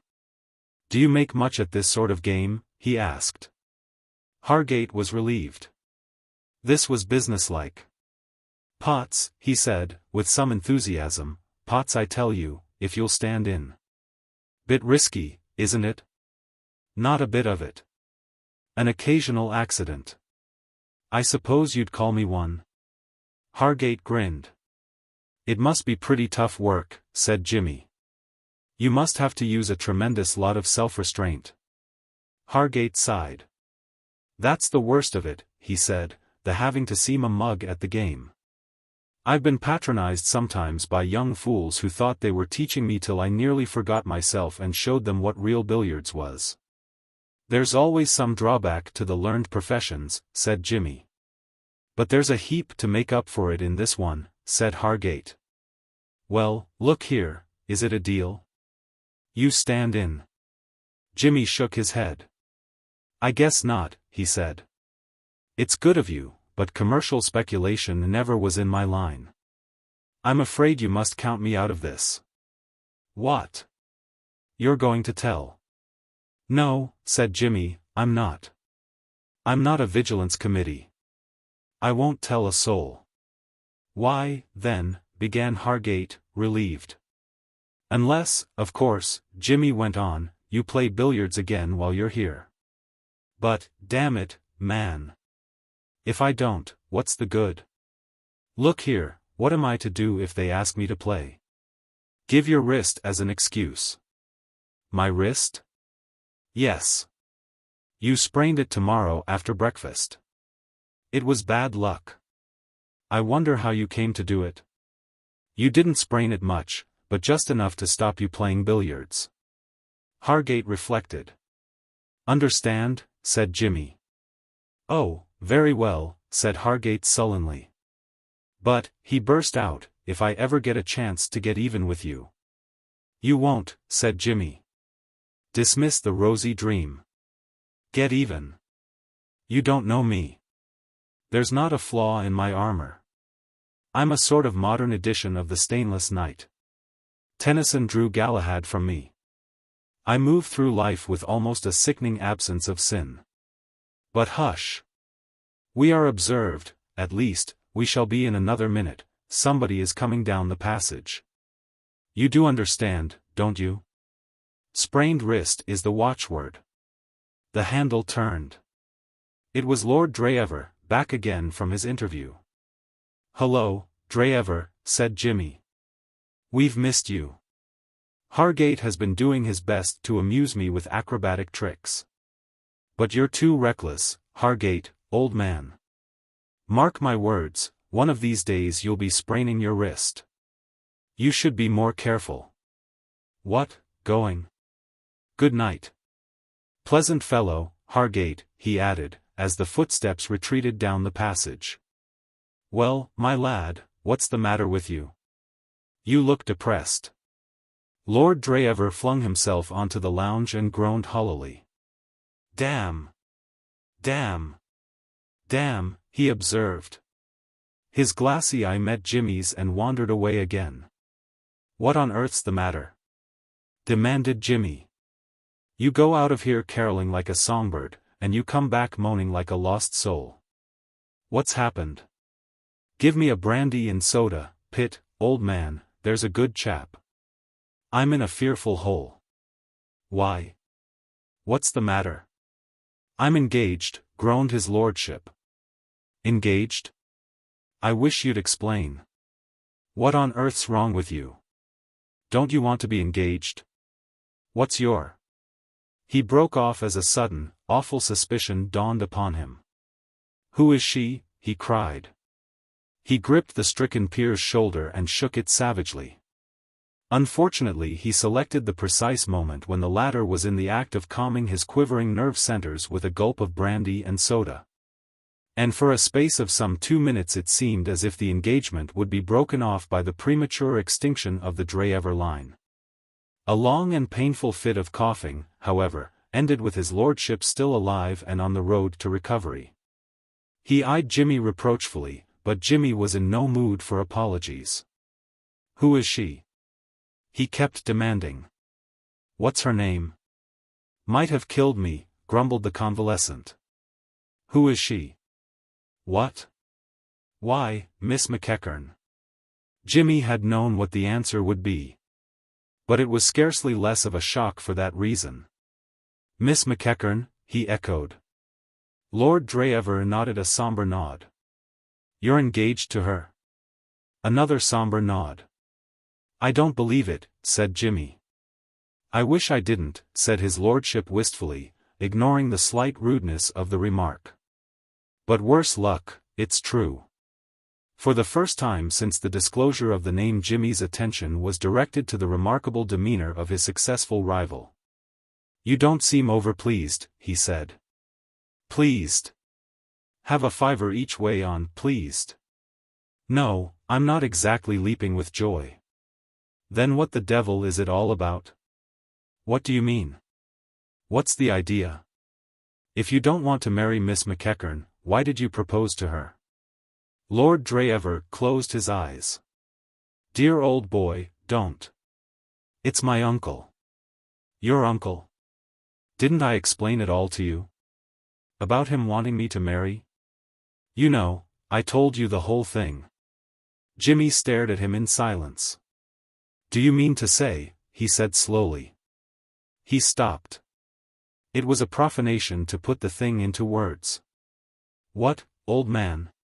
Jimmy gulped. Do you mean to say you want to marry Miss McEachern simply because she has money? He said. It was not the first time that he had heard of a case of a British peer marrying for such a reason, but it was the first time that the thing had filled him with horror. In some circumstances things come home more forcibly to us. It's not me, old man, murmured his lordship, it's my uncle. Your uncle? Good heavens! Jimmy clenched his hands despairingly. Do you mean to say that you let your uncle order you about in a thing like this? Do you mean to say you're such a gelatin-backboned worm? Old man, I say. Protested his lordship, wounded. I'd call you a wretched knock-kneed skunk, only I don't want to be fulsome. I hate flattering a man to his face. Lord Dreever, deeply pained, half rose from his seat.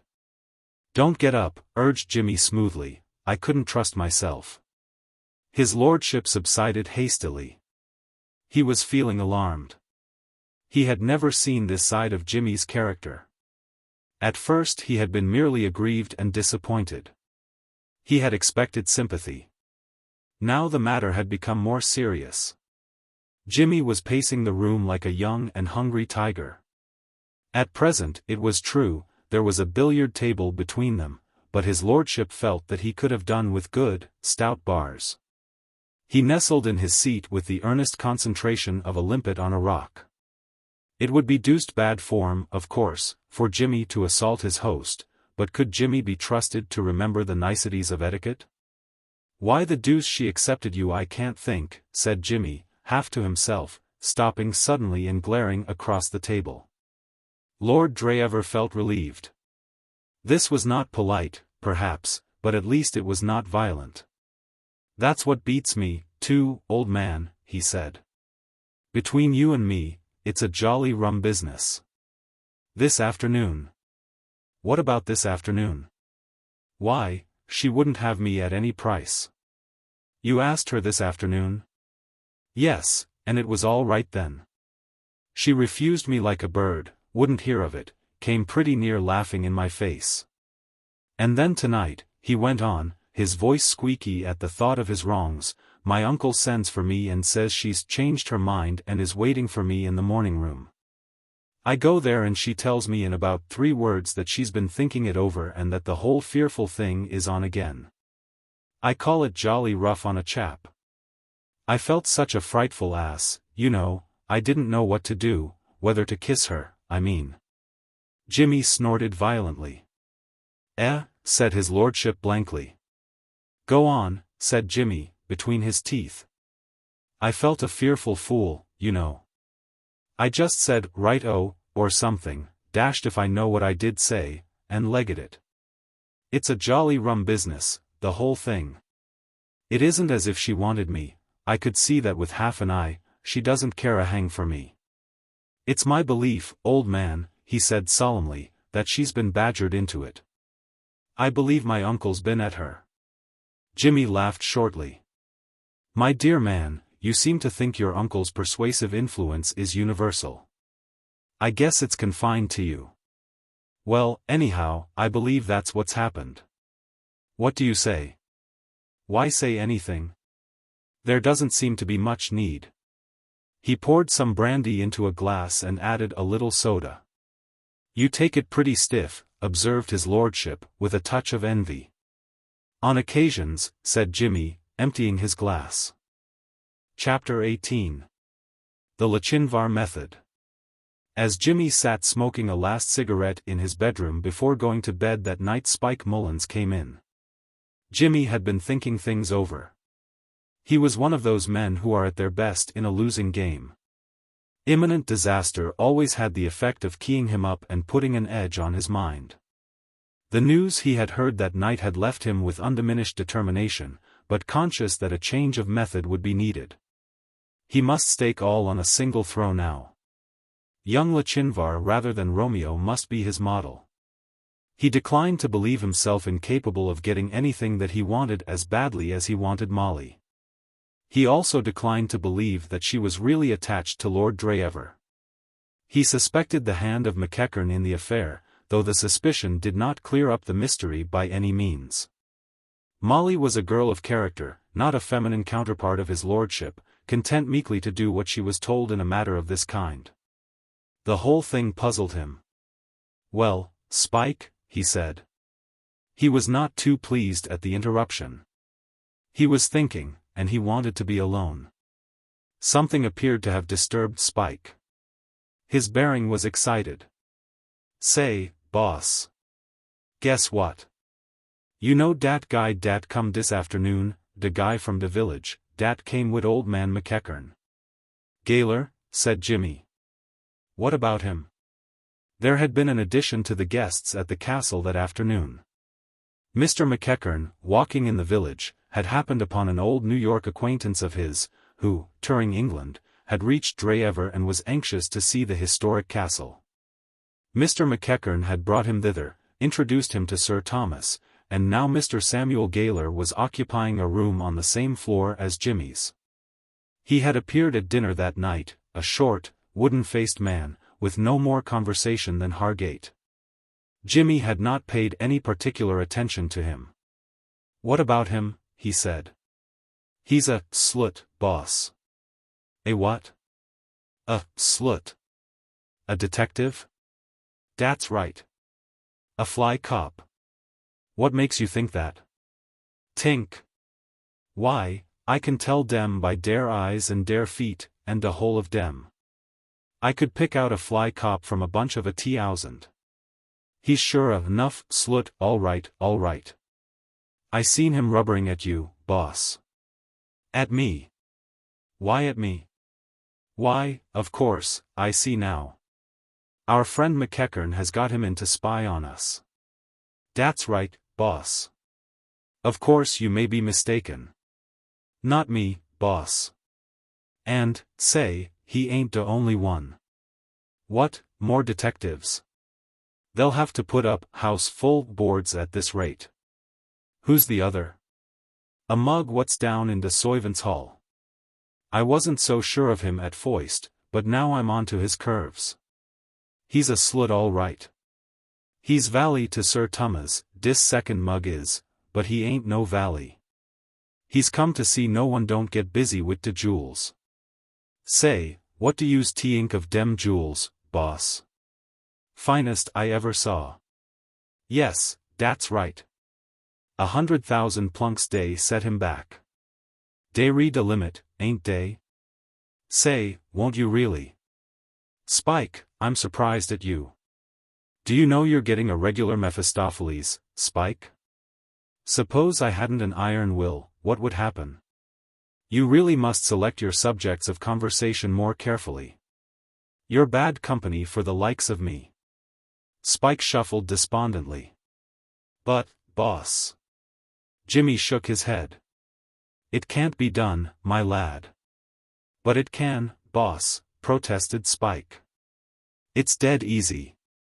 I've been up to the room, and I seen de box what de jewels is kept in. Why, it's de softest ever. We could get dem as easy as pullin' de plug out of a bottle.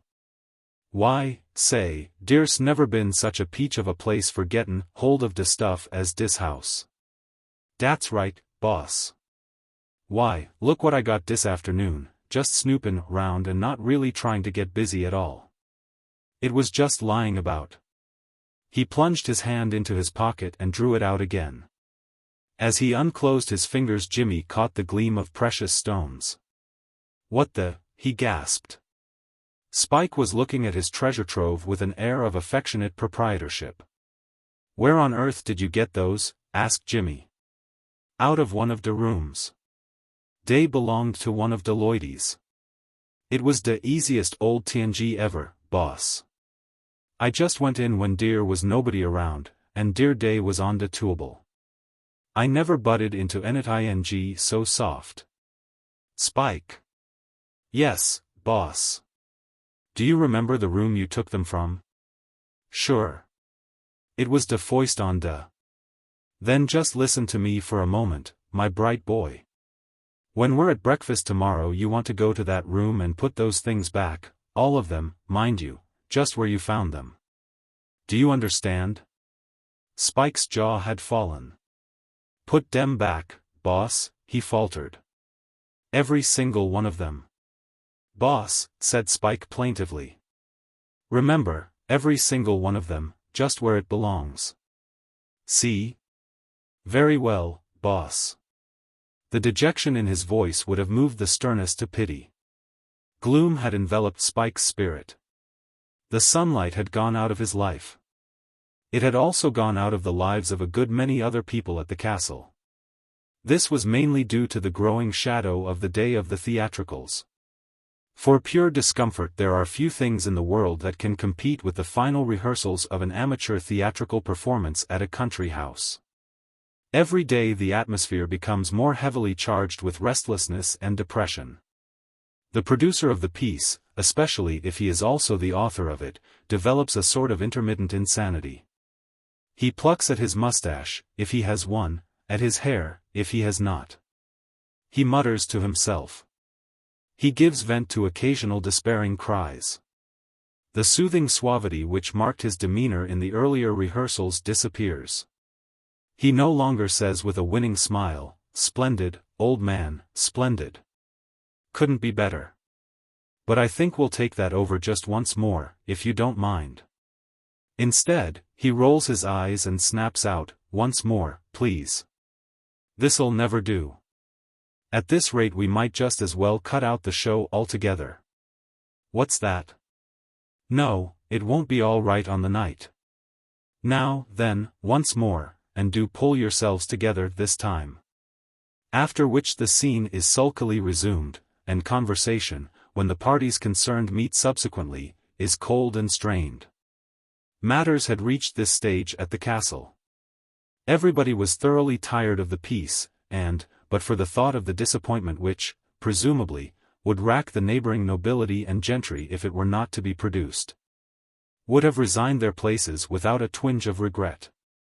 People who had schemed to get the best and longest parts were wishing now that they had been content with first footman or Giles, a villager. "I'll never run an amateur show again as long as I live," confided Charteris to Jimmy, almost tearfully. "It's not good enough. Most of them aren't word perfect yet. It'll be all right." "Oh, don't say it'll be all right on the night." "I wasn't going to," said Jimmy. "I was going to say it'll be all right after the night. People will soon forget how badly the thing went." "You're a nice, comforting sort of man, aren't you?" said Charteris. "Why worry?" said Jimmy. "If you go on like this, it'll be Westminster Abbey for you in your prime. You'll be getting brain fever." Jimmy himself was one of the few who were feeling reasonably cheerful. He was deriving a keen amusement at present from the maneuvers of Mr. Samuel Gaylor, of New York. This lynx-eyed man, having been instructed by Mr. McEachern to watch Jimmy, was doing so with a thoroughness which would have aroused the suspicions of a babe. If Jimmy went to the billiard room after dinner, Mr. Gaylor was there to keep him company. If, during the course of the day, he had occasion to fetch a handkerchief or a cigarette case from his bedroom, he was sure, on emerging, to stumble upon Mr. Gaylor in the corridor. The employees of Dodson's private inquiry agency believed in earning their salaries. Occasionally, after these encounters, Jimmy would come upon Sir Thomas Blunt's valet, the other man in whom Spike's trained eye had discerned the distinguishing marks of the sleuth. He was usually somewhere round the corner at these moments, and when collided with apologized with great politeness. Jimmy decided that he must have come under suspicion in this case vicariously, through Spike. Spike, in the servants' hall, would, of course, stand out conspicuously enough to catch the eye of a detective on the lookout for sin among the servants. And he himself, as Spike's employer, had been marked down as a possible confederate. It tickled him to think that both these giant brains should be so greatly exercised on his account. He had been watching Molly closely during these days. So far no announcement of the engagement had been made. It struck him that possibly it was being reserved for public mention on the night of the theatricals. The whole county would be at the castle then. There could be no more fitting moment. He sounded Lord Dreever, and the latter said moodily that he was probably right. "There's going to be a dance of sorts after the show," he said, "and it'll be done then, I suppose. No getting out of it after that, it'll be all over the county. Trust my uncle for that. He'll get on a table and shout it, shouldn't wonder, and it'll be in the Morning Post next day and Katie'll see it. Only 2 days more. Oh, Lord." Jimmy deduced that Katie was the Savoy girl, concerning whom his lordship had vouchsafed no particulars save that she was a ripper and hadn't a penny. Only 2 days. Like the Battle of Waterloo, it was going to be a close-run affair. More than ever now he realized how much she meant to him, and there were moments when it seemed to him that she, too, had begun to understand. That night on the terrace seemed somehow to have changed their relationship. He thought he had got closer to her, they were in touch. Before she had been frank, cheerful, unembarrassed. Now he noticed a constraint in her manner, a curious shyness. There was a barrier between them, but it was not the old barrier. He had ceased to be one of a crowd. But it was a race against time. The first day slipped by, a blank, and the second, till now it was but a matter of hours. The last afternoon had come. Not even Mr. Samuel Gaylor, of Dodson's private inquiry agency, could have kept a more unflagging watch than did Jimmy during those hours. There was no rehearsal that afternoon, and the members of the company, in various stages of nervous collapse, strayed distractedly about the grounds.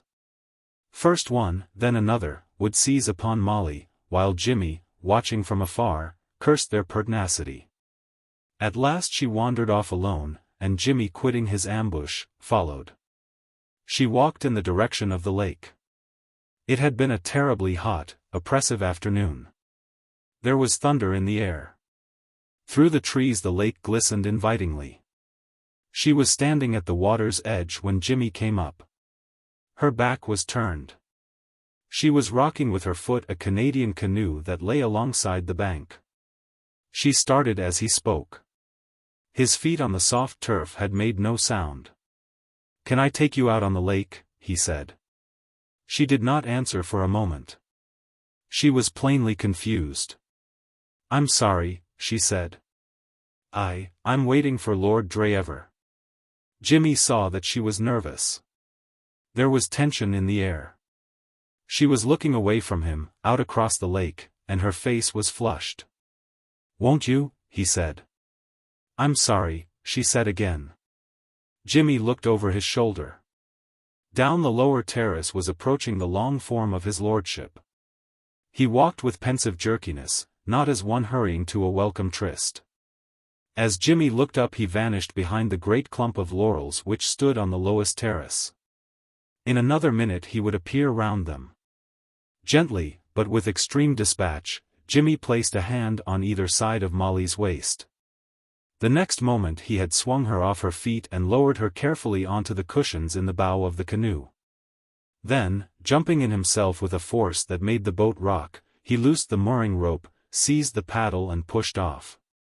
Chapter 19. On the Lake.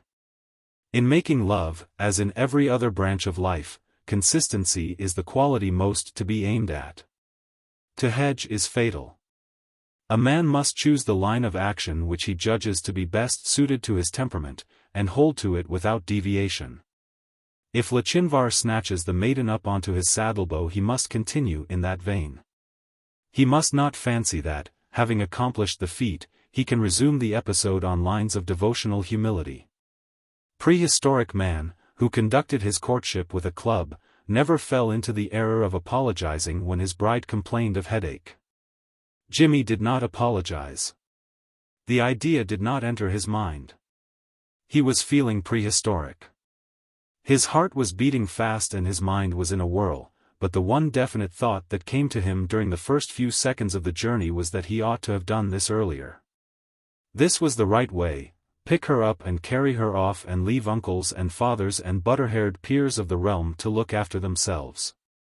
This was the way, alone together in their own little world of water with nobody to interrupt and nobody to overhear. He should have done it before. He had wasted precious, golden time hanging about while feudal men chatted to her of things that could not possibly be of interest. But he had done the right thing at last, he had got her. She must listen to him now. She could not help listening. They were the only inhabitants of this new world. He looked back over his shoulder at the world they had left. The last of the Dreevers had rounded the clump of laurels, and was standing at the edge of the water, gazing perplexedly after the retreating canoe. "These poets put a thing very neatly sometimes," said Jimmy, reflectively, as he dug the paddle into the water. The man who said distance lends enchantment to the view, for instance. Dreever looks quite nice when you see him as far away as this, with a good strip of water in between. Molly, gazing over the side of the boat into the lake, abstained from feasting her eyes on the picturesque spectacle. "Why did you do it?" she said, in a low voice. Jimmy shipped the paddle and allowed the canoe to drift. The ripple of the water against the prow sounded clear and thin in the stillness. The world seemed asleep. The sun blazed down, turning the water to flame. The air was hot with the damp, electric heat that heralds a thunderstorm. Molly's face looked small and cool in the shade of her big hat. Jimmy, as he watched her, felt that he had done well. This was, indeed, the way. "Why did you do it?" she said again. "I had to." "Take me back." "No." He took up the paddle and placed a broader strip of water between the two worlds, then paused once more. "I have something to say to you first," he said. She did not answer. He looked over his shoulder again. His lordship had disappeared. "Do you mind if I smoke?" She nodded. He filled his pipe carefully and lit it. The smoke moved sluggishly up through the still air. There was a long silence. A fish jumped close by, falling back in a shower of silver drops. Molly started at the sound and half turned. "That was a fish," she said, as a child might have done. Jimmy knocked the ashes out of his pipe. "What made you do it?" he asked abruptly, echoing her own question. She drew her fingers slowly through the water without speaking. "You know what I mean. Dreever told me."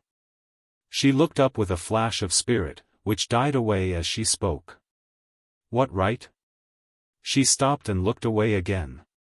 "None," said Jimmy. "But I wish you would tell me." She hung her head. Jimmy bent forward and touched her hand. "Don't," he said. "For heaven's sake, don't. You mustn't." "I must," she said miserably. "You shan't. It's wicked." "I must." "It's no good talking about it, it's too late." "It's not. You must break it off today." She shook her head. Her fingers still dabbled mechanically in the water.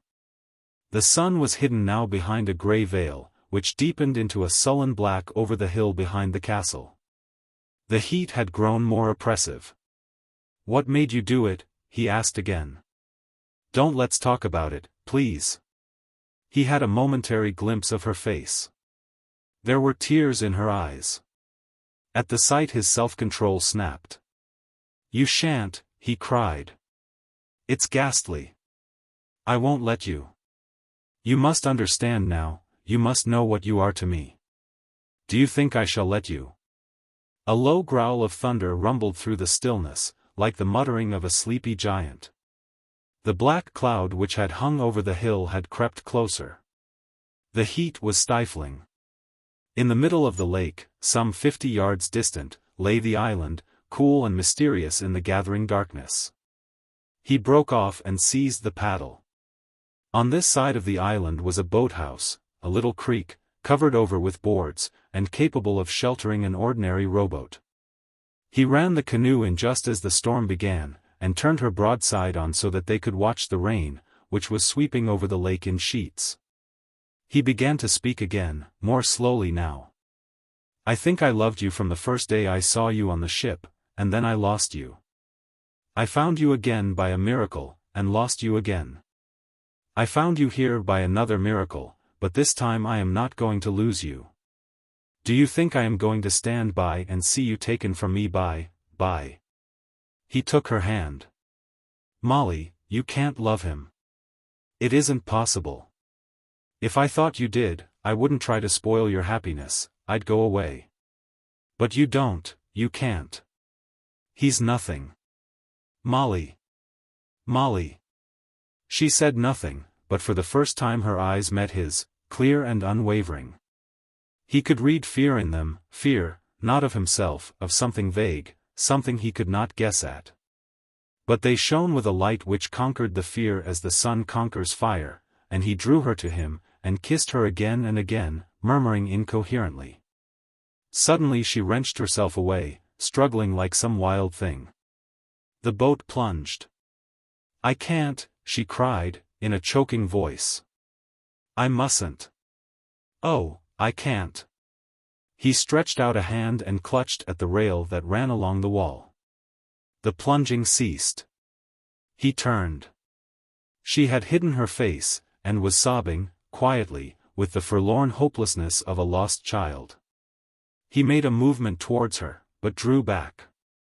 He felt dazed. The rain thudded and splashed on the wooden roof. A few drops trickled through a crack in the boards. He took off his coat and placed it gently over her shoulders. "Molly." She looked up with wet eyes. "Molly dear, what is it?" "I mustn't. It isn't right. I don't understand. I mustn't, Jimmy." He moved cautiously forward, holding the rail till he was at her side, and took her in his arms. "What is it, dear? Tell me." She clung to him without speaking. "You aren't worrying about him, are you, about Dreever?" "There's nothing to worry about. It'll be quite easy and simple. I'll tell him if you like. He knows you don't care for him, and besides, there's another girl in London that he—" "No, it's not that." "What is it, dear? What's troubling you?" "Jimmy," she stopped. "Yes?" "Jimmy, father wouldn't. Father doesn't like me?" She nodded miserably. A great wave of relief swept over Jimmy. He had imagined, he hardly knew what he had imagined, some vast, insuperable obstacle, some tremendous catastrophe whirling them asunder. He could have laughed aloud in his happiness. So this was it, this was the cloud that brooded over them, that Mr. McEachern did not like him. The angel, guarding Eden with a fiery sword, had changed into a policeman with a truncheon. "He must learn to love me," he said lightly. She looked at him hopelessly. He could not see, he could not understand. And how could she tell him? Her father's words rang in her brain. He was crooked, he was here on some game, he was being watched. But she loved him, she loved him. Oh, how could she make him understand? She clung tighter to him, trembling. He became serious again. "Dear, you mustn't worry," he said. "It can't be helped. He'll come round. Once we're married." "No, no. Oh, can't you understand?" I couldn't. "But, dear," he said, "you can't. Do you mean to say, will that," he searched for a word, "stop you?" he concluded. "It must," she whispered. A cold hand clutched at his heart. His world was falling to pieces, crumbling under his eyes. But you love me," he said slowly. It was as if he were trying to find the key to a puzzle. "I don't see." "You couldn't, you can't. You're a man, you don't know, it's so different for a man. He's brought up all his life with the idea of leaving home, he goes away naturally. But, dear, you couldn't live at home all your life. Whoever you married. But this would be different. Father would never speak to me again, I should never see him again. He would go right out of my life.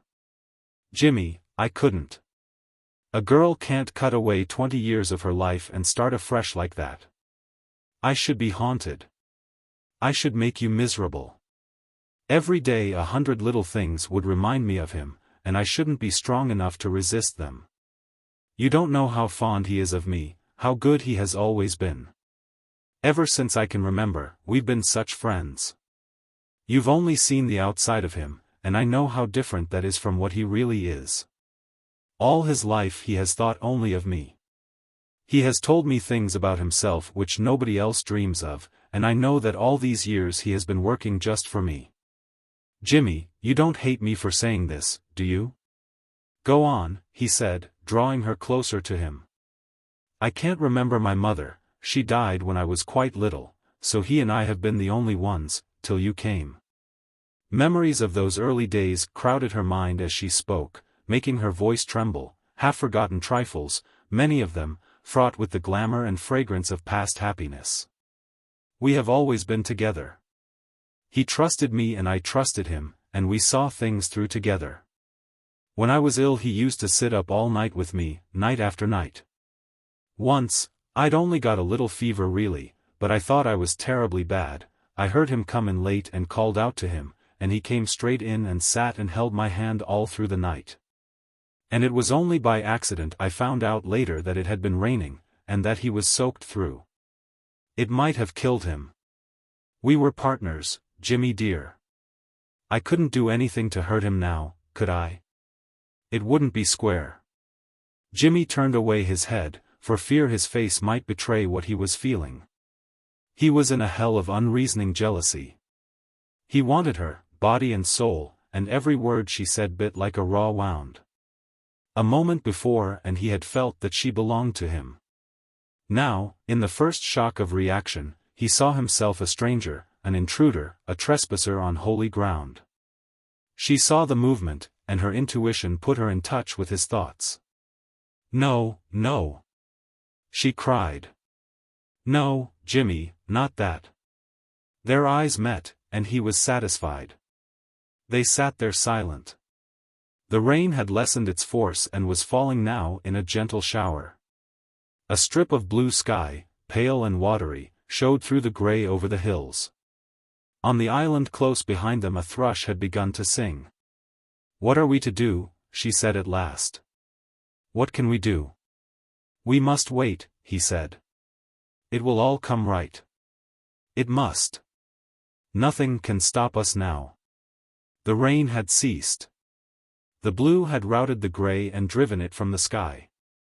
The sun, low down in the west, shone out bravely over the lake. The air was cool and fresh.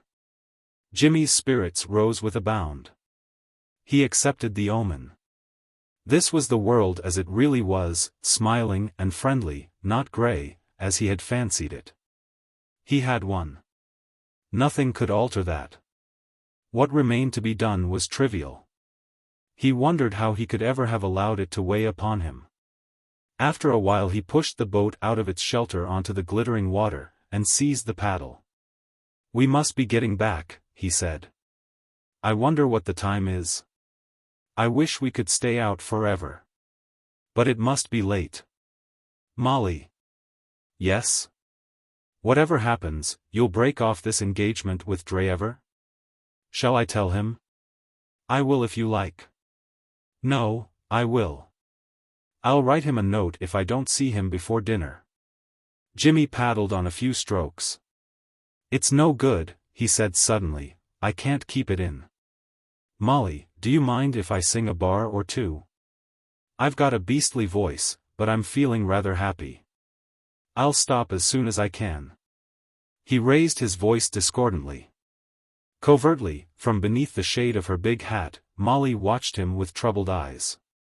The sun had gone down behind the hills, and the water had ceased to glitter. There was a suggestion of chilliness in the air. The great mass of the castle frowned down upon them, dark and forbidding in the dim light. She shivered. Chapter 20. A Lesson in Piquet. Lord Dreever, meanwhile, having left the waterside, lit a cigarette, and proceeded to make a reflective tour of the grounds.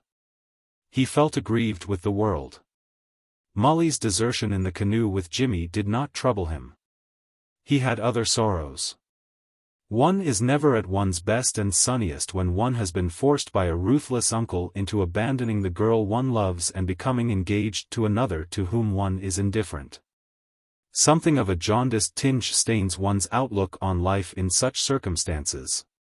Moreover, Lord Dreever was not by nature an introspective young man, but, examining his position as he walked along, he found himself wondering whether it was not a little unheroic. He came to the conclusion that perhaps it was. Of course, Uncle Thomas could make it deucedly unpleasant for him if he kicked, that was the trouble. If only he had even, say, a couple of thousand a year of his own, he might make a fight for it. But, dash it!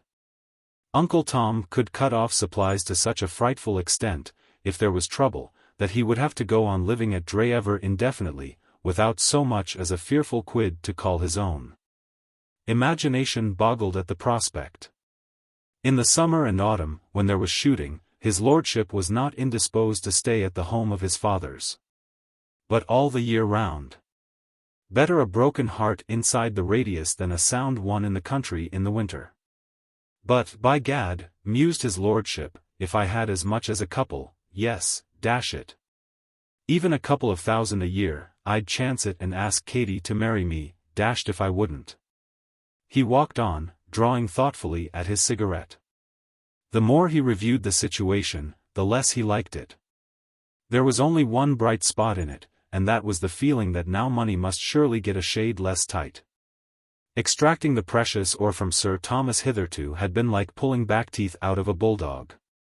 But now, on the strength of this infernal engagement, surely he might reasonably be expected to scatter largesse to some extent. His lordship was just wondering whether, if approached in a softened mood, the other might not disgorge something quite big, when a large, warm raindrop fell on his hand. From the bushes round about came an ever-increasing patter. The sky was leaden. He looked round him for shelter. He had reached the rose garden in the course of his perambulations. At the far end was a summer-house. He turned up his coat collar and ran. As he drew near he heard a slow and dirge-like whistling proceeding from the interior. Plunging in out of breath, just as the deluge began, he found Hargate seated at the little wooden table with an earnest expression on his face. The table was covered with cards. Hargate had not yet been compelled to sprain his wrist, having adopted the alternative of merely refusing invitations to play billiards. "Hullo, Hargate," said his lordship. "Isn't it coming down, by Jove?" Hargate glanced up, nodded without speaking, and turned his attention to the cards once more.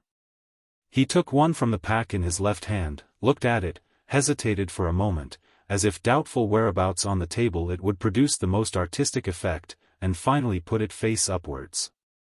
Then he moved another card from the table and put it on top of the other one. Throughout the performance he whistled painfully. His lordship regarded him with annoyance. "That looks frightfully exciting," he said disparagingly. "What are you playing at? Patience?" Hargate nodded again, this time without looking up. "Oh, don't sit there looking like a frog," said Lord Dreever irritably. "Talk, man." Hargate gathered up the cards and proceeded to shuffle them in a meditative manner, whistling the while. "Oh, stop it," said his lordship. Hargate nodded, and stopped. "Look here," said Lord Dreever, "this is boring me stiff. Let's have a game at something, anything to pass away the time. Hang this rain. We shall be cooped up here till dinner at this rate. Ever played Piquet?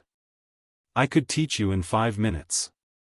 A look almost of awe came into Hargate's face, the look of one who sees a miracle performed before his eyes. For years he had been using all the large stock of diplomacy at his command to induce callow youths to play piquet with him, and here was this admirable young man, this pearl among young men, positively offering to teach him the game. It was too much happiness. What had he done to deserve this? He felt as a toil-worn lion might feel if some antelope, instead of making its customary beeline for the horizon, were to trot up and insert its head between his jaws. I shouldn't mind being shown the idea," he said. He listened attentively while Lord Dreever explained at some length the principles which govern the game of piquet. Every now and then he asked a question. It was evident that he was beginning to grasp the idea of the game. "What exactly is repiquing?" he asked, as his lordship paused. "It's like this," said his lordship, returning to his lecture. "Yes, I see now," said the neophyte. They began playing.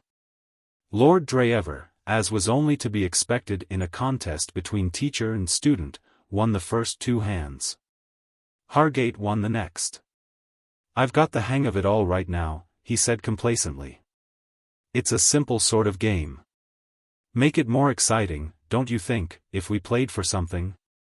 "All right," said Lord Dreever slowly, "if you like." He would not have suggested it himself, but after all, dash it. If the man simply asked for it, it was not his fault if the winning of a hand should have given the fellow the impression that he knew all that there was to be known about piquet. Of course, piquet was a game where skill was practically bound to win. But, after all, Hargate probably had plenty of money. He could afford it. "All right," said his lordship again. "How much?" "Something fairly moderate. 10 bob 100. There is no doubt that his lordship ought, at this suggestion, to have corrected the novice's notion that 10 shillings 100 was fairly moderate. He knew that it was possible for a poor player to lose 400 points in a 20 minutes game, and usual for him to lose 200. But he let the thing go. "Very well," he said. 20 minutes later Hargate was looking somewhat ruefully at the score sheet. "I owe you 18 shillings, he said. "Shall I pay you now, or shall we settle up in a lump after we've finished?" "What about stopping now?" said Lord Dreever. "It's quite fine out." "No, let's go on. I've nothing to do till dinner, and I don't suppose you have." His lordship's conscience made one last effort. "You'd much better stop, you know, Hargate, really," he said. "You can lose a frightful lot at this game." "My dear Dreever," said Hargate stiffly, "I can look after myself, thanks. Of course, if you think you are risking too much, by all means." "Oh, if you don't mind," said his lordship, outraged, "I'm only too frightfully pleased. Only remember I warned you." "I'll bear it in mind. By the way, before we start, care to make it a sovereign 100? Lord Dreever could not afford to play piquet for a sovereign 100, or, indeed, to play piquet for money at all. But after his adversary's innuendo it was impossible for a young gentleman of spirit to admit the humiliating fact. He nodded. "About time, I fancy," said Hargate, looking at his watch an hour later, "that we were going in to dress for dinner." His lordship made no reply. He was wrapped in thought. "Let's see, that's £20 you owe me, isn't it?" continued Hargate. "Shocking bad luck you had." They went out into the rose garden. "Jolly everything smells after the rain," said Hargate, who seemed to have struck a conversational patch. Freshened everything up. His lordship did not appear to have noticed it. He seemed to be thinking of something else. His air was pensive and abstracted. "There's just time," said Hargate, looking at his watch again, "for a short stroll. I want to have a talk with you." "Oh," said Lord Dreever. His air did not belie his feelings. He looked pensive, and he was pensive. It was deuced awkward, this £20 business. Hargate was watching him covertly. It was his business to know other people's business, and he knew that Lord Dreever was impecunious, and depended for supplies entirely on a prehensile uncle. For the success of the proposal he was about to make he relied on this fact. "Who's this man Pitt?" asked Hargate. "Oh, pal of mine," said his lordship. "Why? I can't stand the fellow." "I think he's a good chap," said his lordship. "In fact, remembering Jimmy's good Samaritanism, I know he is." "Why don't you like him?" "I don't know. I don't." "Oh," said his lordship indifferently. He was in no mood to listen to the likes and dislikes of other men. "Look here, Dreever," said Hargate, "I want you to do something for me. I want you to get Pitt out of the place." Lord Dreever eyed him curiously. He said. Hargate repeated his remark. "You seem to have mapped out quite a program for me," said Lord Dreever. "Get him out of it," continued Hargate vehemently. Jimmy's prohibition against billiards had hit him hard. He was suffering the torments of Tantalus. The castle was full of young men of the kind to whom he most resorted, easy marks, every one, and here he was, simply through Jimmy, careened like a disabled battleship. It was maddening. Make him go. You invited him here. He doesn't expect to stop indefinitely, I suppose? If you left, he'd have to, too. What you must do is to go back to London tomorrow. You can easily make some excuse. He'll have to go with you. Then you can drop him in London and come back. That's what you must do." A delicate pink flush might have been seen to spread itself over Lord Dreever's face. He began to look like an angry rabbit. He had not a great deal of pride in his composition, but the thought of the ignominious role which Hargate was sketching out for him stirred what he had to its shallow bottom. Talking on, Hargate managed to add the last straw. "Of course," he said, "that money you lost to me at Piquet, what was it? £20, wasn't it? Well, we would look on that as cancelled, of course. That will be all right." His lordship exploded. "Will it?" he cried, pink to the ears. "Will it, by George? I'll pay you every frightful penny of it tomorrow, and then you can clear out, instead of Pitt. What do you take me for, I should like to know? A fool, if you refuse my offer. I've a jolly good mind to give you a most frightful kicking. I shouldn't try if I were you. It's not the sort of game you'd shine at. Better stick to Piquet. If you think I can't pay you your rotten money. I do. But if you can, so much the better. Money is always useful. I may be a fool in some ways. You understate it, my dear man. But I'm not a cad. You're getting quite rosy, Dreever. Wrath is good for the complexion.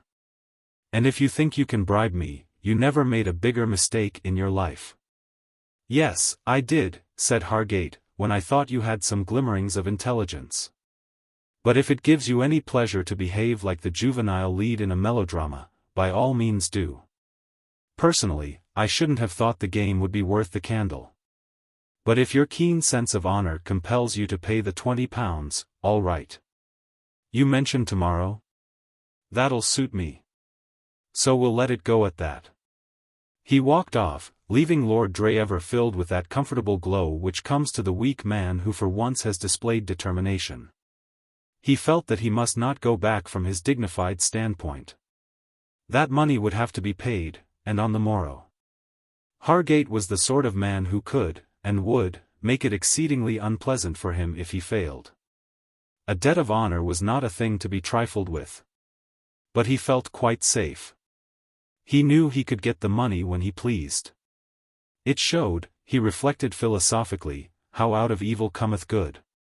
His greater misfortune, the engagement, would, as it were, neutralize the loss, for it was ridiculous to suppose that Sir Thomas, having seen his ends accomplished, and being presumably in a spacious mood in consequence, would not be amenable to a request for a mere £20.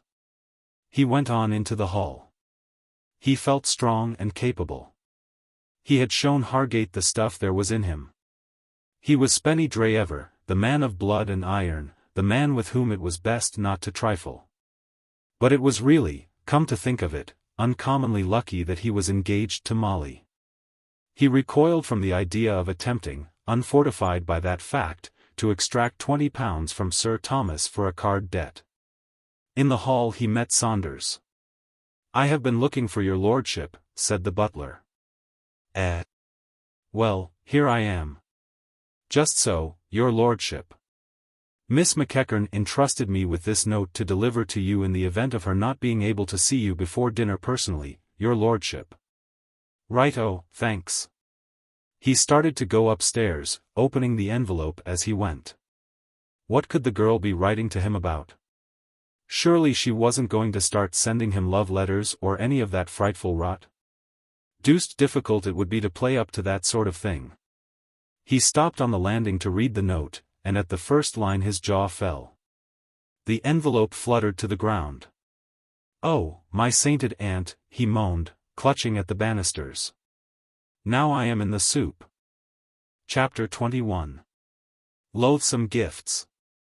There are doubtless men so constructed that they can find themselves accepted suitors without any particular whirl of emotion. King Solomon probably belonged to this class, and even Henry VIII must have become a trifle blasé in time. But to the average man the sensations are complex and overwhelming. A certain stunned feeling is perhaps predominant. Blended with this is relief, the relief of a general who has brought a difficult campaign to a successful end.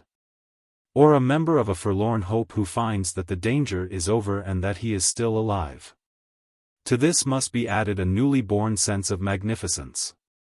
Our suspicion that we were something rather out of the ordinary run of men is suddenly confirmed. Our bosom heaves with complacency, and the world has nothing more to offer.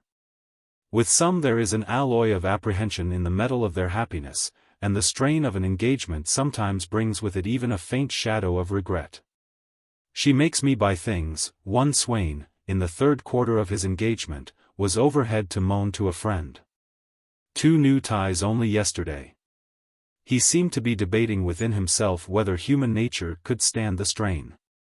But, whatever tragedies may cloud the end of the period, its beginning at least is bathed in sunshine. Jimmy, regarding his lathered face in the glass as he dressed for dinner that night, marveled at the excellence of this best of all possible worlds. No doubts disturbed him. That the relations between Mr. McEachern and himself offered a permanent bar to his prospects he did not believe. For the moment he declined to consider the existence of the ex-constable at all. In a world that contained Molly there was no room for other people. They were not in the picture. They did not exist.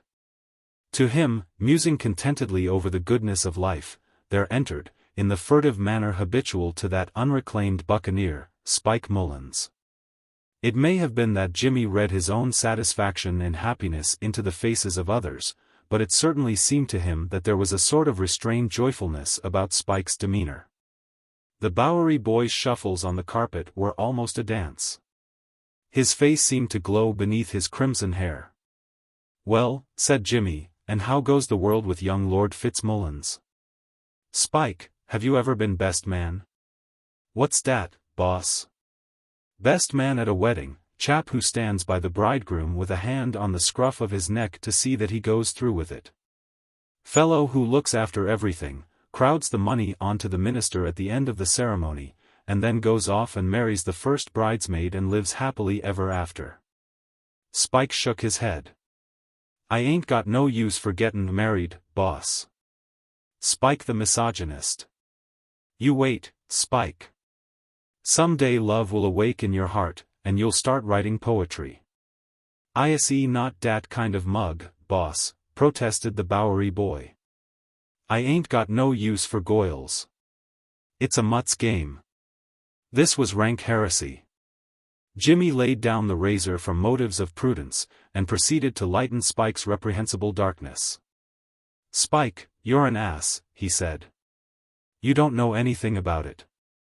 If you had any sense at all, you'd understand that the only thing worth doing in life is to get married. You bone-headed bachelors make me ill. Think what it would mean to you, having a wife. Think of going out on a cold winter's night to crack a crib, knowing that there would be a cup of hot soup waiting for you when you got back, and your slippers all warmed and comfortable. And then she'd sit on your knee, and you'd tell her how you shot the policeman, and you'd examine the swag together. Why, I can't imagine anything cozier. Perhaps there would be little Spikes running about the house. Can't you see them jumping with joy as you slid in through the window and told the great news? "Fozzer's killed a policeman." Cry the tiny, eager voices. Sweets are served out all round in honor of the event. Golden-haired little Jimmy Mullins, my godson, gets 6 pence for having thrown a stone at a plainclothes detective that afternoon. All is joy and wholesome revelry. Take my word for it, Spike, there's nothing like domesticity. "Dear was a goil once," said Spike, meditatively. "Only I was never her steady. She married a cop." "She wasn't worthy of you, Spike," said Jimmy sympathetically. "A girl capable of going to the bad like that would never have done for you. You must pick up some nice, sympathetic girl with a romantic admiration for your line of business. Meanwhile, let me finish shaving, or I shall be late for dinner. Great doings on tonight, Spike." Spike became animated. "Sure, boss. That's just what. If you could collect all the blue blood that will be under this roof tonight, Spike, into one vat, you'd be able to start a dyeing works. Don't try, though. They mightn't like it. By the way, have you seen anything more? Of course you have. What I mean is, have you talked at all with that valet man, the one you think is a detective?" "Why, boss, that's just. I hope, for his own sake, he's a better performer than my old friend Gaylor. That man is getting on my nerves, Spike. He pursues me like a smell dog. I expect he's lurking out in the passage now. Did you see him?" "Did I? Boss." "Why?" Jimmy inspected Spike gravely. "Spike," he said, "there's something on your mind. You're trying to say something. What is it? Out with it." Spike's excitement vented itself in a rush of words. "Gee, boss. There's been doin's tonight for fair. Me coco's still buzzin'." "Sure Tingy. Why, say, when I was to Sir Thomas's dressing room this afternoon." "What?" "Surest Tingy, you know. Just before the storm come on, when it was all as dark as could be." "Well, I was." Jimmy interrupted. "In Sir Thomas's dressing room." "What?" Spike looked somewhat embarrassed.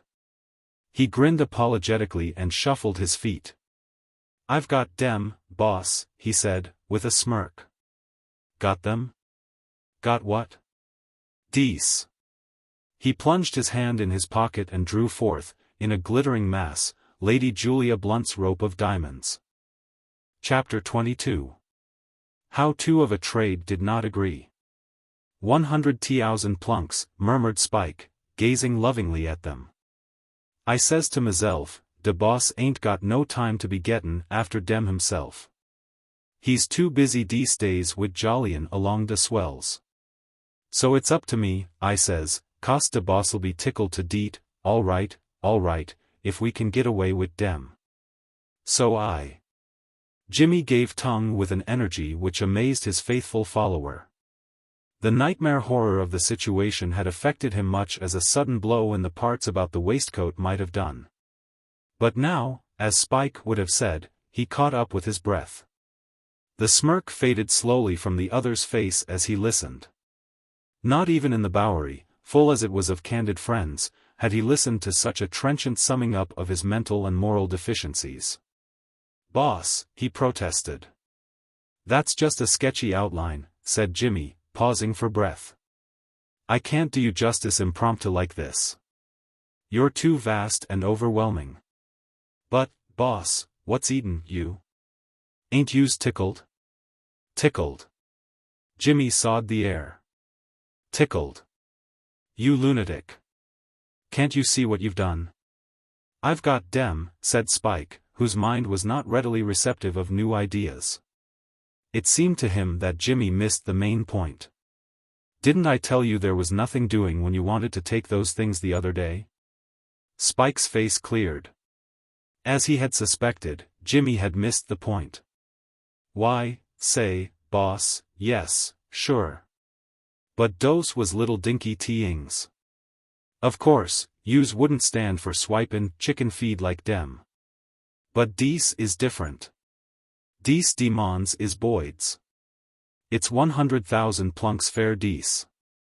"Spike," said Jimmy, with painful calm. "Huh? Will you listen for a moment?" "Sure. I know it's practically hopeless. To get an idea into your head one wants a proper outfit, drills, blasting powder, and so on. But there's just a chance, perhaps, if I talk slowly. Has it occurred to you, Spike, my bonny, blue-eyed Spike, that every other man, more or less, in this stately home of England is a detective who has probably received instructions to watch you like a lynx? Do you imagine that your blameless past is a sufficient safeguard? I suppose you think that these detectives will say to themselves, now, whom shall we suspect? We must leave out Spike Mullins, of course, because he naturally wouldn't dream of doing such a thing. It can't be dear old Spike who's got the stuff." "But, boss," interposed Spike brightly. "I ain't. Dat's right, I ain't got it. Yous has." Jimmy looked at him with reluctant admiration. After all, there was a breezy delirium about Spike's methods of thought which was rather stimulating when you got used to it. The worst of it was that it did not fit in with practical, everyday life. Under different conditions, say, during convivial evenings at Coney Hatch, he could imagine the Bowery boy being a charming companion. How pleasantly, for instance, such remarks as that last would while away the monotony of a padded cell. "But, laddie," he said, with steely affection, "listen once more. Reflect. Ponder. Does it not seep into your consciousness that we are, as it were, subtly connected in this house in the minds of certain bad persons? Are we not imagined by Mr. McEachern, for instance, to be working hand in hand like brothers? Do you fancy that Mr. McEachern, chatting with his tame sleuth-hound over their cigars, will have been reticent on this point? I think not. How do you propose to baffle that gentlemanly sleuth, Spike, who, I may mention once again, has rarely moved more than 2 yards away from me since his arrival?" An involuntary chuckle escaped Spike. "Sure, boss, dat's all right." "All right, is it? Well, well. What makes you think it is all right?" "Why, say, boss, dose sluts is out of business." A merry grin split his face. "It's funny, boss. Gee, it's got a circus skinned. Listen. Dey's been and arrest each other." Jimmy moodily revised his former view. Even in Coney Hatch this sort of thing would be coldly received. Genius must ever walk alone. Spike would have to get along without any hope of meeting a kindred spirit, a fellow being in tune with his brain processes. "Dat's right," chuckled Spike. "Leastways, it ain't." "No, no," said Jimmy soothingly. "I quite understand. It's dis way, boss. One of dem has been an arrest de otter mug. Dey had a scrap, each tinking de otter guy was after de jewels, and not knowin' dey was boat sluts, and now one of dem's been an taken de otter off. And there were tears of innocent joy in his eyes, and locked him into the coal cellar. What on earth do you mean? Spike giggled helplessly. Listen, boss. It's this way. Gee, it beat the band. When it's all dark, 'cause of the storm comin' on, I'm in the dressin' room chasin' around for the jewel box, and just as I gets a line on it, gee, I hears a footstep coming down the passage, very soft, straight for the door. Was I to the bad? That's right. I says to myself, here's one of the slut guys what's been and got wise to me, and he's comin' in to put the grip on me, so I gets up quick, and I hides behind a coatin. There's a coatin at the side of the room. There's dude suits and teings hangin' behind it. I chases myself in there, and stands waitin' for the slut to come in, 'cause then, you see, I'm goin' to try and get busy before he can see who I am. It's pretty dark, 'cause of the storm, and jolt him one on the point of the jaw, and then, while he's down and out, chase myself fair to Soivant's Hall. Yes, said Jimmy. Well, this guy, he gets to the door and opens it, and I'm just gettin' ready for one sudden boist of speed when dear jumps out from the room on the other side the passage, you know the room, another guy, and gets the rapid stranglehold on the foist mug. Say, wouldn't that make yous glad you hadn't gone to the circus? Honest, it was better than Coney Island. Go on. What happened then? They falls to scrappin' good and hard. They couldn't see me, and I couldn't see dem, but I could hear dem bumpin' about and sluggin' each other to beat the band. And by one of the mugs puts the other mug to the bad, so dat he goes down and takes the count, and den I hears a click. And I know what dat is. It's one of the gazebos has put the irons on the other gazebo. Call them A and B, suggested Jimmy. Den I hears him, the foist mug, strike a light, 'cause it's dark dear, 'cause of the storm, and den he says, got yous, have I, he says. I've had my eye on you, thinkin' yous was up to summit ing of this kind. I've been watchin' yous. I knew the voice. It's dat mug what calls himself Sir Thomas's Valley. And the otter. Jimmy burst into a roar of laughter. Don't, Spike. This is more than man was meant to stand. Do you mean to tell me that it is my bright, brainy, persevering friend Gaylor who has been handcuffed and locked in the coal cellar? Sure, that's right, he said. It's a judgment, said Jimmy delightedly, that's what it is. No man has a right to be such a consummate ass as Gaylor. It isn't decent. There had been moments when McEachern's faithful employee had filled Jimmy with an odd sort of fury, a kind of hurt pride. Almost to the extent of making him wish that he really could have been the desperado McEachern fancied him. Never in his life before had he sat still under a challenge, and this espionage had been one. Behind the clumsy watcher he had seen always the self-satisfied figure of McEachern.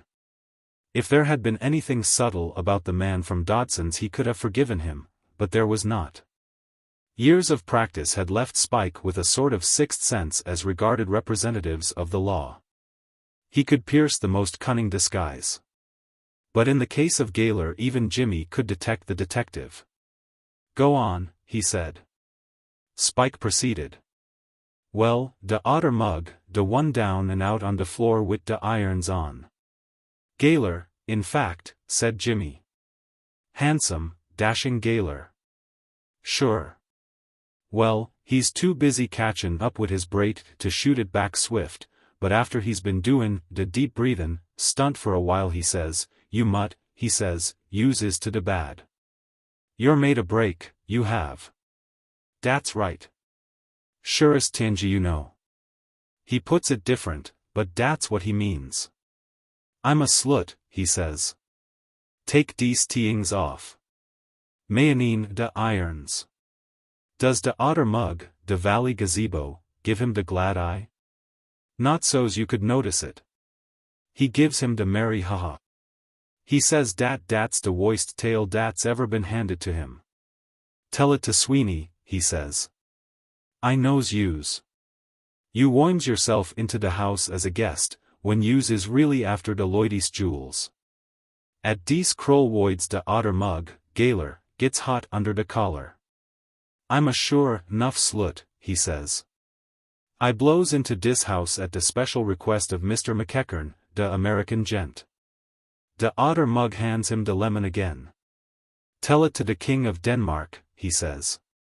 Dis cop's de limit. Yous has enough gall for 10 strong men, he says. Show me to Mr. McEachern, says Galer. Hill, crouch, is dat it? Vouch, suggested Jimmy. Meaning give the glad hand to. Dat's right, vouch. I wondered what he meant at the time. He'll vouch for me, he says. Dat puts him all right, he tinks, but no, he's still in Dutch, Costa Valley mug says, nix on dat. I ain't goin' to chase around de house wid yous, lookin' for Mr. McEachern. It's yous for de coal cellar, me man, and we'll see what yous has to say when I makes me report to Sir Thomas. Well, dat's to de good, says Galer. Tell Sir Thomas. I'll explain to him. Not me, says de Valley. Sir Thomas has a hard evening's woik before him, jollyin' along de swells what's comin' to see dis stoige piece de re-actin'. I ain't goin' to worry him till he's good and ready. To de coal cellar for yours. Gwan, and off day goes. And I gets busy again, swipes de jewels, and chases myself here. Have you ever heard of poetic justice, Spike? He asked. This is it. But in this hour of mirth and goodwill we must not forget. Spike interrupted. Beaming with honest pleasure at the enthusiastic reception of his narrative, he proceeded to point out the morals that were to be deduced therefrom. So you see, boss, he said, it's all to de merry. When dey rubbers for de jewels and finds dem gone, dey'll t-ink dis Galer guy swiped dem. Dey won't t-ink of us. Jimmy looked at him gravely. Of course, said he. What a reasoner you are, Spike. Galer was just opening the door from the outside, by your account, when the valet man sprang at him. Naturally they'll think that he took the jewels, especially as they won't find them on him. A man who can open a locked safe through a closed door is just the sort of fellow who would be able to get rid of the swag neatly while rolling about the floor with the valet. His not having the jewels will make the case all the blacker against him. And what will make them still more certain that he is the thief is that he really is a detective. Spike, you ought to be in some sort of a home, you know. The Bowery boy looked disturbed. I didn't t-ink of dat, boss, he admitted. Of course not. One can't think of everything. Now, if you will just hand me those diamonds, I will put them back where they belong. Put them back, boss. What else would you propose? I'd get you to do it, only I don't think putting things back is much in your line. Spike handed over the jewels. The boss was the boss, and what he said went. But his demeanor was tragic, telling eloquently of hopes blighted. Jimmy took the necklace with something of a thrill. He was a connoisseur of jewels, and a fine gem affected him much as a fine picture affects the artistic. He ran the diamonds through his fingers, then scrutinized them again, more closely this time. Spike watched him with a slight return of hope. It seemed to him that the boss was wavering. Perhaps, now that he had actually handled the jewels, he would find it impossible to give them up.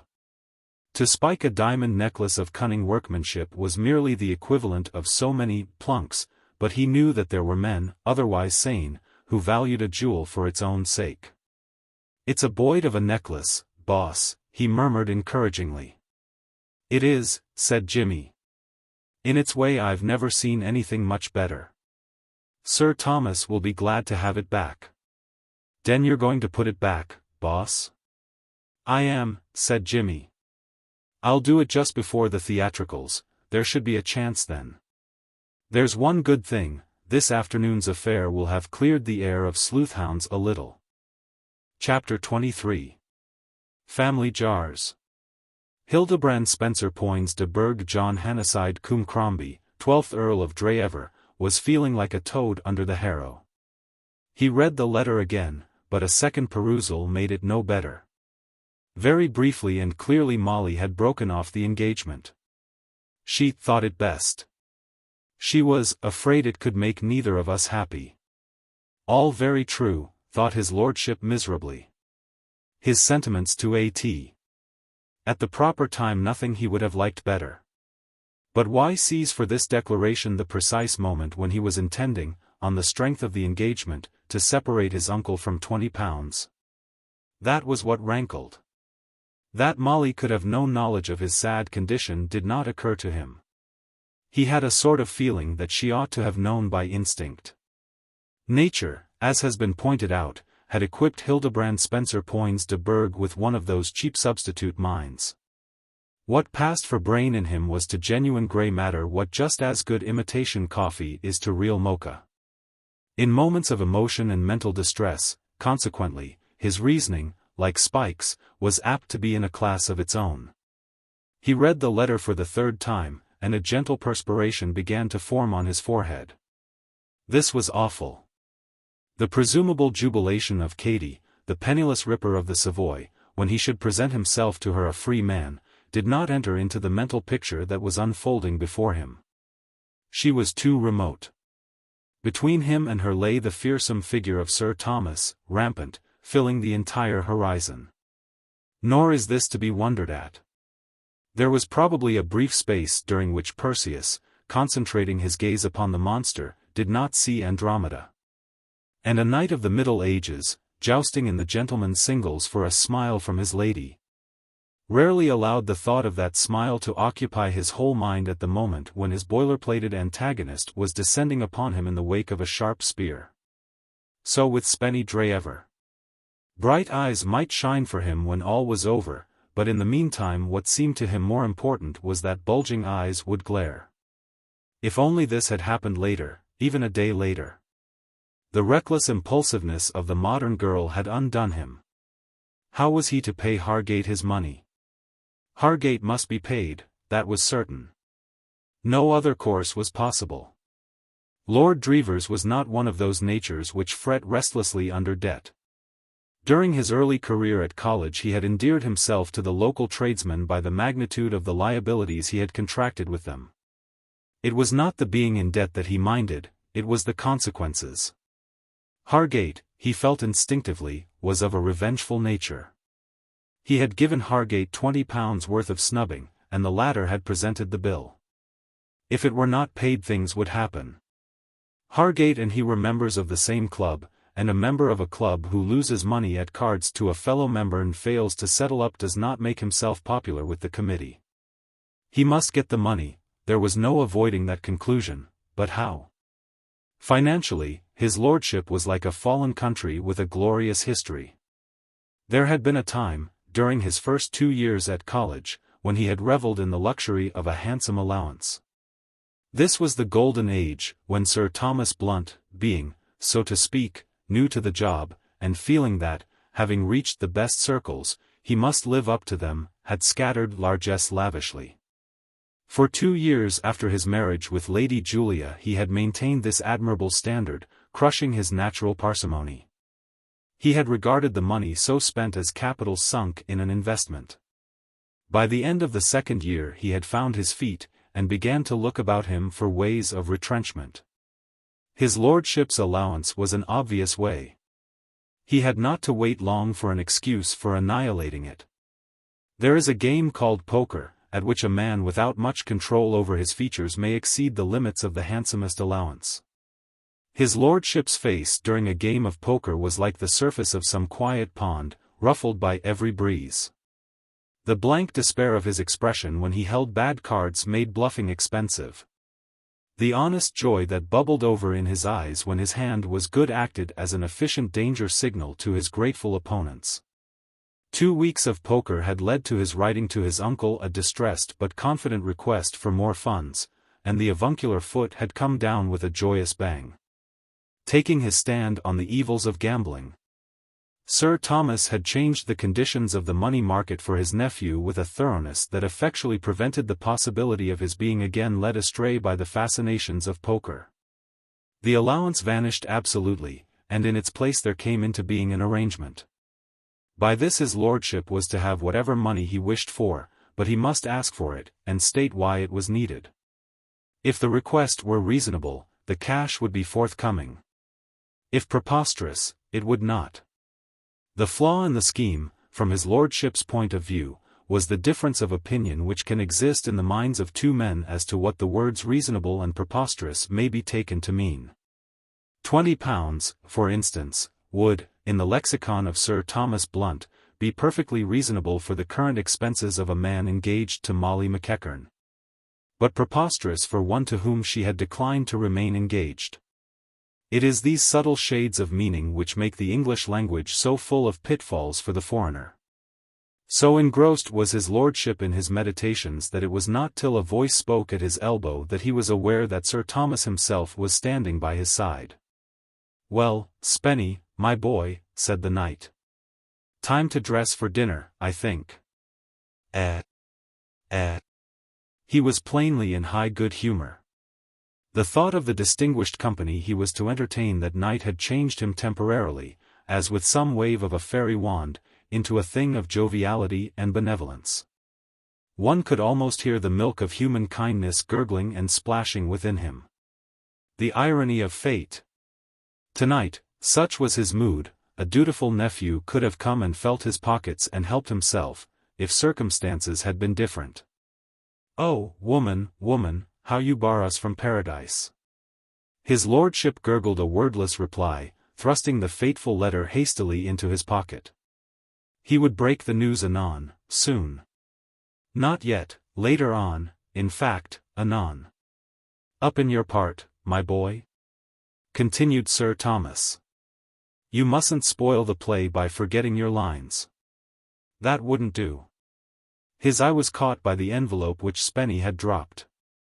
A momentary relapse from the jovial and benevolent was the result. His fussy little soul abhorred small untidinesses. "Dear me," he said, stooping, "I wish people would not drop paper about the house. I cannot endure a litter." He spoke as if somebody had been playing hare and hounds and scattering the scent on the stairs. This sort of thing sometimes made him regret the old days. In Blunt Store's Rule 67 imposed a fine of half a crown on employees convicted of paper dropping. Began his lordship. "Why," Sir Thomas straightened himself, "it's addressed to you. I was just going to pick it up. There was a note in it." Sir Thomas Blunt gazed at the envelope again. Joviality and benevolence resumed their thrones. "And the feminine handwriting," he chuckled. He eyed the limp peer almost roguishly. I see, he said. "Very charming. Quite delightful. Girls must have their little romance. I suppose you two young people are exchanging love letters all day?" "Delightful, quite delightful. Don't look as if you were ashamed of it, my boy." "I like it. I think it's charming." Undoubtedly this was the opening. Beyond a question his lordship should have said at this point, "Uncle, I cannot tell a lie. I cannot even allow myself to see you laboring under a delusion which a word from me can remove. The contents of this note are not what you suppose. They run as follows." What he did say was, "Uncle, can you let me have £20?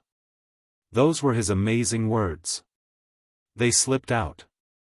He could not stop them. Sir Thomas was taken aback for an instant, but not seriously. He started as might a man who, stroking a cat, receives a sudden but trifling scratch. £20, he said reflectively. Then the milk of human kindness swept over displeasure like a tidal wave. This was a night for rich gifts to the deserving.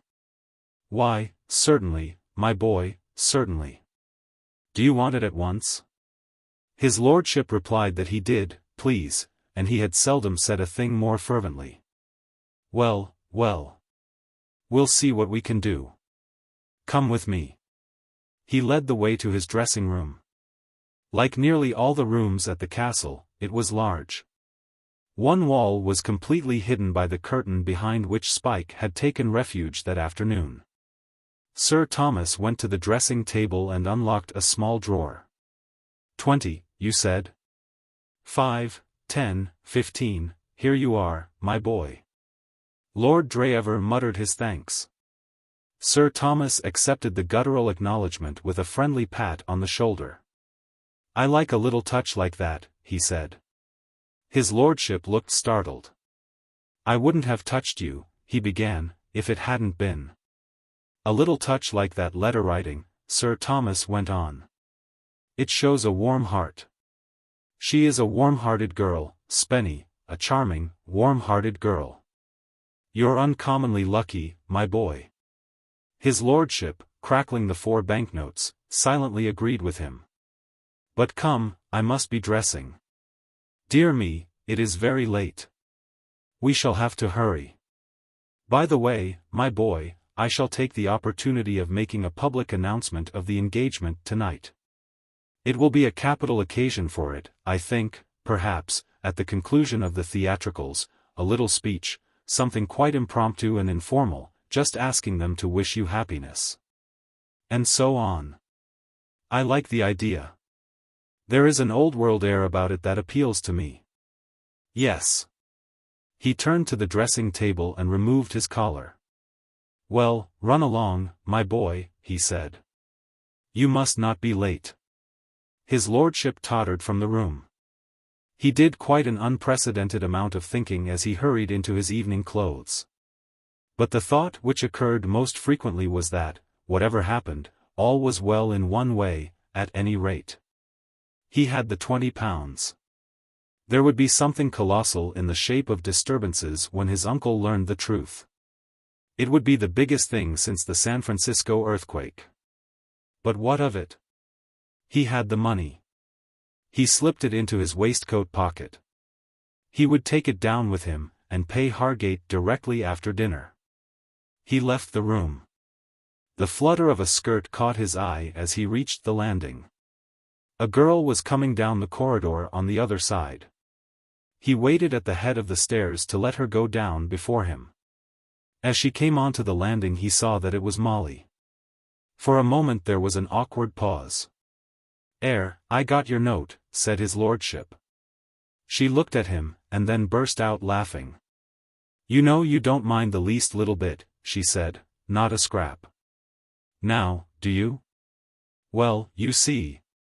Don't make excuses. Do you? Well, it's like this, you see. He caught her eye. Next moment they were laughing together. No, but look here, you know, said his lordship. What I mean is, it isn't that I don't, I mean, look here, there's no reason why we shouldn't be the best of pals. Why, of course there isn't. No, really, I say. That's ripping. Shake hands on it. They clasped hands, and it was in this affecting attitude that Sir Thomas Blunt, bustling downstairs, discovered them. Aha, he cried archly. Well, well, well. But don't mind me, don't mind me. Molly flushed uncomfortably, partly because she disliked Sir Thomas even when he was not arch, and hated him when he was, partly because she felt foolish. And principally because she was bewildered. She had not looked forward to meeting Sir Thomas that night. It was always unpleasant meeting him, but it would be more unpleasant than usual after she had upset the scheme for which he had worked so earnestly. She had wondered whether he would be cold and distant or voluble and heated. In her pessimistic moments she had anticipated a long and painful scene. That he should be behaving like this was not very much short of a miracle. She could not understand it. A glance at Lord Dreever enlightened her. That miserable creature was wearing the air of a timid child about to pull a large cracker. He seemed to be bracing himself up for an explosion. She pitied him sincerely. So he had not told his uncle the news yet. Of course, he had scarcely had time. Saunders must have given him the note as he was going up to dress. However, there was no use in prolonging the agony. Sir Thomas must be told sooner or later. She was glad of the chance to tell him herself. She would be able to explain that it was all her doing. I'm afraid there's a mistake, she said. Said Sir Thomas. I've been thinking it over, and I came to the conclusion that we weren't, well, I broke off the engagement. Sir Thomas's always prominent eyes protruded still farther.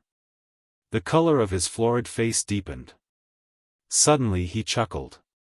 Molly looked at him amazed. Sir Thomas was indeed behaving unexpectedly tonight. I see it, he wheezed. You're having a joke with me. So this is what you were hatching as I came downstairs. Don't tell me. If you had really thrown him over you wouldn't have been laughing together like that. It's no good, my dear. I might have been taken in if I had not seen you, but I did. No, no, cried Molly. You're wrong, you're quite wrong. When you saw us we were just agreeing that we should be very good friends, that was all. I broke off the engagement before that. She was aware that his lordship had emitted a hollow croak, but she took it as his method of endorsing her statement, not as a warning. I wrote Lord Dreever a note this evening, she went on, telling him that I couldn't possibly. She broke off in alarm. With the beginning of her last speech Sir Thomas had begun to swell, until now he looked as if he were in imminent danger of bursting. His face was purple. To Molly's lively imagination his eyes appeared to move slowly out of his head, like a snail's. From the back of his throat came strange noises. So, he stammered. He gulped and tried again. So this, he said, so that was what was in that letter, eh? Lord Dreever smiled weakly. Yelled Sir Thomas. His lordship started convulsively. Yes, he said. Yes, that was it, don't you know? Sir Thomas eyed him with a baleful stare. Molly looked from one to the other in bewilderment. There was a pause, during which Sir Thomas seemed partially to recover command of himself. Doubts as to the propriety of a family row in mid-stairs appeared to occur to him. He moved forward. Come with me, he said, with awful curtness. His lordship followed bonelessly. Molly watched them go, and wondered more than ever. There was something behind this.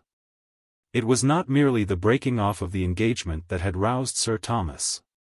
He was not a just man, but he was just enough to be able to see that the blame was not Lord Dreever's. There had been something more. She was puzzled.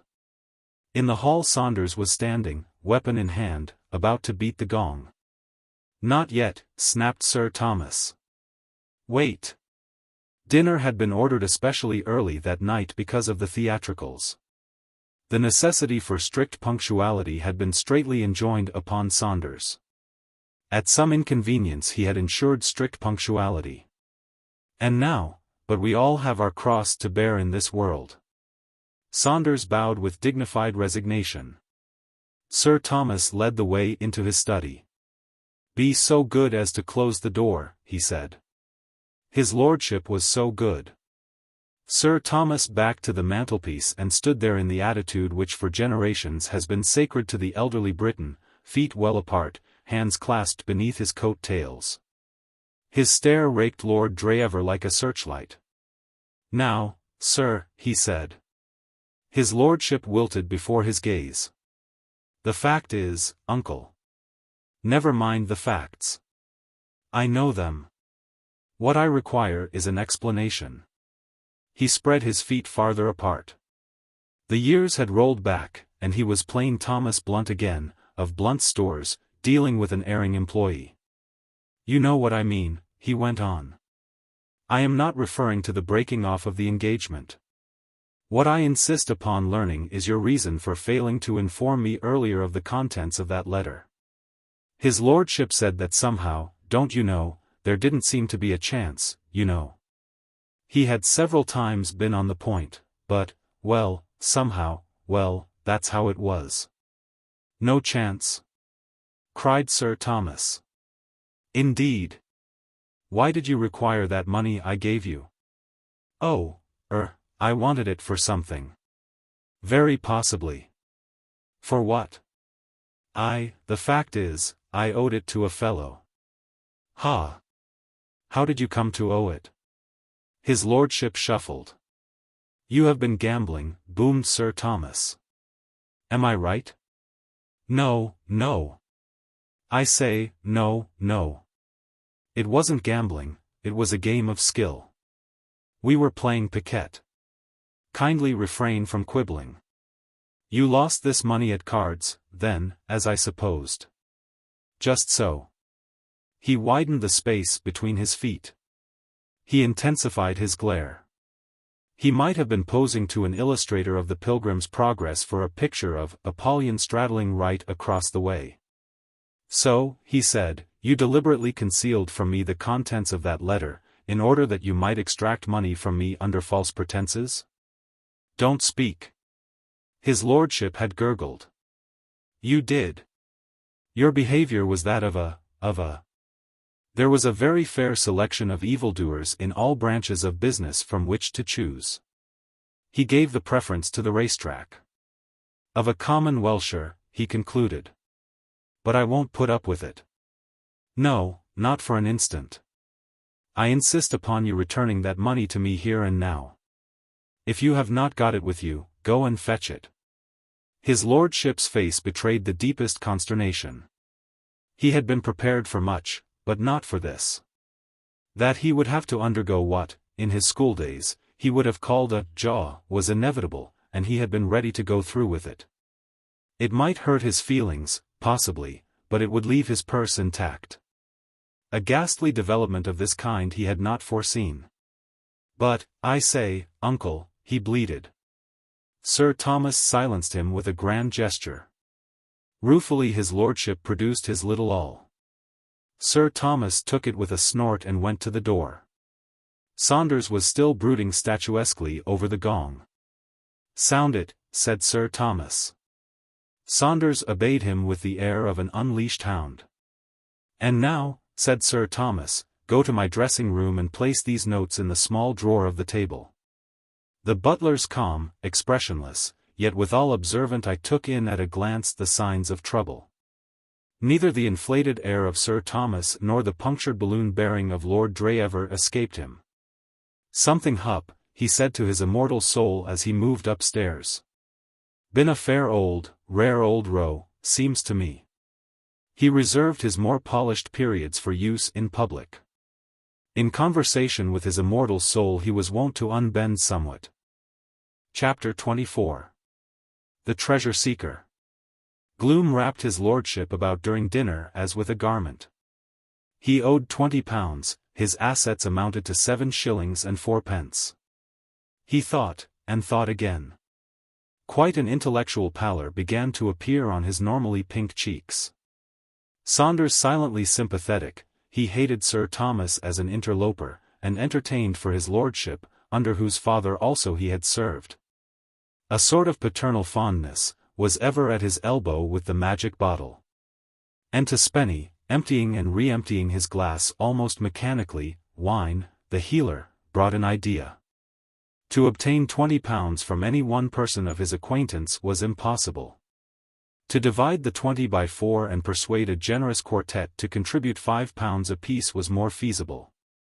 Hope began to stir within him again. Immediately after dinner he began to flit about the castle like a family spectre of active habits. The first person he met was Charteris. "Hullo, Spennie," said Charteris. "I wanted to see you. It is currently reported that you are in love. At dinner you looked as if you had influenza. What's your trouble? For goodness sake bear up until the show's over. Don't go swooning on the stage, or anything. Do you know your lines?" "The fact is," said his lordship eagerly, "it's this way. I happen to want, can you lend me a £5? All I have in the world at this moment," said Charteris, "is 11 shillings and a postage stamp. If the stamp would be of any use to you as a start, no? You know, it's from small beginnings like that great fortunes are amassed. However." 2 minutes later Lord Dreever had resumed his hunt. The path of the borrower is a thorny one, especially if, as in the case of Spennie, his reputation as a payer-back is not of the best. Spennie, in his time, had extracted small loans from most of his male acquaintances, rarely repaying the same. He had a tendency to forget that he had borrowed £0.50 here to pay a cab fare and 10 shillings there to settle up for a dinner, and his memory was not much more retentive of larger sums. This made his friends somewhat wary. The consequence was that the great treasure hunt was a failure from start to finish. He got friendly smiles, he got honeyed apologies, he got earnest assurances of goodwill, but he got no money, except from Jimmy Pitt. He had approached Jimmy in the early stages of the hunt, and Jimmy, being in the mood when he would have lent anything to anybody, yielded the required £5 without a murmur. But what was £5? The garment of gloom and the intellectual pallor were once more prominent when his lordship repaired to his room to don the loud tweeds which, as Lord Herbert, he was to wear in the first act. There was a good deal to be said against stealing, as a habit. But it cannot be denied that, in certain circumstances, it offers an admirable solution of a financial difficulty, and, if the penalties were not so exceedingly unpleasant, it is probable that it would become far more fashionable than it is. His lordship's mind did not turn immediately to this outlet from his embarrassment. He had never stolen before, and it did not occur to him directly to do so now. There is a conservative strain in all of us. But gradually, as it was borne in upon him that it was the only course possible. Unless he were to grovel before Hargate on the morrow and ask for time to pay, an unthinkable alternative, he found himself contemplating the possibility of having to secure the money by unlawful means. By the time he had finished his theatrical toilet, he had definitely decided that this was the only thing to be done. His plan was simple. He knew where the money was, in the dressing table in Sir Thomas's room. He had heard Saunders instructed to put it there. What could be easier than to go and get it? Everything was in his favor. Sir Thomas would be downstairs receiving his guests. The coast would be clear. Why, it was like finding the money. Besides, he reflected, as he worked his way through a bottle of mum which he had had the forethought to abstract from the supper table as a nerve steadier, it was not really stealing. Dash it all, the man had given him the money. It was his own. He had half a mind, he poured himself out another glass of the elixir, to give Sir Thomas a jolly good talking to into the bargain. Yes, dash it all. He pushed on his cuffs fiercely. The British Lion was roused. A man's first crime is, as a rule, a shockingly amateurish affair. Now and then, it is true, we find beginners forging with the accuracy of old hands or breaking into houses with the finish of experts. But these are isolated cases. The average tyro lacks generalship altogether. Spennie Dreever may be cited as a typical novice.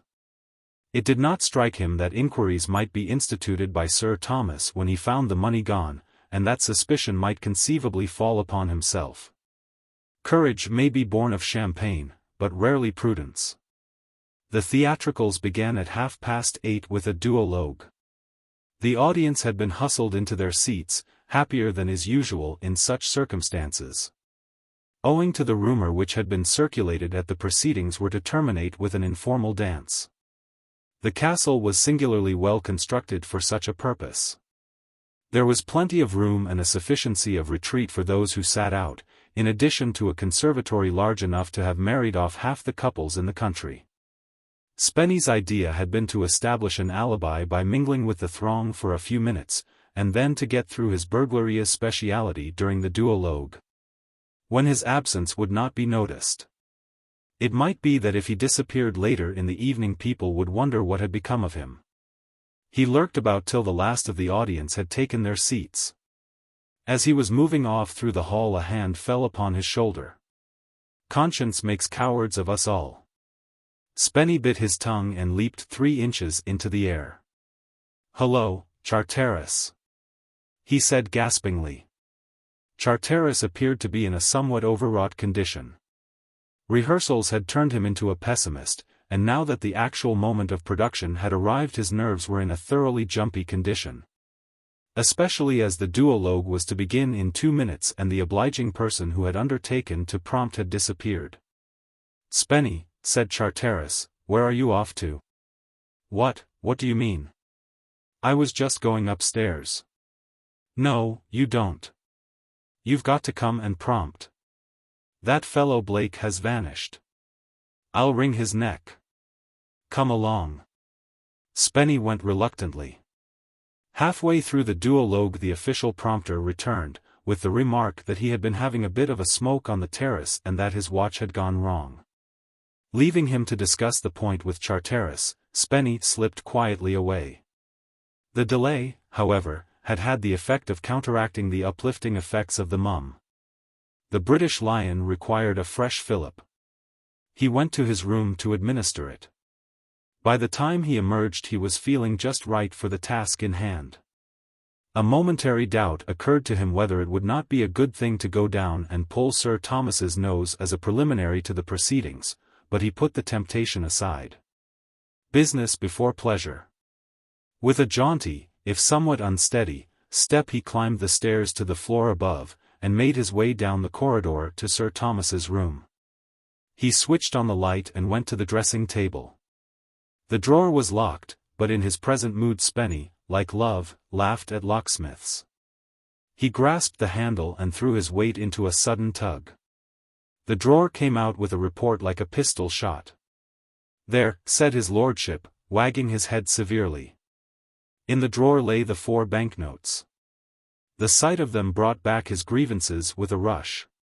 He would teach Sir Thomas to treat him like a kid. He would show him. He was removing the notes, frowning fiercely the while, when he heard a cry of surprise from behind him. He turned, to see Molly. She wore the costume of a stage milkmaid, and her eyes were round with wonder. Leaving her room a few moments earlier, after dressing for her part, she had almost reached the end of the corridor that led to the landing when she observed his lordship. Flashed of face and moving like some restive charger, come curveting out of his bedroom in a dazzling suit of tweeds and make his way upstairs. Ever since their mutual encounter with Sir Thomas before dinner she had been hoping for a chance of seeing him alone. She had not failed to notice his depression during the meal, and her good little heart had been troubled by the thought that she must have been responsible for it. She knew that for some reason what she had said about the letter had brought his lordship into his uncle's bad books, and she wanted to find him and say she was sorry. Accordingly, she had followed him. His lordship, still in the warhorse vein, had made the pace upstairs too hot, and had disappeared while she was still halfway up. She had arrived at the top just in time to see him turn down the passage into Sir Thomas's dressing room. She could not think what his object might be. She knew that Sir Thomas was downstairs, so it could not be with the idea of a chat with him that Spennie was seeking the dressing room. Faint, yet pursuing, she followed on his trail, and arrived in the doorway just as the pistol report of the burst lock rang out. She stood looking at him blankly. He was holding a drawer in one hand. Why, she could not imagine. "Lord Dreever," she exclaimed. The sombre determination of his lordship's face melted into a twisted but kindly smile. "Good," he said, perhaps a trifle thickly. "Good. Glad you've come, we're pals, you said so, on stairs, before dinner. Very glad you've come. Won't you sit down?" He waved the drawer benevolently, by way of making her free of the room. The movement disturbed one of the banknotes, which fluttered in Molly's direction and fell at her feet. She stooped and picked it up. When she saw what it was her bewilderment increased. But, she said. His lordship beamed upon her with a pebble-beached smile of indescribable goodwill. "Sit down," he urged. "We're pals, no quarrel with you, your good friend." "Quarrel, Uncle Thomas." "But, Lord Dreever, what are you doing? What was that noise I heard?" "Opening drawer," said his lordship affably. "But," she looked again at what she had in her hand. "But this is a £5 note." £5 note, said his lordship, quite right. 3 more of them in here. Still she could not understand. But, were you stealing them? His lordship drew himself up. No, he said. No. Not stealing. No. Then. Like this, before dinner old boy friendly as you please, couldn't do enough for me. Touched him for 20 of the best and got away with it. So far all well. Then met you on stairs. You let cat out of bag. But why? Surely. His lordship gave the drawer a dignified wave. Not blaming you, he said magnanimously. Not your fault, misfortune. You didn't know about letter. About the letter, said Molly. Yes, what was the trouble about the letter? I knew something was wrong directly I had said that I wrote it. Trouble was, said his lordship, that old boy thought it was love letter. Didn't undeceive him. You didn't tell him? Why? His lordship raised his eyebrows. Wanted touch him 20 of the best, he explained simply. For the life of her Molly could not help laughing. Don't laugh, protested his lordship, wounded. No joke, serious, honor at stake. He removed the 3 notes and replaced the drawer. Honor of the Dreevers, he added, pocketing the money. But, Lord Drever, she cried. You can't. You mustn't. You can't be going, really, to take that money? It's stealing. It isn't yours. His lordship wagged a forefinger very solemnly at her. That, he said, is where you make error. Mine. Old boy gave them to me. Gave them to you. Then why did you break open the drawer? Old boy took them back again, when he found out about letter. Then they don't belong to you? Yes. Error. They do. Moral right. Molly wrinkled her forehead in her agitation. Men of Lord Drever's type appeal to the motherly instinct of women. As a man his lordship was a negligible quantity, he did not count, but as a willful child, to be kept out of trouble, he had a claim on Molly. She spoke soothingly. But, Lord Drever, she began. Call me Spennie, he urged. We're pals. You said so, on stairs. Everybody calls me Spennie, even Uncle Thomas. I'm going to pull his nose, he broke off suddenly, as one recollecting a forgotten appointment. Spennie, then, said Molly. You mustn't, Spennie. You mustn't, really. You look rippin' in that dress, he said irrelevantly. Thank you, Spennie, dear. But listen. She spoke as if she were humoring a rebellious infant. You really mustn't take that money. You must put it back. See, I'm putting this note back. Give me the others, and I'll put them in the drawer too. Then we'll shut the drawer, and nobody will know. She took the notes from him, and replaced them in the drawer. He watched her thoughtfully, as if he were pondering the merits of her arguments. No, he said suddenly. No, must have them, moral right. Old boy. She pushed him gently away. Yes, I know, she said. I know it's a shame that you can't have them, but you mustn't take them. Don't you see that he would suspect you the moment he found they were gone? And then you'd get into trouble. Something in that, admitted his lordship. Of course there is, Spennie, dear. I'm so glad you see. There they all are, safe again in the drawer. Now we can go downstairs again, Anne. She stopped.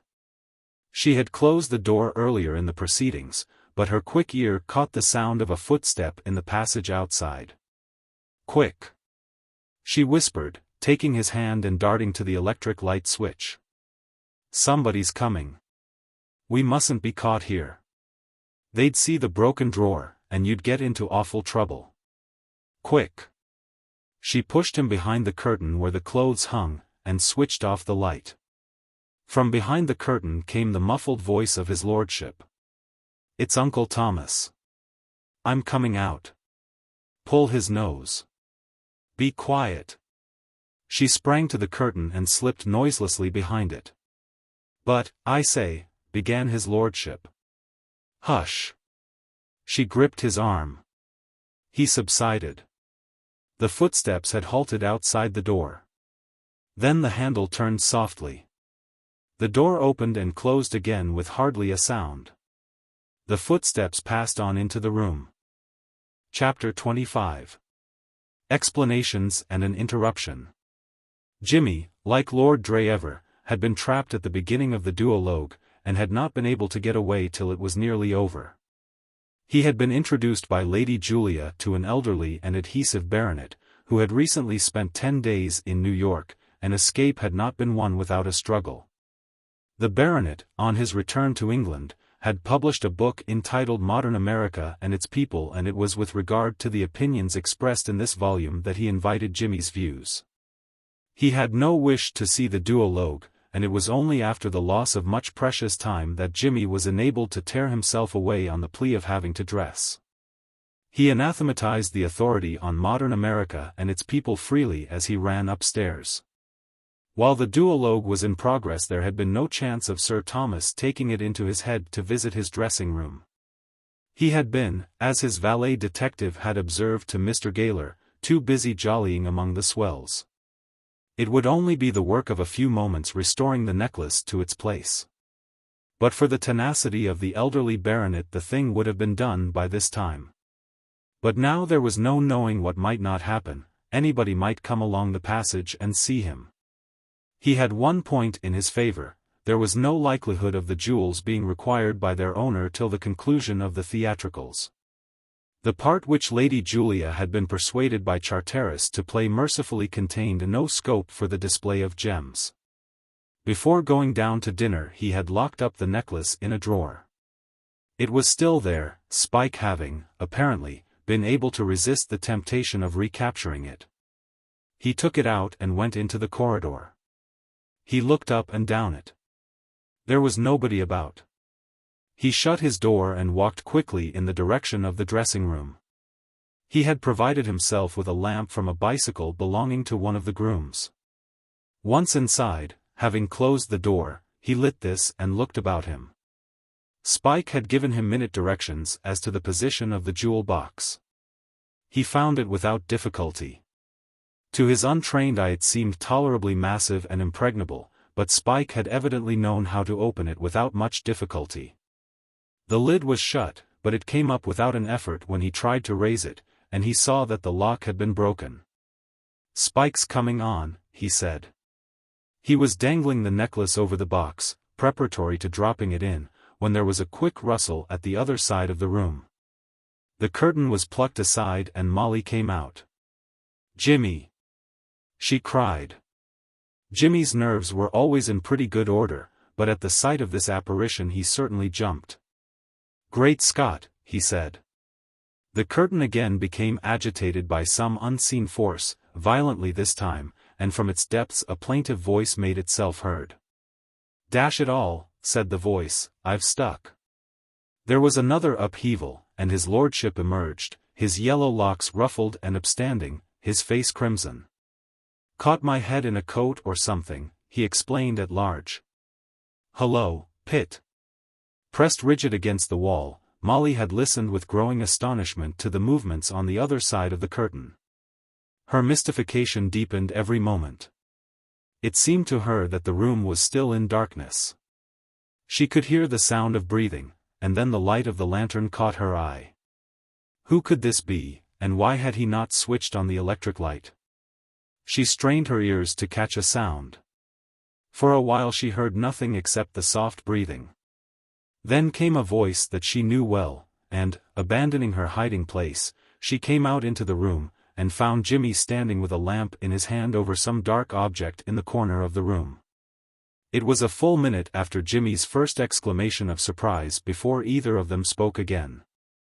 The light of the lamp hurt Molly's eyes. She put up a hand to shade them. It seemed to her that they had been standing like this for years. Jimmy had not moved. There was something in his attitude which filled Molly with a vague fear. In the shadow behind the lamp he looked shapeless and inhuman. "You're hurting my eyes," she said at last. "I'm sorry," said Jimmy. "I didn't think." "Is that better?" He turned the light from her face. Something in his voice and the apologetic haste with which he moved the lamp seemed to relax the strain of the situation. The feeling of stunned surprise began to leave her. She found herself thinking coherently again. The relief was but momentary. Why was Jimmy in the room at that time? Why had he a lamp?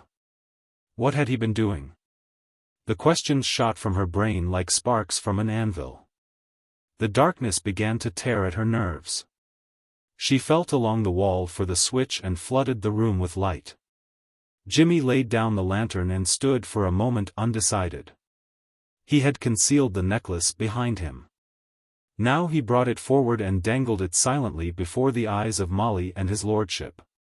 Excellent as were his motives for being in that room with the necklace in his hand, he could not help feeling, as he met Molly's startled gaze, quite as guilty as if his intentions had been quite different. His lordship, having by this time pulled himself together to some extent, was the first to speak. "I say, you know, what ho," he observed, not without emotion. "What?" Molly drew back. "Jimmy. You were. Oh, you can't have been." "Looks jolly like it," said his lordship judicially. "I wasn't," said Jimmy. "I was putting them back." "Putting them back?" "Pitt, old man," said his lordship solemnly, "that sounds a bit thin." "Dreever, old man," said Jimmy, "I know it does. But it's the truth." His lordship's manner became kindly. "Now, look here, Pitt, old son," he said. "There's nothing to worry about, we're all pals here, you can pitch it straight to us. We won't give you away.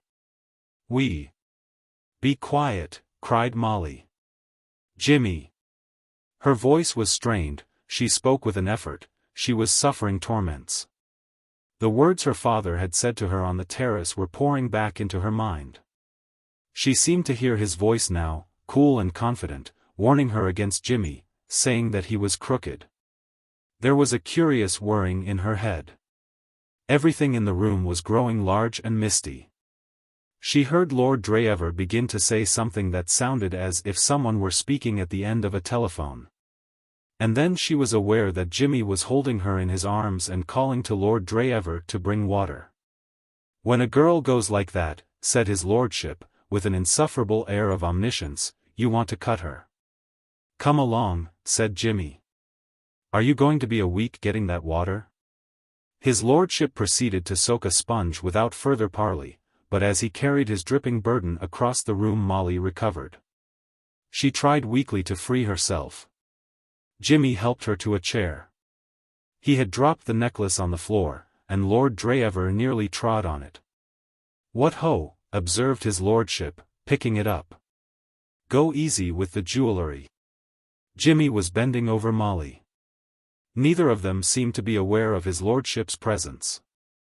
Spennie was the sort of person whose existence is apt to be forgotten. Jimmy had had a flash of intuition. For the first time it occurred to him that Mr. McEachern might have hinted to Molly something of his own suspicions. "Molly, dear," he said, "it isn't what you think. I can explain everything. Do you feel better now? Can you listen? I can explain everything." "Pitt, old boy," protested his lordship, "you don't understand. We aren't going to give you away. We're all—" Jimmy ignored him. "Molly, listen," he said. She sat up. "Go on, Jimmy," she said. "I wasn't stealing the necklace, I was putting it back. The man who came to the castle with me, Spike Mullins, took it this afternoon and brought it to me." Spike Mullins. Molly remembered the name. "He thinks I am a crook, a sort of Raffles. It was my fault. I was a fool. It all began that night in New York when we met at your house. I had been to the opening performance of a play called Love, the Cracksman, one of those burglar plays." "Jolly good show," interpolated his lordship chattily. "It was at the Circle over here. I went twice. A friend of mine, a man named Mifflin, had been playing the hero in it, and after the show, at the club, he started in talking about the art of burglary. He'd been studying it, and I said that anybody could burgle a house. And in another minute it somehow happened that I had made a bet that I would do it that night. Heaven knows whether I ever really meant to. But that same night this man Mullins broke into my flat, and I caught him. We got into conversation, and I worked off on him a lot of technical stuff I'd heard from this actor friend of mine, and he jumped to the conclusion that I was an expert. And then it suddenly occurred to me that it would be a good joke on Mifflin if I went out with Mullins and did break into a house. I wasn't in the mood to think what a fool I was at the time. Well, anyway, we went out, and, well, that's how it all happened. And then I met Spike in London, down and out, and brought him here. He looked at her anxiously. It did not need his lordship's owlish expression of doubt to tell him how weak his story must sound. He had felt it even as he was telling it. He was bound to admit that if ever a story rang false in every sentence it was this one. Pitt, old man, said his lordship, shaking his head, more in sorrow than in anger, it won't do, old top. What's the point of putting up any old yarn like that? Don't you see, what I mean is, it's not as if we minded. Don't I keep telling you we're all pals here? I've often thought what a jolly good feller old Raffles was, regular sportsman. I don't blame a chappie for doing the gentleman burglar touch. Seems to me it's a dashed sporting. Molly turned on him suddenly, cutting short his views on the ethics of gentlemanly theft in a blaze of indignation. What do you mean? She cried. Do you think I don't believe every word Jimmy has said? His lordship jumped. Well, don't you know, it seemed to me a bit thin. What I mean is, he met Molly's eye. Oh, well. He concluded lamely. Molly turned to Jimmy. Jimmy, of course I believe you, I believe every word. Molly. His lordship looked on, marveling. The thought crossed his mind that he had lost the ideal wife. A girl who would believe any old yarn a feller cared to, if it hadn't been for Katy. For a moment he felt almost sad. Jimmy and Molly were looking at each other in silence. From the expression on their faces his lordship gathered that his existence had once more been forgotten. He saw her hold out her hands to Jimmy. It was embarrassing for a chap. He looked away. The next moment the door opened and closed again, and she had gone. He looked at Jimmy. Jimmy was still apparently unconscious of his presence. His lordship coughed. Pitt, old man. Hello, said Jimmy, coming out of his thoughts with a start. You still here? By the way, he eyed Lord Dreever curiously, I never thought of asking before, what on earth are you doing here? Why were you behind the curtain? Were you playing hide-and-seek? His lordship was not one of those who invent circumstantial stories easily on the spur of the moment. He searched rapidly for something that would pass muster, then abandoned the hopeless struggle. After all, why not be frank? He still believed Jimmy to be of the class of the hero of love, the cracksman. There would be no harm in confiding in him. He was a good fellow, a kindred soul, and would sympathize. It's like this, he said. And, having prefaced his narrative with the sound remark that he had been a bit of an ass, he gave Jimmy a summary of recent events. What, said Jimmy. You taught Hargate Piquet? Why, my dear man, he was playing Piquet like a professor when you were in short frocks. He's a wonder at it. His lordship stared. How's that? He said. You don't know him, do you? I met him in New York at the Strollers Club. A pal of mine, an actor, this fellow Mifflin I mentioned just now, put him up as a guest. He coined money at Piquet. And there were some pretty useful players in the place, too. I don't wonder you found him a promising pupil. Then, why, dash it. Then he's a bally sharper. You're a genius at crisp description, said Jimmy. You've got him summed up to Wright's first shot. I shan't pay him a bally penny. Of course not. If he makes any objection, refer him to me. His lordship's relief was extreme. The more overpowering effects of the elixir had passed away. And he saw now what he had not seen in his more exuberant frame of mind, the cloud of suspicion which must hang over him when the loss of the banknotes was discovered. He wiped his forehead. By Jove, he said. That's something off my mind. By George, I feel like a 2-year-old. I say, you're a dashed good sort, Pitt. You flatter me, said Jimmy. I strive to please. I say, Pitt, that yarn you told us just now, the bet and all that, honestly, you don't mean to say that was true, was it? I mean, by Jove. I've got an idea. We live in stirring times. Did you say your actor pal's name was Mifflin? He broke off suddenly before Jimmy could answer.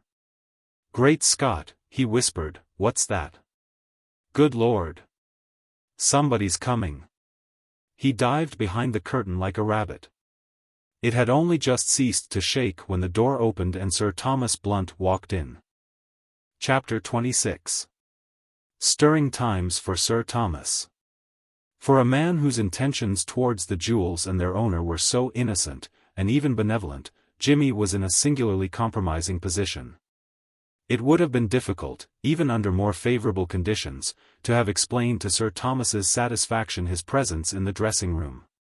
As things stood, it was even harder, for his lordship's last action before seeking cover had been to fling the necklace from him like a burning coal. For the second time in 10 minutes it had fallen to the carpet, and it was just as Jimmy straightened himself after picking it up that Sir Thomas got a full view of him. The knight stood in the doorway, his face expressing the most lively astonishment. His bulging eyes were fixed upon the necklace in Jimmy's hand. Jimmy could see him struggling to find words to cope with so special a situation, and he felt rather sorry for him. Excitement of this kind was bad for a short-necked man of Sir Thomas's type. With kindly tact he endeavored to help him out. Good evening, he said pleasantly. Sir Thomas stammered. He was gradually nearing speech. What, he said. Out with it, said Jimmy. What? I knew a man once in South Dakota who stammered, said Jimmy. He used to chew dog biscuit while he was speaking. It cured him, besides being nutritious. Another good way is to count 10 while you're thinking what to say, and then get it out quick. You blackguard. Jimmy placed the necklace carefully on the dressing table. Then he turned to Sir Thomas, with his hands in the pockets of his coat. Over the knight's head he could see the folds of the curtain quivering gently, as if stirred by some zephyr. Evidently the drama of the situation was not lost on Hildebrand Spencer, 12th Earl of Dreever. Nor was it lost on Jimmy. This was precisely the sort of situation that appealed to him. He had his plan of action clearly mapped out. He knew that it would be useless to tell the knight the true facts of the case. Sir Thomas was as deficient in simple faith as in Norman blood. To all appearances this was a tight corner, but Jimmy fancied that he saw his way out of it. Meanwhile, the situation appealed to him. Curiously enough, it was almost identical with the big scene in Act III of Love, the Cracksman, in which Arthur Mifflin had made such a hit as the debonair burglar. Jimmy proceeded to give his own idea of what the rendering of a debonair burglar should be. Arthur Mifflin had lit a cigarette, and had shot out smoke rings and repartee alternately. A cigarette would have been a great help here, but Jimmy prepared to do his best without properties. So it's you, is it? Said Sir Thomas. Who told you? Thief. Low thief. Come, now, protested Jimmy. Why low? Just because you don't know me over here, why scorn me? How do you know I haven't got a big American reputation? For all you can tell, I may be Boston Willie or Sacramento Sam, or someone. Let us preserve the decencies of debate. I had my suspicions of you. I had my suspicions from the first, when I heard that my idiot of a nephew had made a casual friend in London. So this was what you were.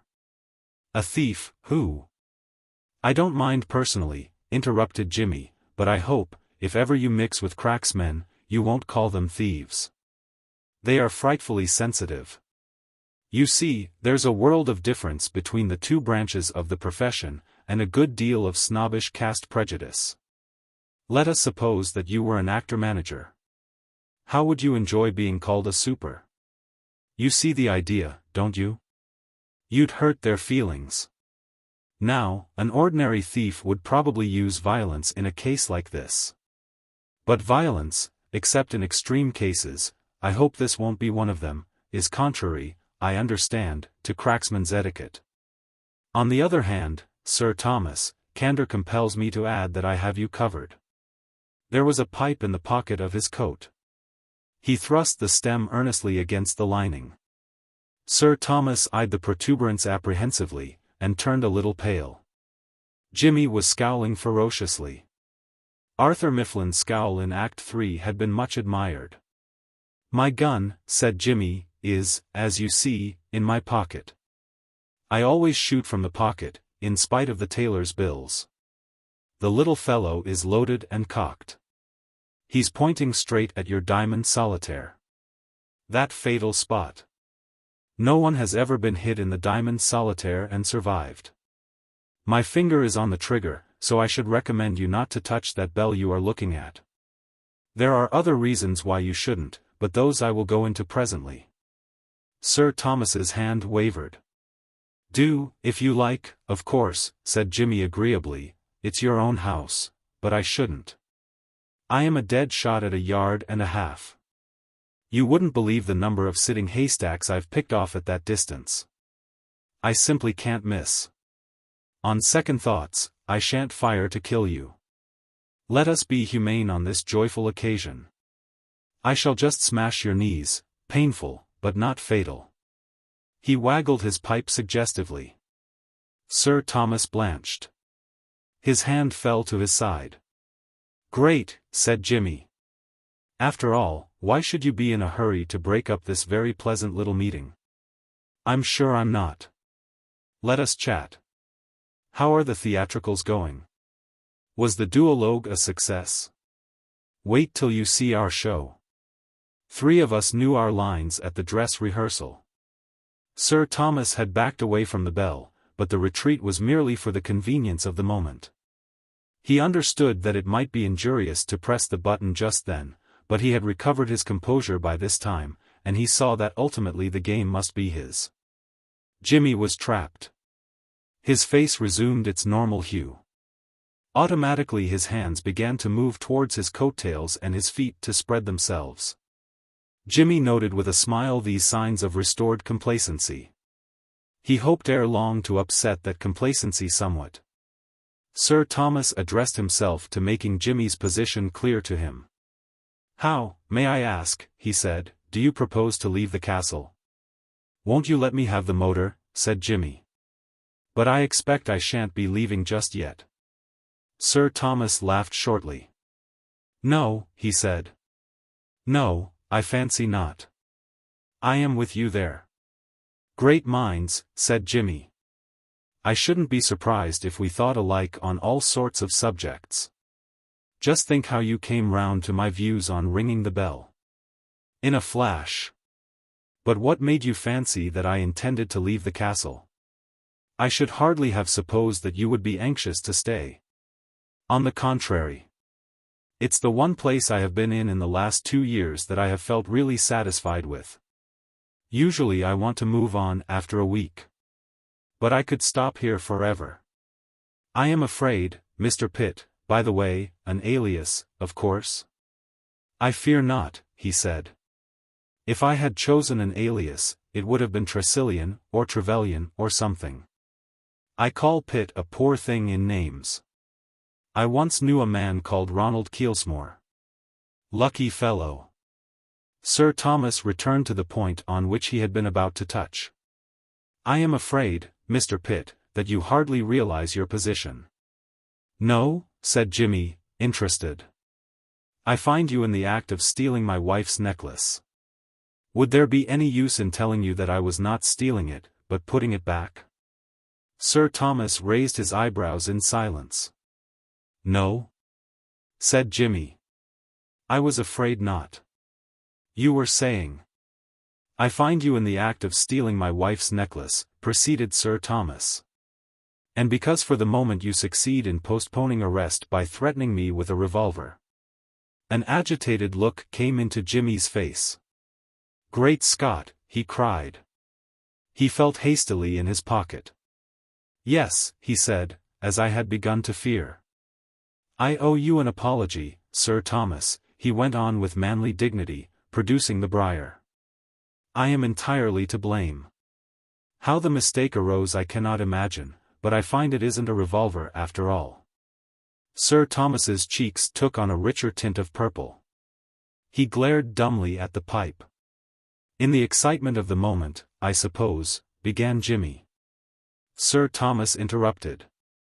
The recollection of his needless panic rankled within him. You. Count 10.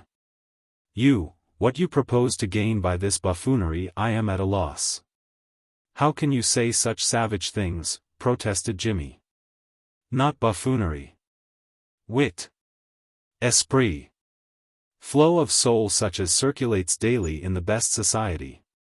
Sir Thomas almost leaped towards the bell. With his finger on it, he turned to deliver a final speech.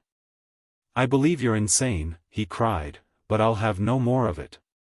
I have endured this foolery long enough. I'll. Just one moment, said Jimmy. I said just now that there were other reasons besides the revolve, well, pipe, why you should not ring that bell. One of them is that all the servants will be in their places in the audience, so that there won't be anyone to answer it. But that's not the most convincing reason. Will you listen to one more before getting busy? I see your game. Don't imagine for a moment that you trick me. Nothing could be further. You fancy you can gain time by talking, and find some way of escape. But I don't want to escape. Don't you realize that in about 10 minutes I am due to play an important part in a great drama on the stage?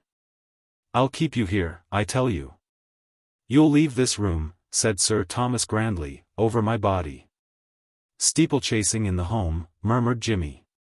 No more dull evenings. But listen, do listen. I won't keep you a minute, and if you want to push that bell after I've finished, you may push it 6 inches into the wall if you like. Well, said Sir Thomas shortly. Would you like me to lead gently up to what I want to say, gradually preparing you for the reception of the news, or shall I? The knight took out his watch. I shall give you 1 minute, he said. Heavens, I must hustle. How many seconds have I got now? If you have anything to say, say it. Very well, then, said Jimmy. It's only this. That necklace is a fraud. The diamonds aren't diamonds at all. They're paste. Chapter 27. A Declaration of Independence. If Jimmy had entertained any doubts concerning the effectiveness of this disclosure, they would have vanished at the sight of the other's face. Just as the rich hues of a sunset pale slowly into an almost imperceptible green, so did the purple of Sir Thomas's cheeks become, in stages, first a dull red, then pink. And finally take on a uniform pallor. His mouth hung open. His attitude of righteous defiance had crumpled. Unsuspected creases appeared in his clothes. He had the appearance of one who has been caught in the machinery. Jimmy was a little puzzled.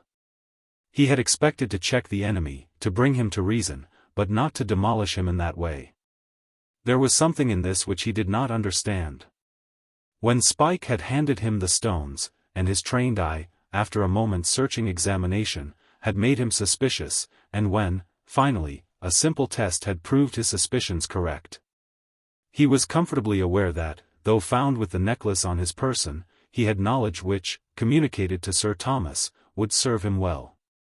He knew that Lady Julia was not the sort of lady who would bear calmly the announcement that her treasured rope of diamonds was a fraud. He knew enough of her to know that she would demand another necklace, and see that she got it. And that Sir Thomas was not one of those generous and expansive natures which think nothing of an expenditure of £20,000. This was the line of thought which had kept him cheerful during what might otherwise have been a trying interview. He was aware from the first that Sir Thomas would not believe in the purity of his motives.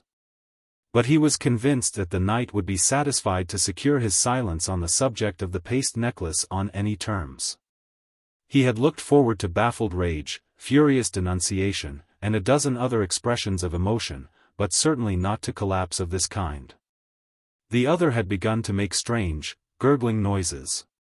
"Mind you," said Jimmy, "it's a very good imitation, I'll say that for it. I didn't suspect it till I had the thing in my hands. Looking at it, even quite close, I was taken in for a moment."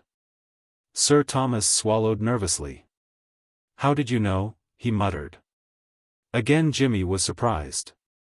He had expected indignant denials and demands for proof, excited reiteration of the statement that the stones had cost £20,000. "How did I know?" he repeated. "If you mean what first made me suspect, I couldn't tell you, it might have been one of a score of things. A jeweler can't say exactly how he gets on the track of faked stones. He can feel them, he can almost smell them. I worked with a jeweler once, that's how I got my knowledge of jewels. But if you mean, can I prove what I say about this necklace, that's easy. There's no deception, it's simple. See here. These stones are supposed to be diamonds. Well, the diamond is the hardest stone in existence, nothing will scratch it. Now, I've got a little ruby out of a pin which I know is genuine. By rights, then, that ruby ought not to have scratched these stones. You follow that? But it did. It scratched 2 of them, the only 2 I tried. If you like I can continue the experiment, but there's no need. I can tell you straight away what these stones are. I said they were paste, but that wasn't quite accurate. They're a stuff called white jargoon. It's a stuff that's very easily worked. You work it with the flame of a blowpipe. You don't want a full description, I suppose? Anyway, what happens is that the blowpipe sets it up like a tonic, gives it increased specific gravity, and a healthy complexion, and all sorts of great things of that kind. 2 minutes in the flame of a blowpipe is like a week at the seaside to a bit of white jargoon. Are you satisfied? If it comes to that, I suppose you can hardly be expected to be. Convinced is a better word. Are you convinced, or do you hanker after tests like polarized light and refracting liquids? Sir Thomas had staggered to a chair. So that was how you knew, he said. That was, began Jimmy, when a sudden suspicion flashed across his mind. He scrutinized Sir Thomas's pallid face keenly. Did you know? He asked. He wondered that the possibility had not occurred to him earlier. By George, I believe you did, he cried. You must have done. So that's how it happened, is it? I don't wonder it was a shock when I said I knew about the necklace. Mr. Pitt. Well? I have something to say to you. I'm listening. Sir Thomas tried to rally. There was a touch of the old pomposity in his manner when he spoke. Mr. Pitt, I find you in an unpleasant position. Jimmy interrupted. Don't you worry about my unpleasant position, he said. Fix your attention exclusively upon your own. Let us be frank with one another. You're in the cart. What do you propose to do about it? I do not understand you, he began. No, said Jimmy. I'll try and make my meaning clear. Correct me from time to time if I am wrong. The way I size the thing up is as follows. When you married Lady Julia, I gather that it was, so to speak, up to you to some extent. People knew you were a millionaire, and they expected something special in the way of gifts from the bridegroom to the bride. Now you, being of a prudent and economical nature, began to wonder if there wasn't some way of getting a reputation for lavishness without actually cashing up to any great extent. Am I right? Sir Thomas did not answer. I am, said Jimmy.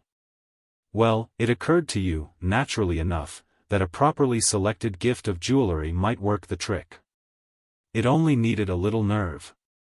When you give a present of diamonds to a lady, she is not likely to call for polarized light and refracting liquids and the rest of the circus.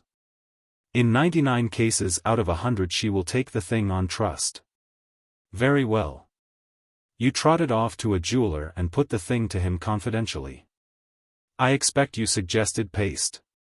But, being a wily person, he pointed out that paste has a habit of not wearing well. It is pretty enough when it's new, but quite a small amount of ordinary wear and tear destroys the polish of the surface and the sharpness of the cutting. It gets scratched easily. Having heard this, and reflected that Lady Julia was not likely to keep the necklace under a glass case, you rejected paste as too risky. The genial jeweler then suggested white jargoon, mentioning, as I have done, that after an application or so of the blowpipe its own mother wouldn't know it. If he was a bit of an antiquary, he probably added that in the 18th century jargoon stones were supposed to be actually an inferior sort of diamond. What could be more suitable? Make it jargoon, dear heart, you cried joyfully, and all was well. Am I right? I notice that you have not corrected me so far. Whether Sir Thomas would have replied in the affirmative is uncertain. He was opening his mouth to speak when the curtain at the end of the room heaved, and Lord Dreever burst out like a cannonball in tweeds. The apparition effectually checked any speech that Sir Thomas might have been intending to make. Lying back in his chair, he goggled silently at the new arrival. Even Jimmy, though knowing that his lordship was in hiding, was taken aback. His lordship broke the silence. "Great Scott!" he cried.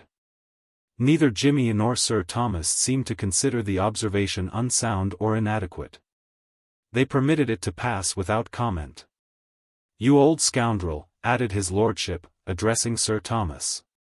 "And you're the man who called me a Welsher." There were signs of a flicker of spirit in the knight's prominent eyes, but they died away. He made no reply. "Great Scott!" moaned his lordship, in a fever of self-pity. "Here have I been all these years letting you give me Hades in every shape and form, when all the while, my goodness, if I'd only known earlier." He turned to Jimmy. "Pitt, old man," he said warmly, dash it, I don't know what to say. If it hadn't been for you, I always did like Americans." "I'm not one," said Jimmy. But his lordship went on, unchecked. "I always thought it bally rot that fuss happened in, wherever it was. If it hadn't been for fellows like you," he continued, addressing Sir Thomas once more, "there wouldn't have been any of that frightful Declaration of Independence business." Would there, Pitt, old man? These were deep problems too spacious for casual examination. Jimmy shrugged his shoulders. "Well, I should say Sir Thomas might not have got along with George Washington, anyhow," he said. "Of course not." "Well," his lordship moved towards the door, "I'm off downstairs to see what Aunt Julia has to say about it all." A shudder, as if from some electric shock, shook Sir Thomas. He leaped to his feet. "Spencer," he cried, "I forbid you to say a word to your aunt." "Oh," said his lordship. "You do you?" Sir Thomas shivered. "She would never let me hear the last of it." "I bet she wouldn't. I'll go and see." "Stop." "Well?" Sir Thomas dabbed at his forehead with his handkerchief. He dared not face the vision of Lady Julia in possession of the truth. At one time the fear lest she might discover the harmless little deception he had practiced had kept him awake at night, but gradually, as the days went by, and the excellence of the imitation stones had continued to impose upon her and upon everyone else who saw them, the fear had diminished. But it had always been at the back of his mind. Even in her calmer moments his wife was a source of mild terror to him. His imagination reeled at the thought of what depths of aristocratic scorn and indignation she would plumb in a case like this. "Spencer," he said, "I insist that you shall not inform your aunt of this."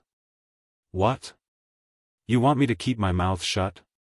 You want me to become an accomplice in this beastly, low-down deception? I like that. The point, said Jimmy, is well taken, noblesse oblige, and all that sort of thing. The blood of the Dreevers boils furiously at the idea. Listen.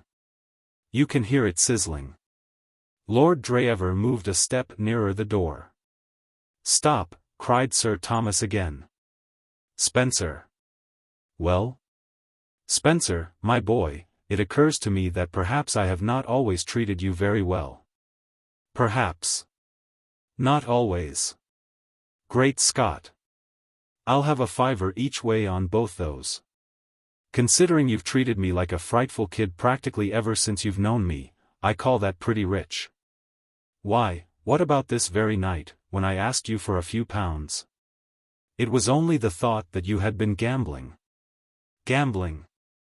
How about palming off faked diamonds on Aunt Julia for a gamble? A game of skill, surely, murmured Jimmy. I have been thinking the matter over, said Sir Thomas, and if you really need was it not £50? It was 20, said his lordship, and I don't need it. Keep it. You'll want all you can save for a new necklace. His fingers closed on the door handle. Spencer, stop. Well? We must talk this over. We must not be hasty. He passed the handkerchief over his forehead. In the past, perhaps, he resumed, our relations have not been quite, the fault was mine. I have always endeavored to do my duty. It is a difficult task to look after a young man of your age. His lordship's sense of his grievances made him eloquent. Dash it all, he cried. That's just what I jolly well complain of. Who the dickens wanted you to look after me? Hang it. You've kept your eye on me all these years like a frightful policeman. You cut off my allowance right in the middle of my time at the varsity, just when I needed it most, and I had to come and beg for money whenever I wanted to buy a cigarette. I looked a fearful ass, I can tell you. Men who knew me used to be dashed funny about it. I'm sick of the whole bally business.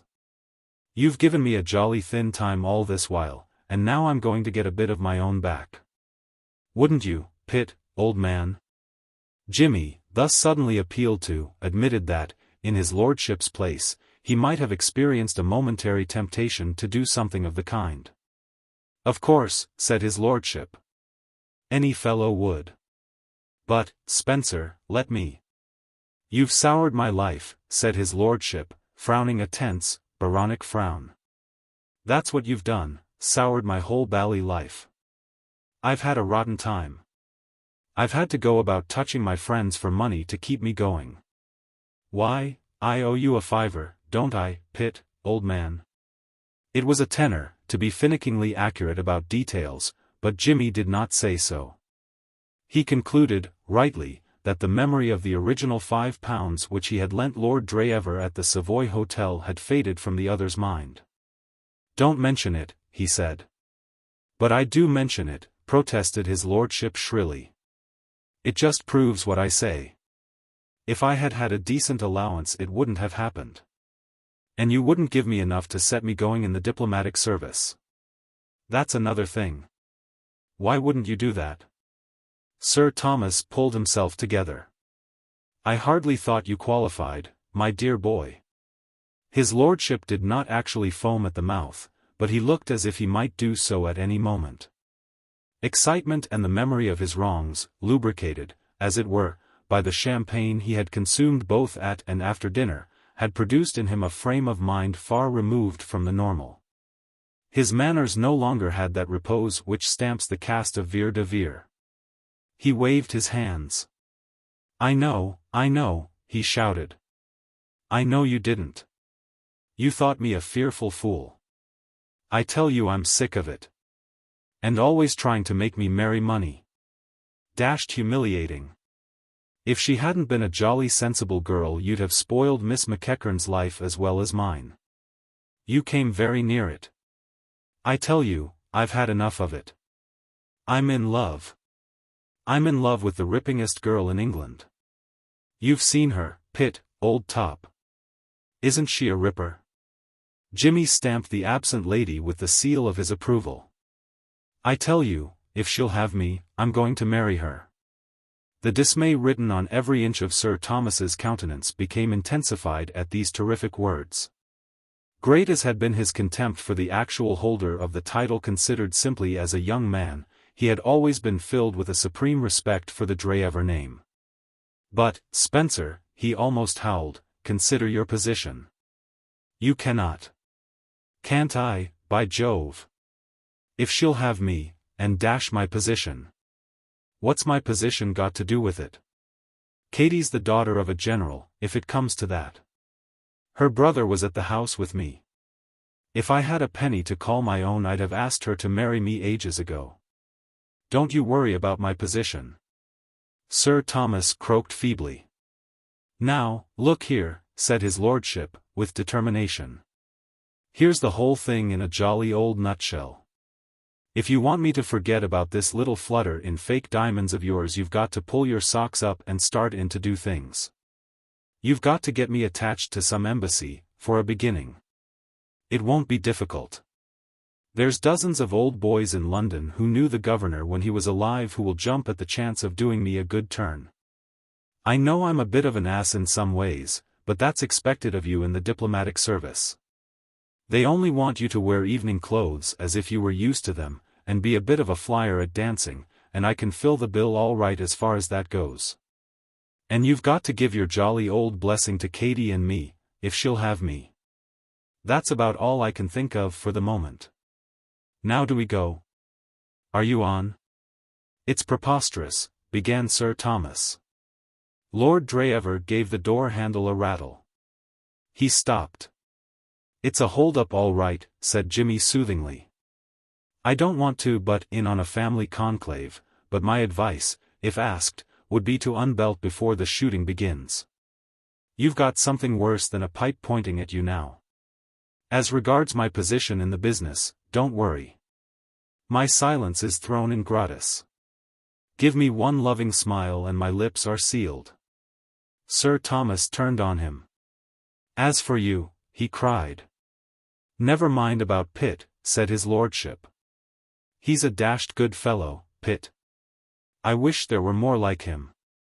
And he wasn't pinching the stuff either. If you had only listened when he tried to tell you, you mightn't be in such a frightful hole. He was putting the things back, as he said.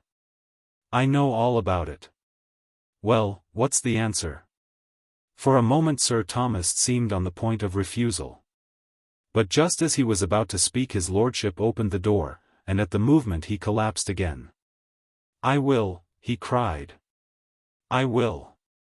"Good," said his lordship, with satisfaction. "That's a bargain.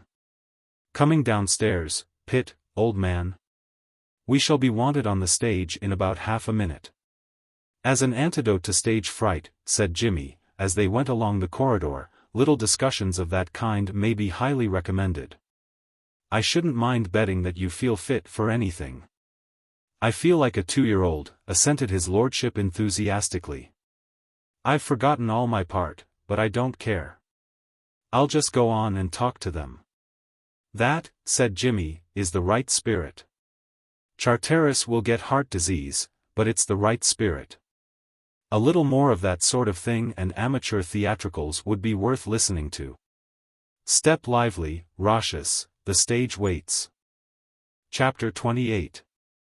Spennie's hour of clear vision. Mr. McEachern sat in the billiard room smoking.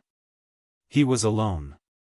From where he sat he could hear distant strains of music. The more rigorous portion of the evening's entertainment, the theatricals, was over, and the nobility and gentry, having done their duty by sitting through the performance, were now enjoying themselves in the ballroom. Everybody was happy. The play had been quite as successful as the usual amateur performance. The prompter had made himself a great favorite from the start, his series of duets with Spennie having been especially admired, and Jimmy, as became an old professional, had played his part with great finish and certainty of touch, though, like the bloodhounds in the performance of Uncle Tom's Cabin, on tour, he had had poor support. But the audience bore no malice. No collection of individuals is less vindictive than an audience at amateur theatricals. It was all over now. Charteris had literally gibbered in the presence of eyewitnesses at one point in the second act, when Spennie, by giving a wrong cue, had jerked the play abruptly into Act III, where his colleagues, dimly suspecting something wrong, but not knowing what, had kept it for some 2 minutes, to the mystification of the audience. But now even he had begun to forget. As he too stepped down the room, the lines of agony on his face were softened. He even smiled. As for Spennie, the brilliance of his happy grin dazzled all beholders. He was still wearing it when he invaded the solitude of Mr. McEachern. In every dance, however greatly he may be enjoying it, there comes a time when a man needs a meditative cigarette apart from the throng. It came to Spennie after the 7th item on the program.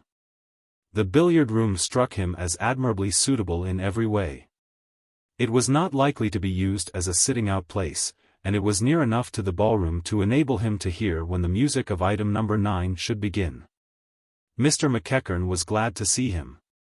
In the turmoil following the theatricals, he had been unable to get a word with any of the persons with whom he most wished to speak. He had been surprised that no announcement of the engagement had been made at the end of the performance. Spennie would be able to supply him with information as to when the announcement might be expected. Spennie hesitated for an instant when he saw who was in the room.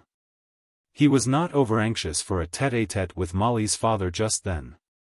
But reflecting that after all he, Spennie, was not to blame for any disappointment that might be troubling the other, he switched on his grin again and walked in. "Came in for a smoke," he explained, by way of opening the conversation. "Not dancing the next." "Come in, my boy, come in," said Mr. McEachern. "I was waiting to see you." Spennie regretted his entrance. He had supposed that the other had heard the news of the breaking off of the engagement. Evidently, from his manner, he had not. This was a nuisance. He sat down and lit a cigarette, casting about the while for an innocuous topic of conversation. "Like the show?" he inquired. "Fine," said Mr. McEachern.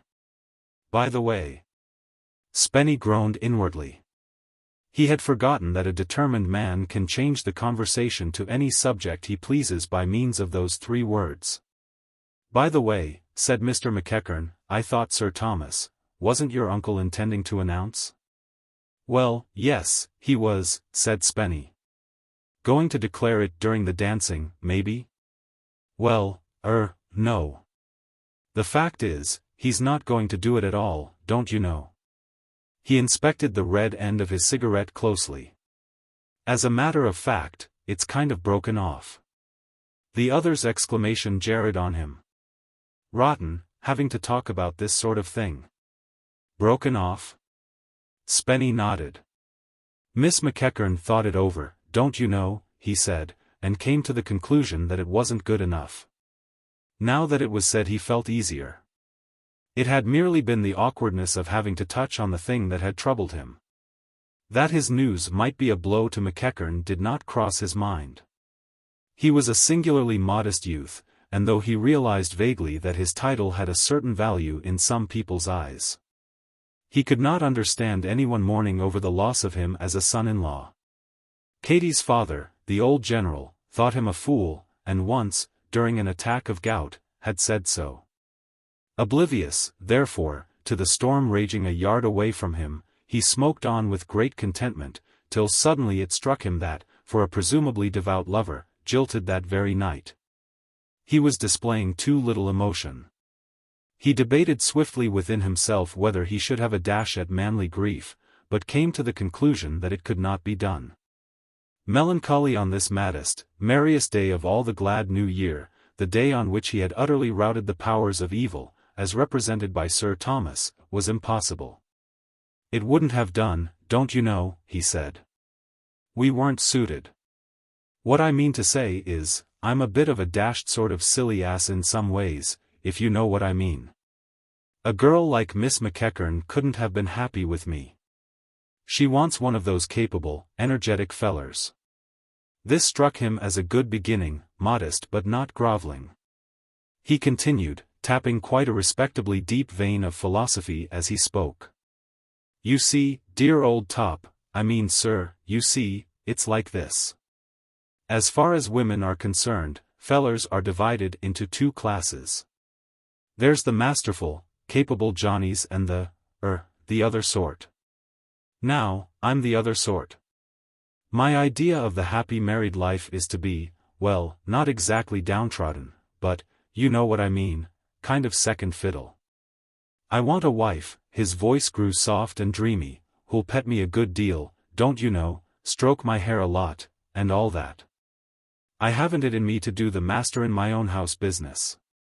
For me the silent devotion touch, sleepin' on the mat outside her door, don't you know, when she wasn't feeling well, and bein' found there in the morning.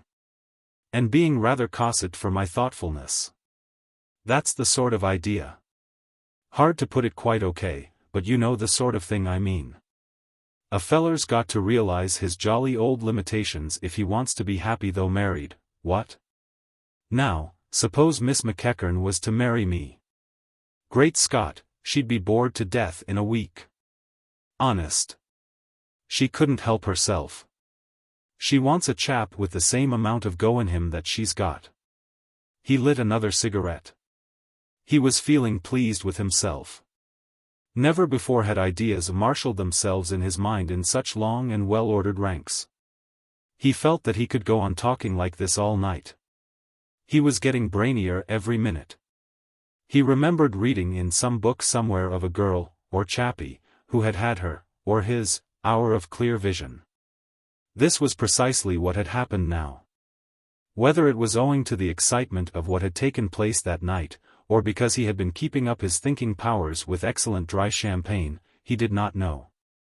All he knew was that he felt on top of his subject. He wished he had had a larger audience. A girl like Miss McEachern, he resumed, doesn't want any of the hair-stroking business. She'd simply laugh at a feller if he asked for it. She needs a chappie of the get-on or get-out type, somebody in the six-cylinder class. And as a matter of fact, between ourselves, I rather think she's found him. What? Mr. McEachern half rose from his chair. All his old fears had come surging back. What do you mean? Fact, said his lordship, nodding. Mind you, I don't know for certain. As the girl says in the song, I don't know, but I guess. What I mean to say is, they seemed jolly friendly and all that, calling each other by their Christian names, and so on. Who? Pitt, said his lordship. He was leaning back, blowing a smoke ring at the moment, so did not see the look on the other's face and the sudden grip of his fingers on the arms of his chair. He went on with some enthusiasm. Jimmy Pitt, he said. Now, there's a feller. Full of oats to the brim, and fairly bursting with go and energy. A girl wouldn't have a dull moment with a chap like that. You know, he proceeded confidentially, there's a lot in this idea of affinities. Take my word for it, dear old, sir. There's a girl up in London, for instance. Now, she and I hit it off most amazingly. There's hardly a thing we don't think alike about. For instance, The Merry Widow didn't make a bit of a hit with her. Nor did it with me, yet look at the millions of people who raved about it. And neither of us like oysters. We're affinities, that's why. You see the same sort of thing all over the place. It's a jolly queer business. Sometimes makes me believe in what's its name, you know what I mean. All that in the poem, you know. How does it go? When you were a tiddly-o-em-pom and I was a thingamajig. Dashed brainy bit of work. I was reading it only the other day. Well, what I mean to say is, it's my belief that Jimmy Pitt and Miss McEachern are by way of being something in that line. Doesn't it strike you that they are just the sort to get on together? You can see it with half an eye. You can't help liking a feller like Jimmy Pitt. He's a sport. I wish I could tell you some of the things he's done, but I can't, for reasons. But you can take it from me he's a sport. You ought to cultivate him. You'd like him. Oh, dash it, There's the music. I must be off. Got to dance this one. He rose from his chair and dropped his cigarette into the ashtray. So long, he said, with a friendly nod. Wish I could stop, but it's no go. That's the last let-up I shall have tonight. He went out, leaving Mr. McEachern seated in his chair, a prey to many and varied emotions. Chapter 29. The Last Round. He had only been gone a few minutes when Mr. McEachern's meditations were again interrupted. This time the visitor was a stranger to him, a dark-faced, clean-shaven man. He did not wear evening clothes, so could not be one of the guests, and Mr. McEachern could not place him immediately. Then he remembered. He had seen him in Sir Thomas Blunt's dressing-room. This was Sir Thomas's valet. "Might I have a word with you, sir?" "What is it?" asked McEachern, staring heavily. His mind had not recovered from the effect of Lord Dreever's philosophical remarks. There was something of a cloud on his brain. To judge from his lordship's words, things had been happening behind his back, and the idea of Molly deceiving him was too strange to be assimilated in an instant. He looked at the valet dully. "What is it?" he asked again. "I must apologize for intruding, but I thought it best to approach you before making my report to Sir Thomas." "Your report?" "I am employed by a private inquiry agency." "What?" "Yes, Sir, Rags. You may have heard of us, in Holborn Bars, very old established, divorce a speciality. You will have seen the advertisements. Sir Thomas wrote asking for a man, and the governor sent me down. I have been with the house some years. My job, I gathered, was to keep my eyes open generally. Sir Thomas, it seemed, had no suspicions of any definite person. I was to be on the spot just in case, in a manner of speaking. And it's precious lucky I was, or her ladyship's jewels would have been gone. I've done a fair cop this very night." He paused, and eyed the ex-policeman keenly. McEachern was obviously excited. Could Jimmy have made an attempt on the jewels during the dance? Or Spike? "Say," he said, "was it a red-headed?" The detective was watching him with a curious smile. "No, he wasn't red-headed." "You seem interested, sir." "I thought you would be. I will tell you all about it. I had had my suspicions of this party ever since he arrived. And I may say that it struck me at the time that there was something mighty fishy about the way he got into the castle." McEachern started. So he had not been the only one to suspect Jimmy's motives in attaching himself to Lord Dreever. "Go on," he said.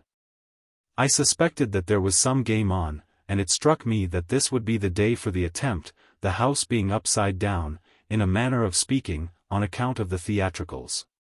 And I was right. I kept near those jewels on and off all day, and presently, just as I had thought, along comes this fellow. He'd hardly got to the door when I was on him. Good boy. You're no rube. We fought for a while, but, being a bit to the good in strength, and knowing something about the game, I had the irons on him pretty quick, and took him off and locked him in the cellar. That's how it was, sir." Mr. McEachern's relief was overwhelming. If Lord Dreever's statement was correct, and Jimmy had really succeeded in winning Molly's affection, this would be indeed a rescue at the 11th hour. It was with a nunc dimittis air he felt for his cigar case and extended it towards the detective.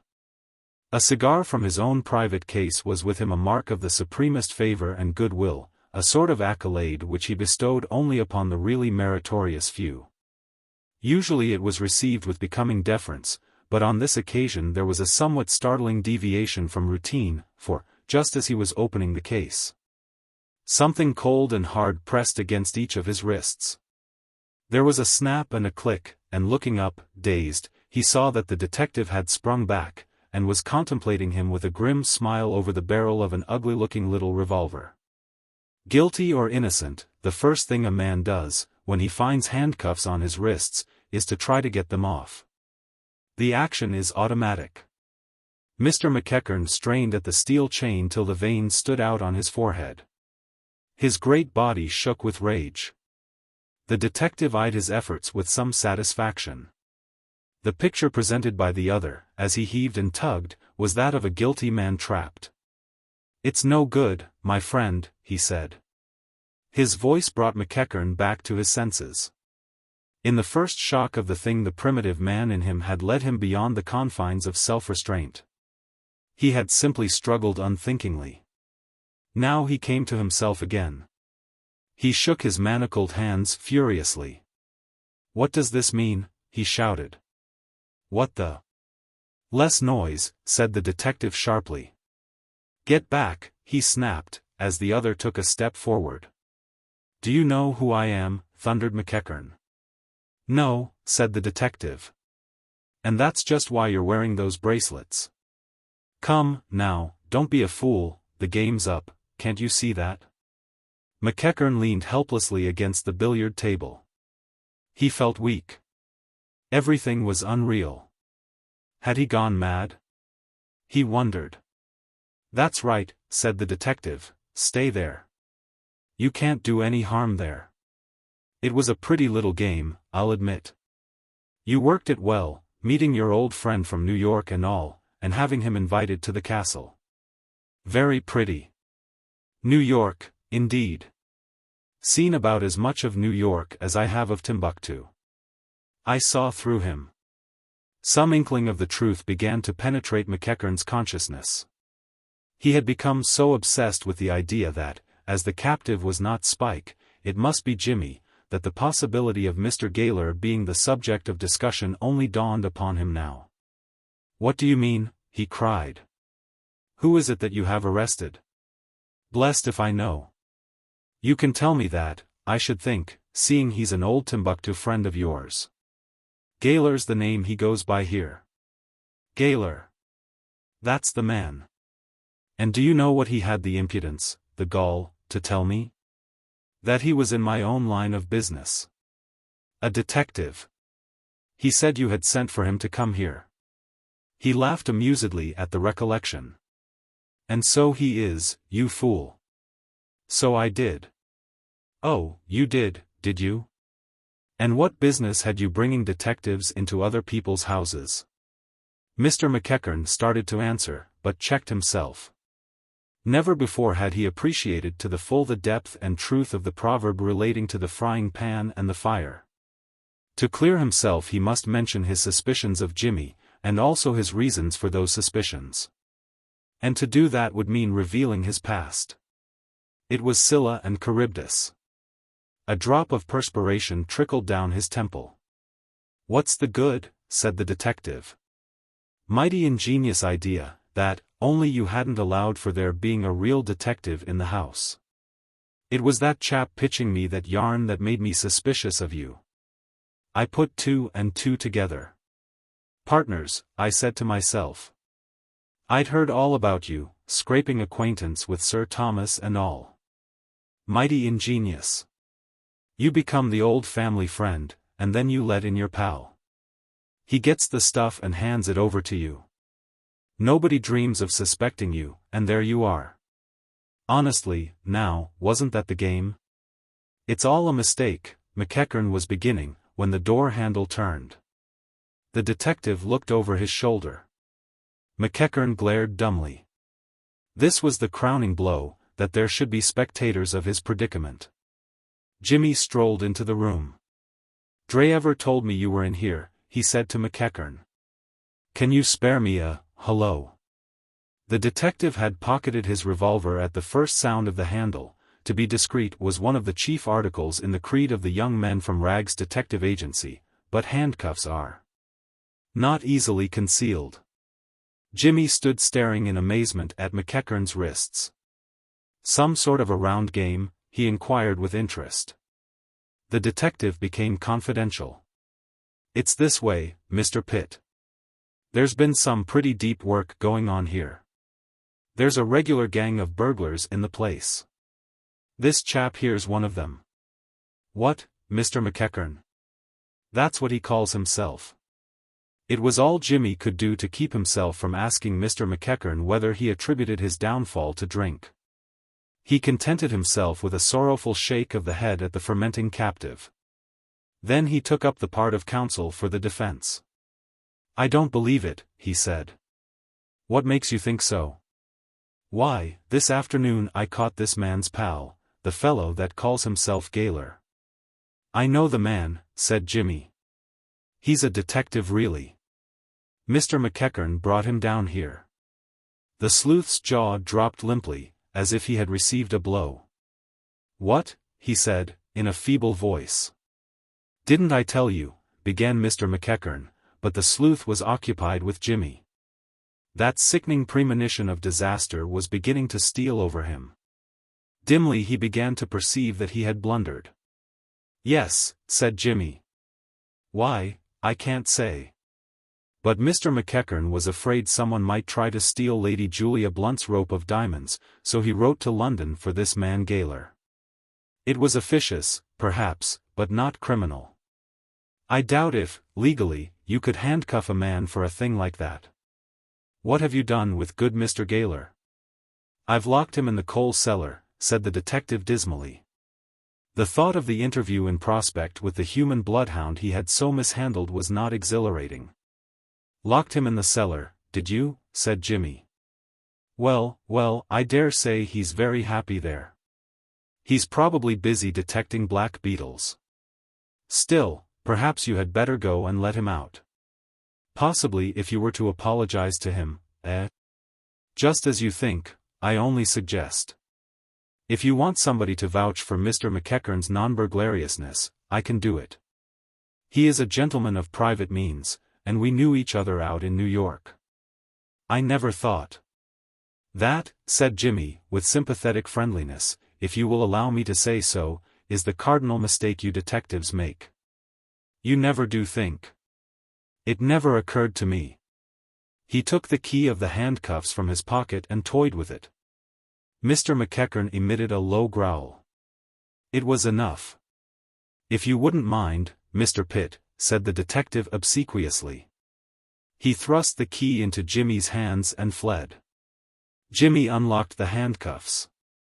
Mr. McEachern rubbed his wrists.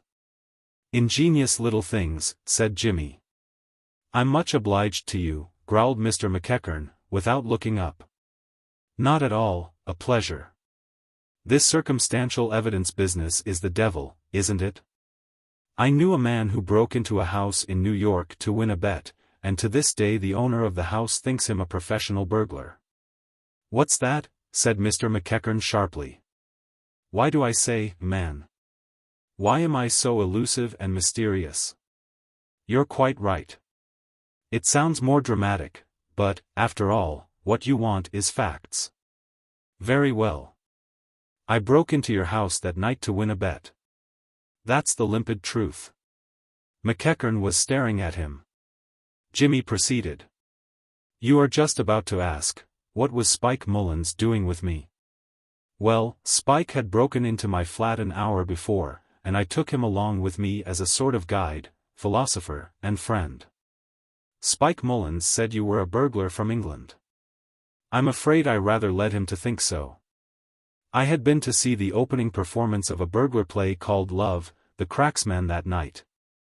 And I worked off on Spike some severely technical information I had received from a pal of mine who played lead in the show. I told you when I came in that I had been talking to Lord Dreever.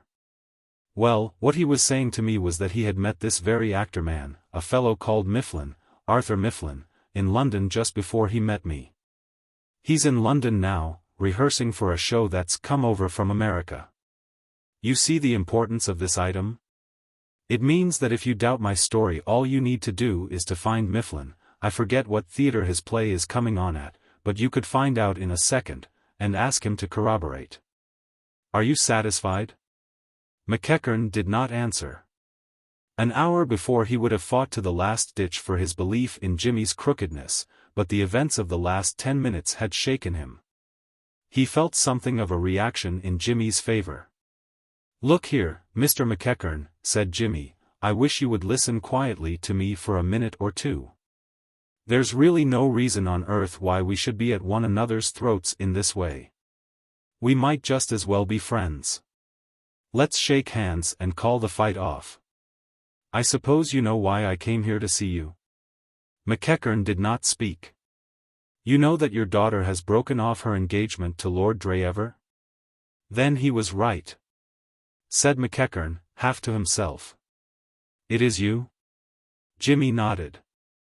McEachern drummed his fingers on the table and stared thoughtfully at him. Is Molly? He said, at length. Does Molly? Yes, said Jimmy. McEachern continued his drumming. Don't think there's been anything underhand about this, said Jimmy. She absolutely refused to do anything unless you gave your consent. She said you had been partners all her life, and she was going to do the square thing by you. She did, said McEachern eagerly. I think you ought to do the square thing by her. I'm not much, but she wants me. Do the square thing by her. McEachern was staring straight in front of him. There was a look in his eyes which Jimmy had never seen there before, a frightened, hunted look. It's too late, he burst out. I'll be square with her now, but it's too late. I won't stand in her way when I can make her happy. But I'll lose her. Oh, my God, I'll lose her. Did you think I had never said to myself, he went on, the things you said to me that day when we met here? Did you think I didn't know what I was? Who should know it better than myself? But she didn't, I'd kept it from her. I'd sweat for fear she would find out someday. When I came over here I thought I was safe, and then you came, and I saw you together. I thought you were a crook, you were with Mullins in New York. I told her you were a crook. You told her that? I said I knew it. I couldn't tell her the truth why I thought so. I said I had made inquiries in New York and found out about you. Jimmy saw now. The mystery was solved. So that was why Molly had allowed them to force her into the engagement with Dreever. I see, he said slowly. McEachern gripped the table in silence. I see, said Jimmy again. You mean she'll want an explanation? He thought for a moment. You must tell her, he said quickly. For your own sake you must tell her.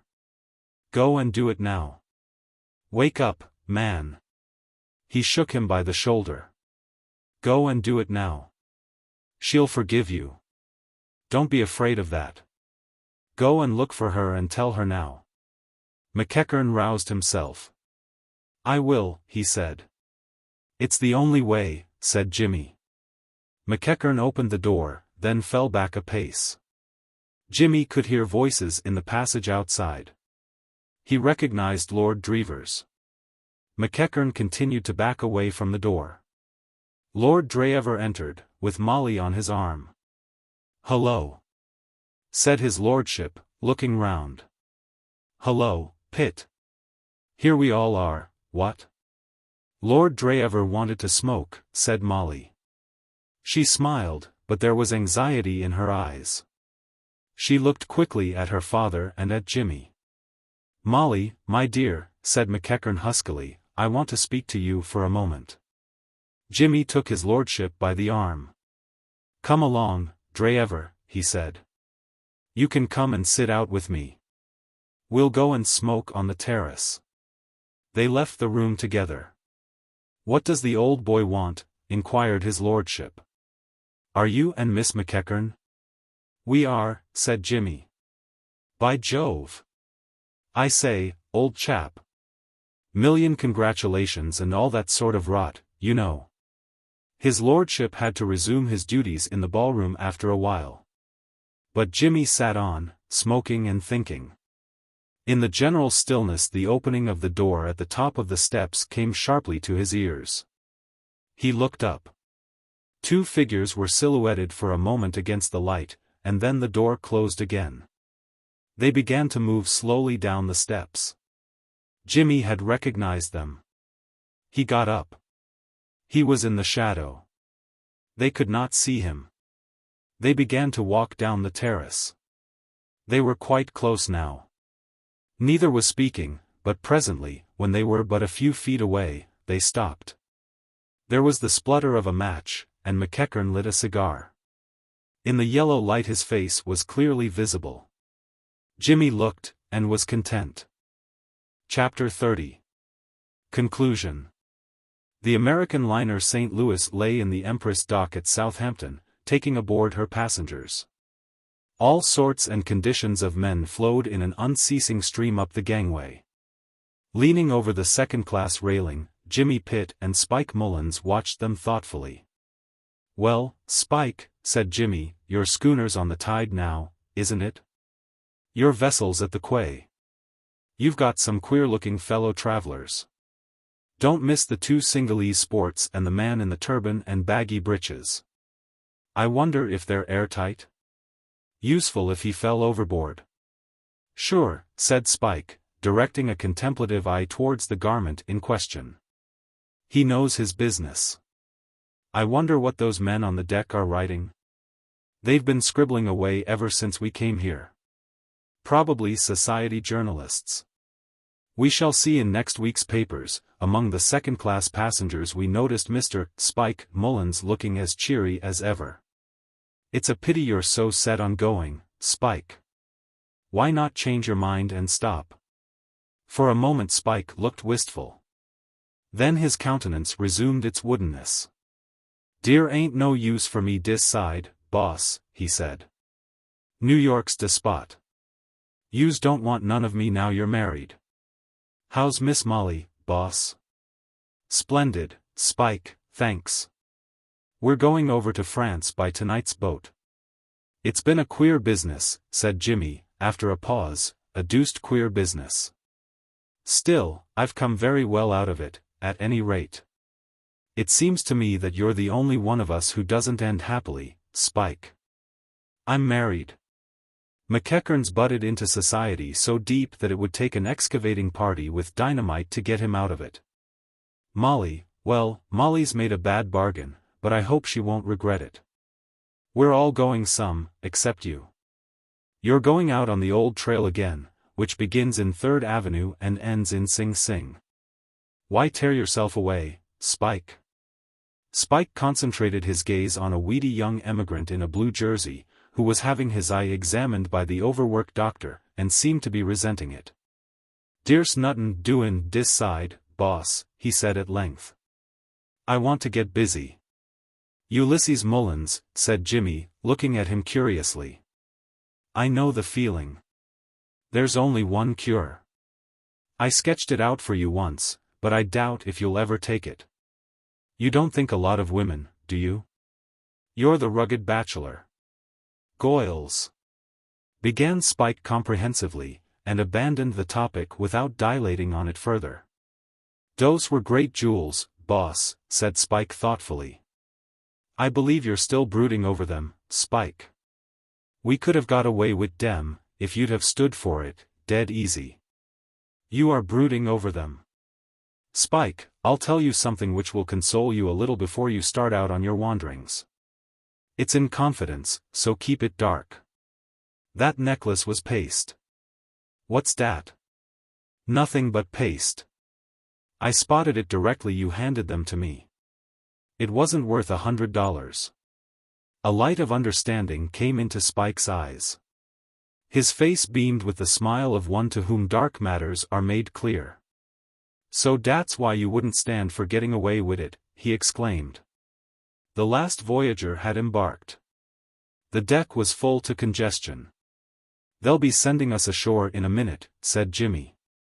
"I'd better be moving. Let me know how you're getting on, Spike, from time to time. You know the address. And, I say, it's just possible you may find you want $1 or $2 every now and then, when you're going to buy another aeroplane, for instance. Well, you know where to write to for it, don't you?" "Thanks, boss. But dat'll be all right. I'm goin' to sit in at another game dis time, politics, boss. A fr'n of a mug what I knows has gotten a pull. He'll find me a job." "Politics," said Jimmy. "I never thought of that. My brother Dan is an alderman with a grip on the 7th Ward," he quoted softly. Why, you'll be a boss before you know where you are. Sure, said Spike, grinning modestly. You ought to be a thundering success in American politics, said Jimmy. You've got all the necessary qualities. A steward passed. Any more for the shore? Well, Spike, said Jimmy. Goodbye, boss. Goodbye, said Jimmy. And good luck. The sun had gone behind the clouds. As the ship slid out on its way, a stray beam pierced the grayness. It shone on a red head.